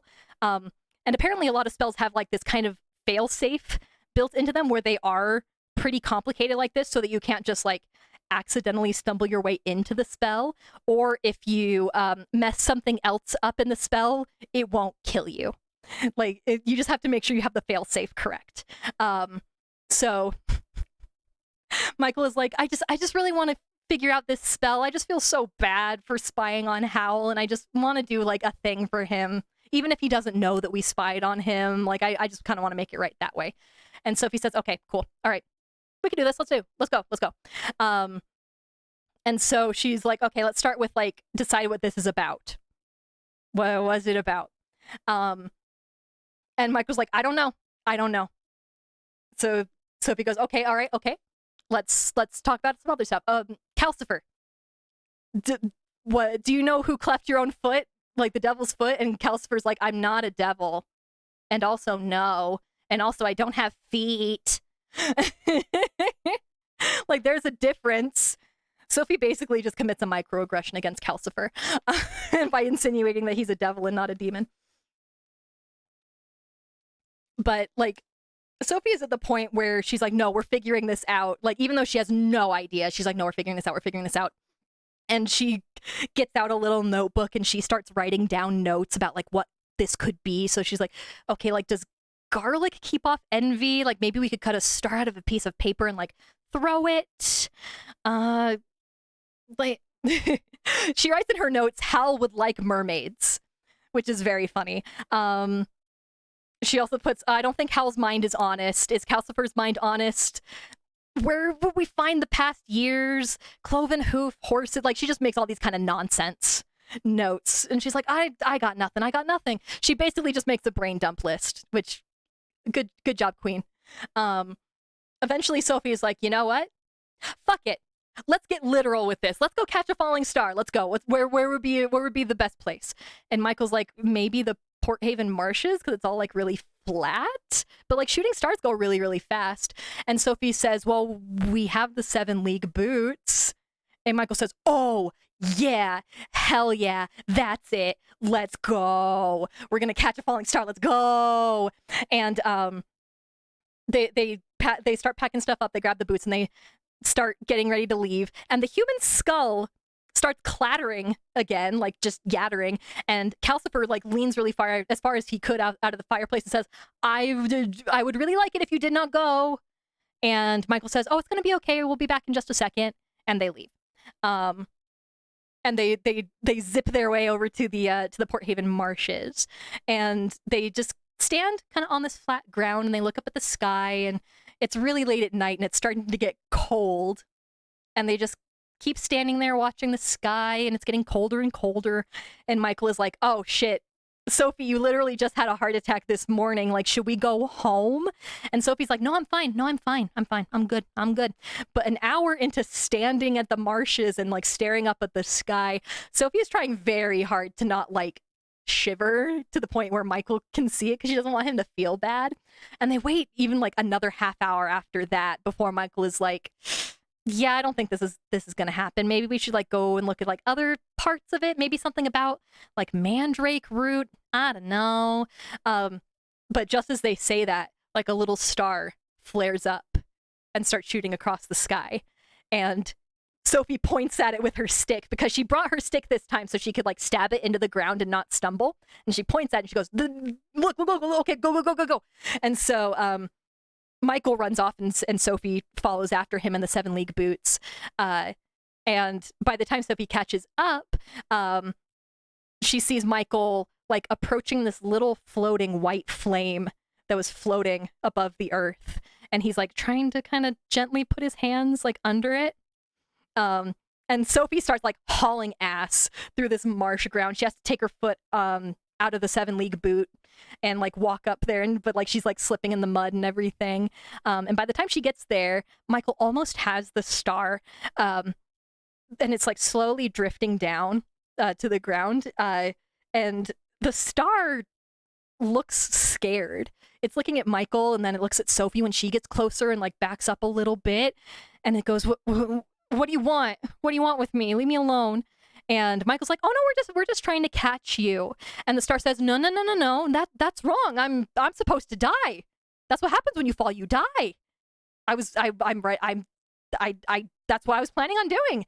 And Michael says, like, hey, we can maybe like try and, save you. You don't have to die. And the star says, no, I want to die. And Michael tries to grab it really quickly, but it throws itself backwards and into a pool of water on the marshes. And Michael just kind of stares at it. And Sophie goes, oh, that was kind of sad, wasn't it? And Michael said, yeah, my heart kind of went out to it, poor thing. But at this point, it's really late. And they're just like, you know what? Fuck this. That was kind of a downer. Let's just go home. And Michael says he feels really bad about still not figuring it out. But like, maybe when Howl gets home, like, they can talk to him. He, maybe they'll get some sense out of him now that Letty has actually fallen in love with him. And Sophie is like, yeah, woohoo, yay. All right, okay. So next day, we're almost to the halfway point here. We're gonna get through. I believe this chapter is the one where Sophie goes to blacken Howl's name to the king, or as I call it, Sophie's very awful, no good, very bad day. So next day, Howl comes out of the bathroom just looking just awesome. He looks so happy. He must have like come home before Michael and Sophie got back from the marshes because they never saw him come home. And this is where we get one of the first, like, very strong verbal back and forths between Michael and Sophie. Between Howl and Sophie. And they are so vicious. I love them so much. Sophie is sitting and like cutting up the suit still. And Howl leans over here and is like, hey, so how's your little jigsaw like project going? Making a little puzzle out of my best suit? Just like a friendly inquiry about what you're doing. And Sophie says, hey, it was ruined. I'm trying to do something with it. And Howl like kneels down and is like, I am a wizard. who can do wizard things. I could have unjellied that suit anytime I wanted to. I just didn't want to. Fucking, again, Hal Jenkins has ADHD exhibit, like, E, F, like, procrastinating something that he could literally wave his hand and do it. Yeah, you could also reassemble this. Exactly. But I think he's also just kind of mad that Sophie is cutting up his clothes without asking. But, like, that suit's been covered in slime for at least a week, my man. Like, you have no grounds to be like, I was gonna fix it. Me. And Hal was like, also, hey, if you want some 7-league boots of your own, I can just make you some. Super crazy how about, like, every time you use some 7-league boots, like, you always end up stepping in cow poop. Isn't that super weird? So Howl knew that they were gone. And Sophie's like, oh yeah, you probably found, mud from the Port Haven marshes on those too. I really needed some exercise. And Hal's like, oh, wow. Seems like you got, like, a lot of exercise then, because, I happened to tear my eyes away from Letty's lovely face for a second, and I saw your long nose poking around the corner. And Sophie is like, oh, Mrs. Fairfax is a family friend. I didn't know you were going to be there. It was fine. I didn't know. And I was like, bullshit. I could go date a girl who lives on an iceberg in the middle of the ocean, and within a few days, Sophie will come swooping her nosy ass in on a broomstick. Like, I cannot escape you. And honestly, in fact, I would be disappointed at this point if you didn't, like, swoop in and come ruin my life. And Sophie's like, oh, yeah, so are you, like, gonna go find your fucking iceberg girl today? Because it seems like you're done with Letty, huh? Are we done? Are we done with her? Are you just gonna toss her off? And Howl, like, clutches his chest and goes, oh, you wrong me so much, Sophie. No, she does not. She does not wrong you at all. But he says, oh no, long years will pass before I leave Letty. And honestly, if you need to know, I'm gonna go see the king again today. Are you satisfied? And Sophie's like, doubt. But fine, whatever. Michael then tries to ask Howl about the spell, but he just keeps waving him off. And then Michael is like, okay, fine. If, Howl's not going to help me with this spell, I'm going to go see my girlfriend, and leaves. And so Sophie, after Howl goes to go see the king, is left alone again. But importantly, she does not try to leave. I forgot that in my notes I wrote, she doesn't try to leave. Shrimp twisting. I think I was really tired when I wrote this part. But so she just, she just stays. She feels bad about cutting up Howl's suit without asking, and she starts sewing it back together into little triangles. She starts sewing the triangles back onto the little suit. And honestly, like you guys said, like, he could put it back, but, if it makes you feel good. And then there's another knock at the door, and then once again Sophie is like, oh my god, it's gonna be the Scarecrow again. No. Calcifer tells her it's Port Haven, it's fine. And she goes and opens the door, and there's just like a guy in like his mid-50s who Sophie in her head says is a young man, which, like, wow, how age changes your perspective. He's like, hey, do you guys happen to maybe have something to help keep the shoes on my horses? And Sophie is like, yes, and goes back and, like, goes over to Calcifer and is like, what do I do? What do I do? And Calcifer is like, okay, go grab this jar of powder and, like, go put it in a little thing. That it's a spell about belief. So you just tell them what it does, and as long as they believe that's what it does, it'll most likely work. So just look really confident when you give it to them, and it'll be fine. And so Sophie gets the powder, puts it on this little parcel and, like, spins it in a way that she hopes looks very mystical, and hands it to him like, oh, buddy, man, those horseshoes are gonna be just stuck on like there are 100 nails in a man. Boy, I tell you what, you are not gonna need to get that new horseshoes for like a whole year, guaranteed. And Sophie ends up, like, selling things for most of the day, surprisingly. Honestly, for the most part, it's a lot of benign stuff, like, oh, a spell to unblock somebody's drains, or to, like, find their goat, or, like, make beer taste better. very simple stuff, and she pretty much just gives the belief spell the whole time. Until one man comes to the Kingsbury door and is like, "Hi, so I'm fighting in a duel tomorrow, and I would like a spell to make it so that I do not die." And Sophie is like, "Oh, this is different. Oh, this is different than a little bit of a belief thing. This is a life or death thing." And the man is like, "Money is no object. Literally, just name your price." And Sophie looks behind her at Calcifer, and Calcifer just gives her kind of a, no, like he doesn't know what to do. And so Sophie turns back around and he goes, "Well, you know what? It's against our wizard code.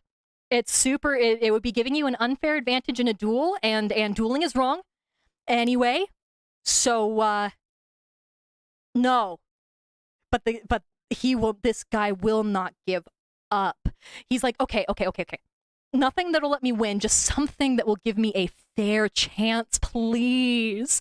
And Sophie looks at this guy, and he is just a beanstalk of a boy. He is so tiny, like a stiff breeze could blow this man over. And Sophie is like, "Oh man, he just looks really, really hopeless, and honestly, like not a lot of stuff has gone right for him." So she's like, "Okay, all right, I'll do something." So she goes up to, all the jars and everything, and she finds a bottle of cayenne pepper, and she just kind of pours a little bit onto a piece of paper, and she puts the skull next to it because like that's spooky.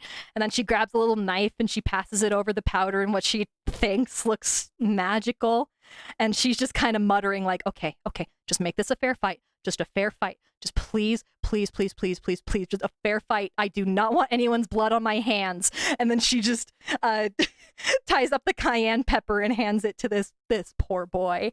And the boy tries to pay her like a whole gold piece, which is like $1,000. And she's like, no, no, thank you, nope. Oh, and she also tells him, when the duel starts, just throw this powder over your head, and then after that, it's up to you, my man. And so he tries to give her all this money, and Sophie's like, nope. And she tells him like 2 silver pieces, and he still hands her like a purse full of silver, and she's like, "Oh, I feel so guilty. Oh, this feels terrible." And the man like goes off kind of whistling, and Sophie is like, "Oh, that's not gonna go well for him, but oh my god, I would pay money to see that fight though." And Calcifer is like, "Yeah, I would too. How's breaking that contract going, by the way?" And Sophie says that she's just like, I don't know.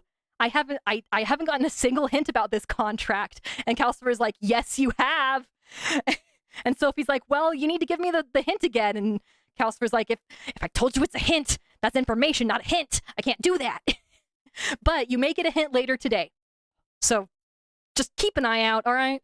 And Michael comes home a little bit later, and they just kind of sit and they talk, and they're just chatting, and Sophie tells Michael about like the guy that came for the duel spell, and they're all like laughing and having a good time when Howl bursts through the door with an armful of packages very dramatically and leans against the door frame, and he says, "Look at all of you. Ruin is staring me in the face, and I'm slaving all day for you, and not even Calcifer can spare a moment to say hello to me." And Calcifer is like, "I have never said hello to you once since I've met you, so I don't know what that's about." And Sophie is like, "Oh, he's in a mood," and just goes, "What's wrong?" And Hal again is like, "Finally, someone gives me attention in this house." God. So what happened is when Hal went to go see the king, he officially asked Hal to be his royal wizard and go look for Prince Justin. And also, hey, if he wants to kill the Witch of the Waste on top of that, that'd be just great if you could. Sal, when I don't pet him the minute he walks in the room. Dude, that's the same with Eddie. Absolutely. But like, Hal is obviously upset. Like, he really did not want to do this, and he feels really trapped into it. And Sophie is like, "Oh no, he's just gonna release, like, it's gonna be green slime at any moment. So she just stands up and she goes, I'm gonna make toast, because like making him warm milk kind of helped before. And she understands that, carbs fix a lot of problems. So Hal is like, wow, I am in the middle of a Shakespearean tragedy. I wish I could talk. I'm in the middle of a Shakespearean tragedy, and you're just gonna make toast? You're just gonna make toast? And Hal is like, and also, like gesturing to all the packages in his hands, I walked all the way home with all of these presents for you guys, and you can't even like act interested in them. And Michael and Sophie are like, we didn't know that they were for us. What are you talking about? And so Howl hands off all of these little packages, and Sophie opens them up, and it is just a gorgeous, just a silk gray dress with shoes and petticoats and stockings that match and a hat, the works.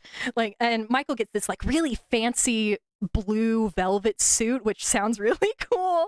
And Sophie, she's a seamstress, so she's looking at this and she sees like the high quality of the sewing and the material, and she's like, oh, okay, oh, this was very expensive. And Michael is annoyed. He's like, we didn't need new clothes. Howl, you have a suit that is covered in slime? We didn't need new clothes. And also it's like the suit's in triangles, but that's fine. And Howl's like, I can't like send you off to the king, like, wearing what you're currently wearing. I can't make him think I can't make him think that I, don't take care of my old mother, right? Sophie, right? Yeah? And Sophie's like, I'm sorry. Are you asking me if I'm going to go do this for you, or are you telling me? Because it sounds like you're telling me, and if you're telling me, you can go fuck yourself. Like, no. And Hal just stands up and goes, okay, fine, let's have green slime again, let's go, is that what we're doing? And then he's like, and after I do that green slime, I'm just gonna pick up the castle and I'm gonna move it 1,000 miles away. And Michael kind of looks imploringly at Sophie. And Sophie's like, you haven't even just like asked me. You just are telling me that I'm doing a thing. And Hella's like, yeah, but are you gonna do it? Are you gonna go talk to the king and pretend to be my mom and tell him how awful I am, and don't make me his royal wizard, but also keep giving him money for things, please? Thank you. Like, and Sophie's like, fine, I will talk so much trash to the king, you have no idea.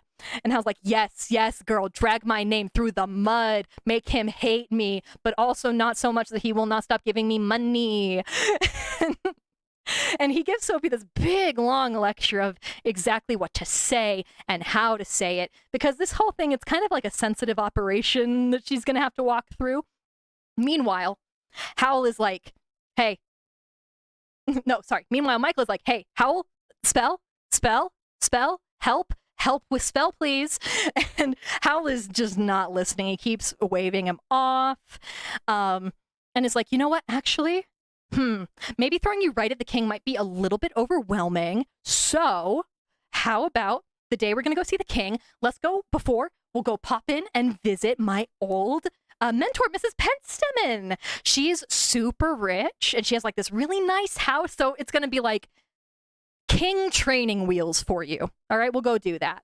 And Michael is still trying to bother Howl, and he's finally like, what?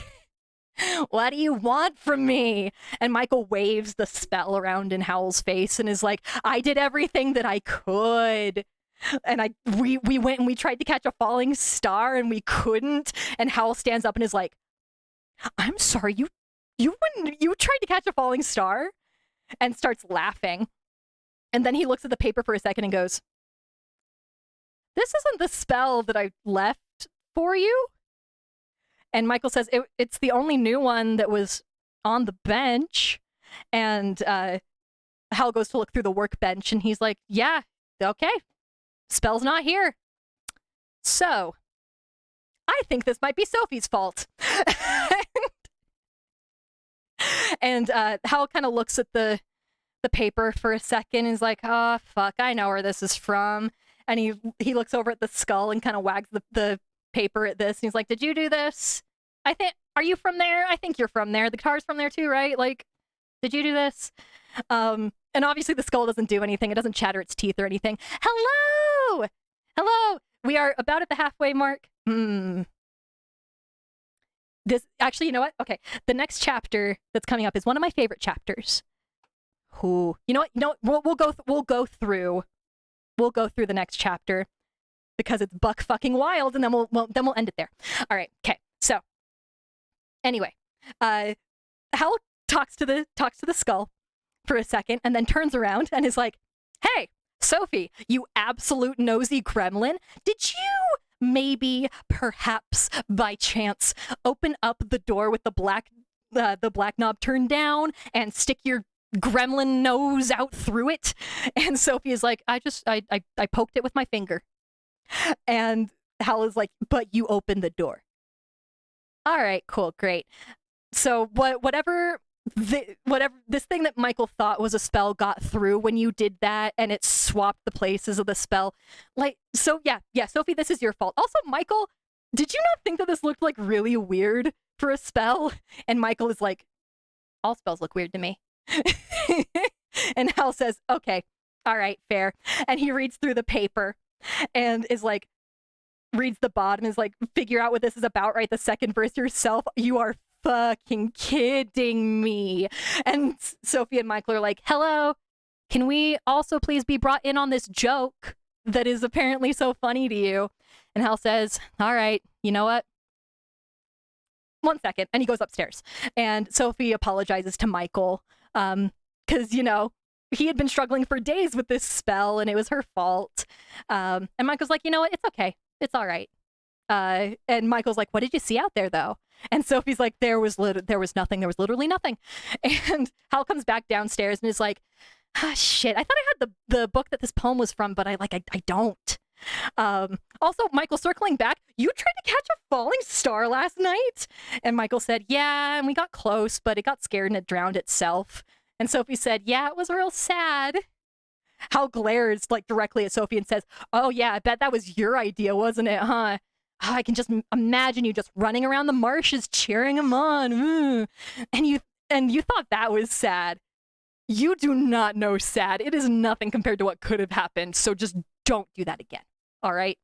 And Calcifer pops up from the grate and is like, "Why are you so mad? You did the same thing, haven't you?" And Hal's like, "Yeah, and also," and then he stops and he goes, just don't do it again. All right? We're good. Just don't do it again." And Michael says, "Okay, I won't, but also, what is this thing if it's not a spell?" And Hal's like, it's a poem," but he can't remember the rest of it. And he's like, I feel like the next verse is like weirdly important. And it's like eating away at him a little bit. And he's like, "You know what? Hi-ho, let's go. Let's get out of here then. I know if I leave, then Sophie is going to sneak her way through the door, and then that's not fair to Michael. So everybody field trip, let's go." And Howl turns the door, the black knob down, and opens it. And Michael and Sophie are basically tripping over themselves to get there because they're like, what? We're going through that? And Calcifer shouts behind them like, "Please tell me what's in there.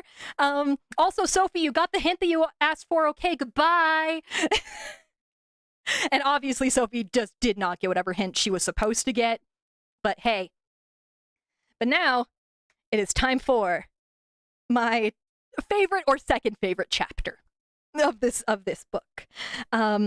The chapter is called "In Which Sophie Goes to a Strange Land in Search of a Spell."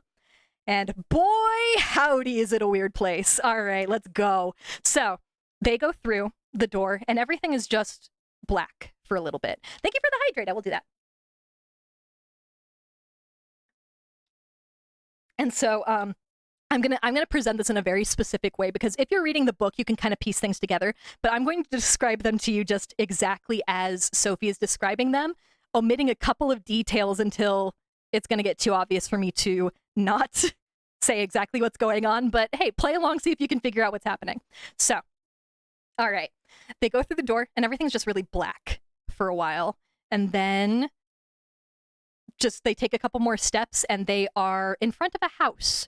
It's raining and Sophie looks behind her. The house is just yellow with large windows, and there's a little tiny garden fence, and a just past the fence there's this very, very long, very smooth black road. And Sophie looks up and down the streets and notices that the houses are new, and they all look the same. It's weird. And the street is eerily empty. It is so empty. Also, I'm just realizing people that have watched the movie. God, the Black Knob door is so different from the movie. It's not time travel. I will tell you right now, it is not time travel. There's no meet me in the future, come find me in the future stuff. We are in this weird place now. So yes, so this place, all the houses look the same. This street is really weirdly empty. It's like drizzling rain, and it's kind of foggy. It's creepy. It's creepy, to be honest. It's creepy. And Howl corrals Sophie and Michael out of this front gate of this house. And he waves his hands for a second, saying that they need to change their clothes to fit in with where they are. And the fog, the drizzle, kind of surrounds all of them. And then when it disappears, all of their clothes are different. Howl, instead of wearing his like gray and scarlet suit, he's wearing like this gray and scarlet, like really baggy jacket that's like a different shape, and it looks really, really it looks like a piece of shit jacket, honestly. There's also something written on the back of the jacket that I'm not going to tell you what it is until I absolutely have to. But Sophie doesn't know what it means, whatever it is. And she looks at Michael, and Michael's clothes are entirely different, not even the same color. He's wearing like this really puffy looking shirt, and like he's wearing pants, but they are like really tight on his legs, and he's wearing like this weird type of shoe that she's never seen before. It's like this weird canvasy material. And Sophie's honestly, her outfit barely changes. Her like little gray skirt like goes down to like her mid shin instead of all the way down to her feet, and that is it. She looks the same. But Michael is like, I can't bend my knees. These pants are really tight. And Hal's like, yeah, you get used to it. Come on, let's go. And they go over to another house. Hal knocks on the door and then opens it without waiting for anybody to say anything. And Michael and Sophie follow after him. And Sophie hears voices, like multiple voices. And she looks around in this house and she sees there's a woman in the kitchen, and then there's somebody else sitting in this front room, and neither of them are talking. So where are the voices coming from? And so Sophie kind of like looks around a little bit, and she sees there's this little like box up against a wall, and that's where like the sound is coming from. And Sophie's like, okay. And the woman in the kitchen stands up and goes, Howl! And like runs towards him. And then from in front of the weird box up against the wall jumps up this little girl who goes, Uncle Howl! And just like leaps at him, just barrels right into his arms. And Howl's like, oh, Mary, how are you doing? And then they just like start speaking this foreign language really fast and really loud. And Sophie is like, and even Michael does not know what's going on. And the woman in the kitchen comes forward and is like, oh yeah, this is my sister. This is Megan Perry. And then this is my niece Mary, which just made me realize that Mary's name is Mary Perry. And Hal introduces Michael. He's like, yeah, this is my friend Michael Fisher, and then this is Sophie. And Hal just kind of looks at Sophie, realizing that he does not know her last name. And Sophie's like, Sophie Hatter, hi, nice to meet you. And Megan shakes their hands in a way that is somehow feels disapproving. I don't know how you can disapprovingly shake somebody's hand, but goddamn does Megan figure out how to do it. And she definitely has a very strong vibe of like, I do not like that these people are in my house. And Megan is older than Howl, but looks a lot like him, but looks a lot more angry than Howl. And instead of like the weird vacant marble eyes, Megan's eyes are described as being blue and full of anxiety. What a mood. So Mary and Howl are chatting back and forth in their weird foreign language again. And Megan goes, "That's enough, Mary," before going, "So, how long you staying this time, Howl?" And it's kind of hard for me to really enunciate, but Megan says Howl in a different way. She says Howl, spelling it in the book they spell it Howell. So usually his name is spelled Howl, Howl, but Megan calls him Howl with like an extra syllable. And Howl's like, we're just hanging out for a second. Yeah. So, yeah, his name is Howl with an extra syllable. And Megan's like, Gareth isn't home yet, so if you're coming to talk to him, too fucking bad. And she is very obviously upset about Hal just bursting into her home, which is like fair. But Hal's like, shoot. Man, what a shame we'll miss Gareth. Oof. But like, weird question. Has Neil lost any of his homework lately? And Megan is like, really weird that you should say that, actually. Last week, he was looking everywhere. He has this new English teacher who is so strict about getting things in on time, and he was looking all over the place for it, and all he could find was this really old piece of paper, and she looks like she's going to keep talking, and Hal goes, "Okay, cool, great, what did he do with that?" And Megan says that he turned it into his teacher just to show that he, like, tried to do something, but, like, still, like, he lost his homework, but he wasn't, like, just shirking off his responsibilities as a student. And Hal's like, "So did he actually turn it into the teacher? Do you know?" And Megan's like, "I don't know. Go ask him yourself. Whatever." He's upstairs on that weird thing of his. And so Hal and Michael and Sophie go up the stairs. Mary is leading them up like a very good hostess. Thank you, Mary. Also, Mary is like 6. We love her. So they go into this upstairs room, and there are 2 boys sitting on the floor in front of another weird box. But instead of like just voices coming out of it, there's text on it. It's not making any noise. There's just text on it. And then out of the box, there's like this long stem that's going into the wall. And both Sophie and Michael are like, "We don't know. This is so weird." But Hal leans up against the door and is like, "Hey, Neil. Sup?"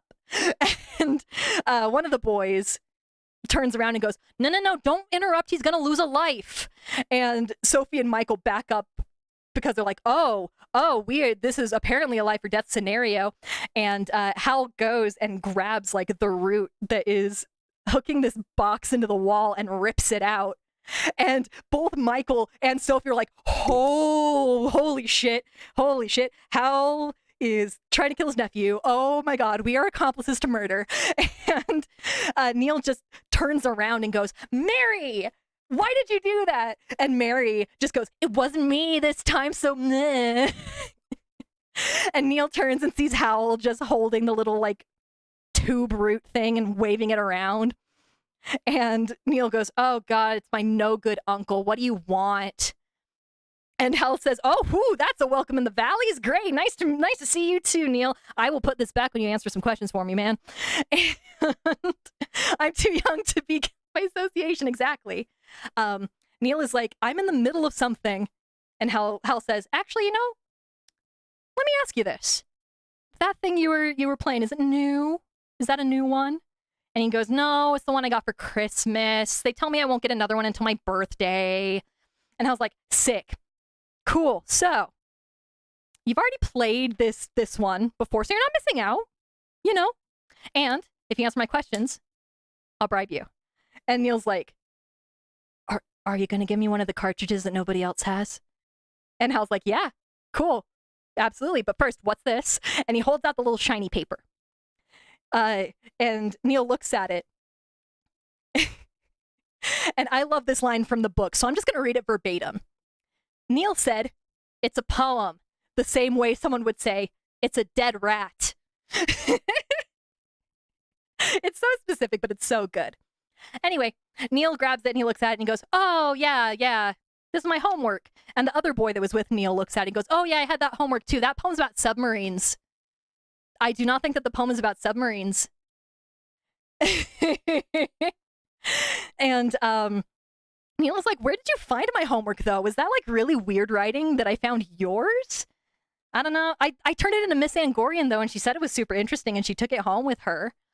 And Hal says, okay, sick. Where does this Miss Angorian live? And Neil kind of gives a location. And, oh my God, what is Google Drive doing? Okay. Stop it. He's putting up this weird pop-up. Stop. Oh, nope. What? Why do I have hard eyes? Okay. This just makes long for a time when I could read books. God, what a mood. I only know this because I've read this book like 12 times. Okay, there we go. Google, stop being mean to me. All right, okay. So, Hal gets the address of this Miss Angorian lady and puts the little stock thing back in the wall and then reaches into his like shitty baggy jacket and pulls out this little flat packet and hands it to Neil. Neil actually is like, oh my God, thank you. I do have hard eyes for Howl, not right now, leave me alone. Howl is an OG husbando of mine. But so Neil puts the little like package into the front of the little box, and more text comes back on the screen, and it's different than it was before. And Hal starts kind of corralling them down the stairs, but Sophie gets like a quick glimpse of what it says, and it says, you are in an enchanted castle with 4 doors. Each opens on a different dimension. In Dimension 1, the castle is moving constantly and may arrive at a hazard at any time. That sounds fucking familiar, don't it? But that's all we see of it as Sophie's headed back downstairs. And Howl is talking to Megan again and is like, hey, wait a minute. What do you mean you sold all of my books? They were not yours to sell. And Megan lays into him. I am not a storehouse for your property. You are a disgrace to me and to Gareth, just lounging around in your shitty ass clothes without buying a proper suit and looking respectable, just not even once, and just bringing these riffraff and layabouts into my home. Are you trying to bring me down to your level? You had that whole education and you don't even have a job. You just hang around wasting all of your time hanging out at college, wasting all of your opportunities, wasting your money, never doing an honest day's work, never getting a job I could be proud of, just bringing shame on this entire family, and then coming here and spoiling my children like she is on, like she is going. And Sophie is like, oh God, if someone doesn't do something, we're going to be here all day. So Sophie kind of steps in between Howl and Megan in the like most regal way that she can. And she goes, Howl, I am so sorry to interrupt, but really we must be on our way. We have a couple of other appointments to get to today, right? And we don't want to leave like the servants unattended at the house for any longer than we need to, right? It was so nice to meet you, Mrs. Perry, but really we must go. Howl is such a busy man. All right, bye-bye. And they leave. Megan just kind of gawks at them. And Michael looks so embarrassed. He has secondhand embarrassment so bad. And I get it, man. I get it, man. And as they're leaving, Hal says over his shoulder, hey, so, you fucking sell my car too, or what? And Megan says, you have the only set of keys, meaning that she would have absolutely sold it if she were able to. And that kind of seemed like the goodbye that they were getting. So they go to leave, and Sophie once again looks at the back of the words on Hal's jacket, not knowing what they mean. But what they say is Welsh rugby, because we're in Wales. We are in Wales in 1984, motherfucker.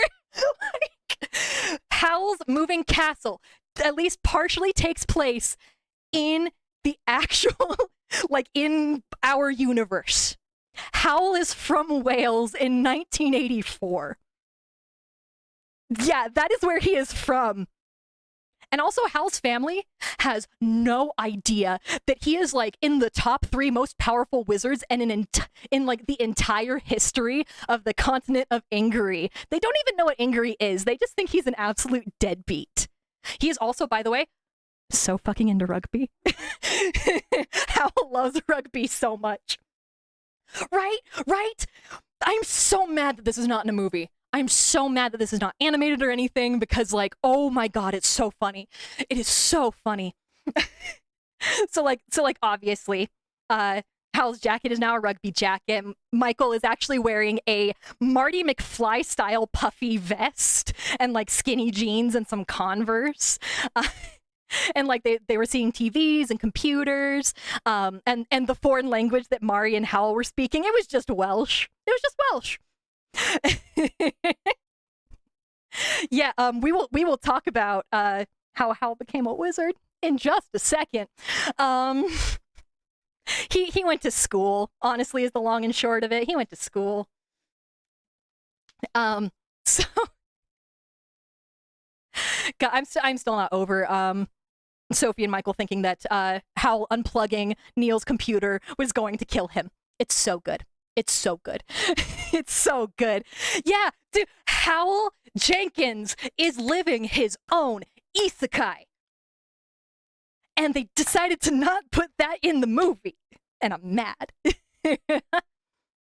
Anyway, so they get in Howl's car, which Sophie describes as a horseless carriage, and she is fucking terrified of it. Both her and Michael have a really bad time in this car because I just do not know what it is. Like, it is just this big metal monstrosity that just goes really fast and like is so loud and it shakes and just they hate it. And honestly, to be fair, if I had never seen a car before in my life and I was forced to get into a 1984 Chevrolet Cavalier, I probably also would think it was a monster that was going to kill me. But at the end of the day, it's still a 1984 Chevrolet Cav, so it's like... So they drive to Miss Angorian's house to go get this spell that Neil gave her. And they knock on the door, and the woman who answers is gorgeous. Like, woo, woo, she's so pretty. Like, even Michael, like, kind of has a kind of look about him. Like, she's so pretty. Heard about 80s and 90s cars that break through a crapshoot? They absolutely are. Okay, I can take the poem down for a second. Let me find, where's a picture of her? Where is Miss Angorian? Nope, not that one. Here we go. Miss Angorian. She is described as having like the most perfect heart-shaped face, beautiful, really dark eyes, really beautiful dark hair. Like, she is a babe. Like, she is gorgeous. And she looks at him and goes, "So I'm going to go ahead and guess that you're Howl Jenkins, huh?" And Howl kind of stares open-mouthed at her for a second and then slaps on that smile of his, and Sophie goes, "Okay, that's bye to Letty then, isn't it? Oh man, I feel bad for her. Oof." And Hal is like, "Yeah, I'm Hal Jenkins. That's me. I'm so sorry to disturb you, but I took my nephew's English homework home on accident, and he gave you a very important piece of paper just to kind of prove he wasn't slacking off, and I really need it back." And Miss Angorian is like, "I know. Come on in." And takes them inside. She offers a chair to Sophie, which is really nice because Sophie is still just vibrating from the absolute horror of being in the car. So she sits, and Hal is like, "So, Miss Angorian, how do you know who I am?" And Miss Angorian says, "You have a lot of gossip going on about you. I've been told, for one, that you disappear and reappear rather unpredictably." And Hal just kind of like shifts in his seat a little bit and is like, "Okay."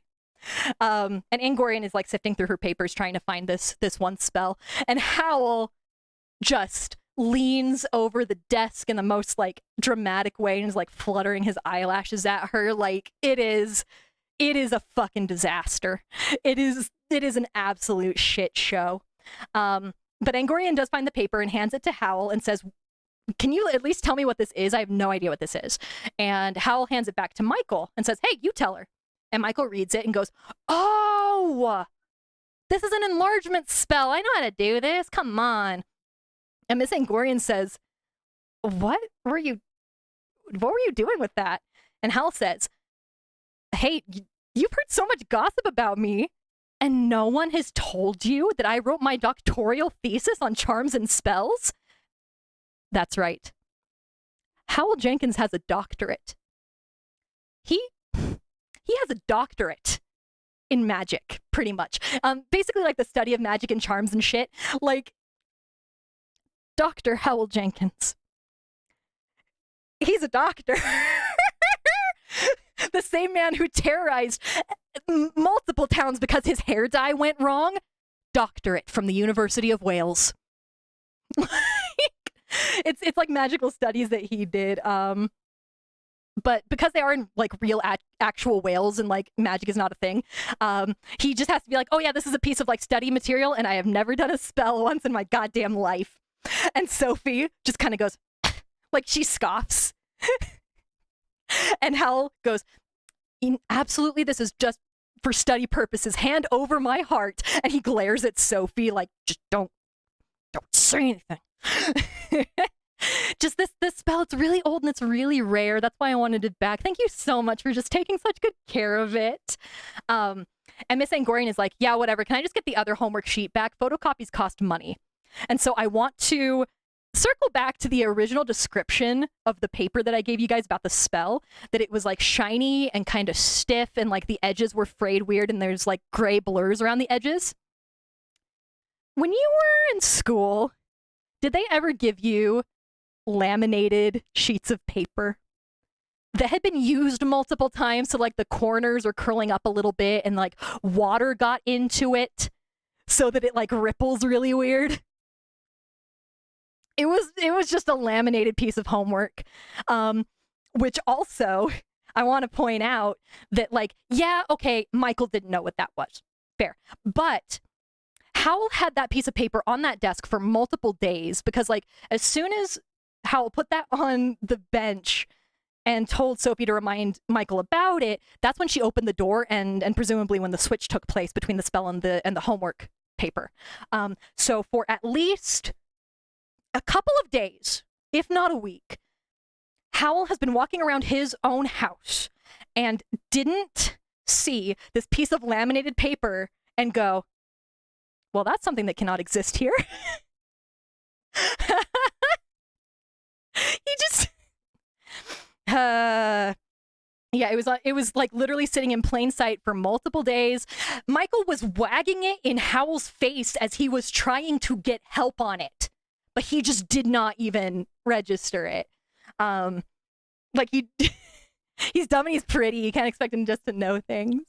He was just too focused on his like petty bullshit with Letty that he just did not. It's yeah.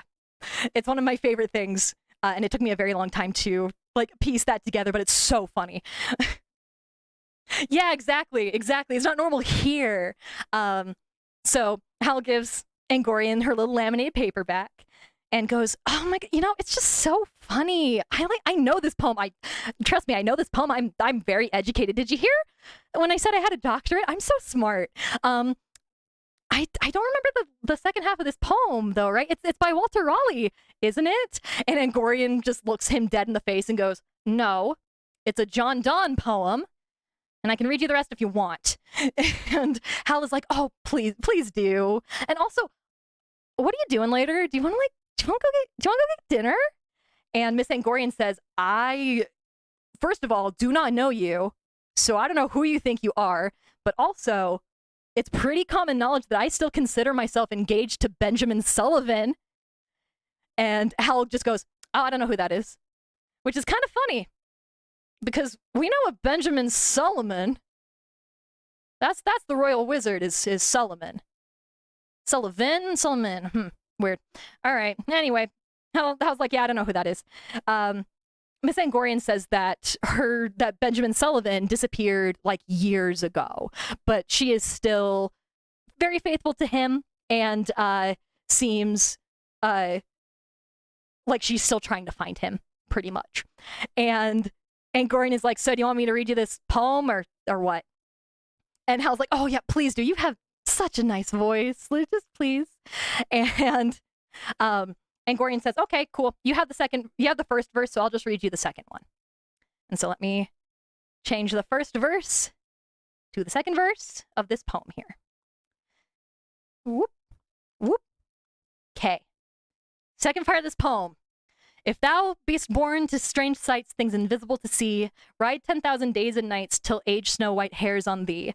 Thou, when thou returnest, wilt tell me all strange wonders that befell thee, and swear nowhere lives a woman true and fair. And she goes to start on a third verse, because there is one more verse, and Howl goes kind of white and goes, oh, that's enough. Thank you so much. Oh, of course. I remember the rest of it. The woman, like, is untrue in the last verse, right? Yeah, I cannot believe I forgot that. John Donne, right? All right, okay, we have to leave.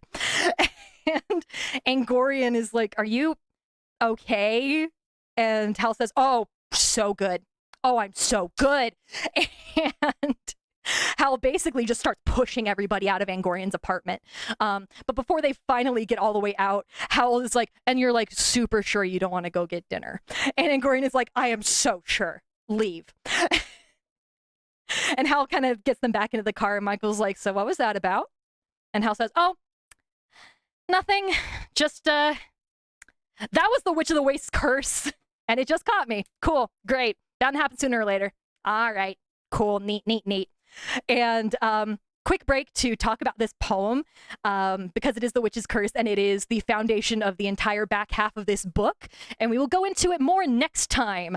But the poem is basically just about a person who believes that they cannot find a true love, basically. I do have the third verse here, and I'm not going to put it up because it's not important to the story. The third verse does not matter, but if you're interested, the poem is called Song by John Donne. It is a real poem that did exist in 1984. It is real. But the last verse is, if thou findest one, let me know. Such a pilgrimage were sweet. Yet do not, I would not go. Though at next door might we meet. Though she were true when you met her, at last, till you write your letter, yet she will be false, ere I come 2 or 3. So, yeah. It's just basically a guy being like, wow, women, am I right, guys? Like, it's a super misogynistic look at women. Basically the poem is saying, wow, gosh, you'll be able to like catch a falling star or make a mandrake root have a baby before you'll be able to find a good, honest woman. Like, that is the whole thing. Which bears the question also, Lily Angorian, Miss Lily Angorian, why the fuck are you teaching this to middle schoolers? Because Neil's in like the 8th grade, come on. It's not like super ideal reading material for children, but using this poem as the foundation of a curse for Howl is a stroke of genius. It is so smart. It is so smart. It is so smart. Basically, the witch like learned too much about Howl during the process of him courting and then ghosting her. So she found this poem that she felt could like be interpreted to him. But because Howl had so many misdirection spells, it like never got directly to him. But as soon as Howl heard that second verse, the curse latches onto him. So basically, she just took a fairly common poem from his home as well, and was like, he's going to hear this eventually. He's going to hear this eventually. And when he does, ooh, baby, it's going to be good. The Witch of the Waste really just basically went, oh, you want to be a womanizer? Whoa, misogyny be upon ye. Like, fuck it. So this curse is... how it works is basically all of the things in the poem have to happen, and then after they do, the witch will be able to do whatever the fuck her end goal is with cursing Howl, but all of these things have to happen at first. So keep in mind, like on the second verse, all you really have to remember is like the 10,000 days and the white hair, and that's about it. But from the first verse, keep in mind, so go catch a falling star, get with child and mandrake root, like this stuff is the big things that we need to go to. So Howl is taking everybody back to the castle and is like, yeah, okay, cool. Which got me. All right, fine. It's whatever at this point. Like, my life is already going so bad. And so let's see. We'll go over the things that have come true next time. because we're getting to the end of this here chapter here. But Howl does say, as they're going back into the house, that he will be 10,000 days old, so 10,000 days and nights, the next month on Midsummer's Day, which is my birthday. My birthday's on Midsummer, huh? So they get back to like the house that they came from, and they go in, and Howl comes in and says, Calcifer, I'm sorry, man, the witch caught up to us. And Calcifer says, I know, I felt it. All right, let's get this figured out. And that's where we're going to end at this point. We are now in pretty much the second half. Well, yeah, we are in the second half of the book, where from now on we are going to be focusing pretty much entirely on this curse. So now that we have brought up the curse, and I've been talking for 5 hours, yes, so we will be picking this back up tomorrow. We will be picking up with the chapter where Sophie is going to go and talk shit to Howl about Howl to the king. So before you log out for the day, yeah, this is just the first half. Yes, yeah, we are on chapter 12 of 21. So yeah, like I said before, Neurons, yeah, the curse, it's a poem. But basically all of the things, it's a very literal curse, all of the things that are happening in this poem. So go and catch a falling star, which Calcifer has said that Howl has already done. Get with child of mandrake root, tell me where the past years are, all of that. All of those conditions have to be met, and as soon as those really very weird and specific conditions are met, then the witch can kill Howl, he thinks. Like, that's kind of the general assumption, is like as soon as the curse like comes true, the witch will be able to find him and she's just gonna murder him. Like, that's about where we're at. When we go through next time, we will find out that like most of these things have already come true, and you only have to keep track of like 1 or 2 things. So there aren't any last conditions. Let me see if I can't get this thing to go forward here.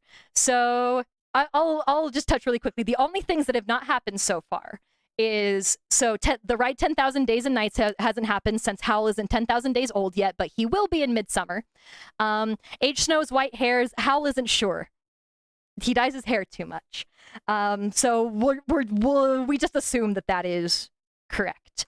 But Howl says that he knows like everything pretty much, except the only things that have not come true are the mandrake root thing, the mermaid singing thing, and the wind to serve to advance an honest mind. Those 3 things. So mandrake root, mermaids, mind wind. Yeah, and he's got till Midsummer, which is about a month away. Yes. So that is where we leave things off this time. All right, let's go back to my room. What? Maybe. Uh-oh. Oh, there I am. Okay, yes, thank you guys so much for coming and hanging out. Like I said, we will pick this up again tomorrow, 6 p.m. PST. We will finish this off. And if you guys thought that the first half of this was buck wild, like, holy shit. Oh my god, the second half. Like, them going to 1984 Wales is small potatoes compared to things that happen in the rest of this book. And I'm very excited to share it with you guys. So I will see you guys tomorrow. Hopefully it will not be another 5 hours of talking, but we will see. Let's go ahead. We'll send you guys off to Gray. He's the only person. Whoa, yeah, Wales is small potatoes. Wales becomes like one of the more normal things that happens. All right, but I will let you guys go for today. Hopefully I'll see you tomorrow. If not, check the VOD or keep an eye on my YouTube. I will have the edited version up on YouTube hopefully within the next 2 weeks. I'm hoping. But hey, Eddie, before I let everybody go, you want to say bye? Maybe. Good boy. All right, everyone. Again, thank you so much for coming. Hope to see you again sometime soon. Have a good rest of your night. Oyasumi.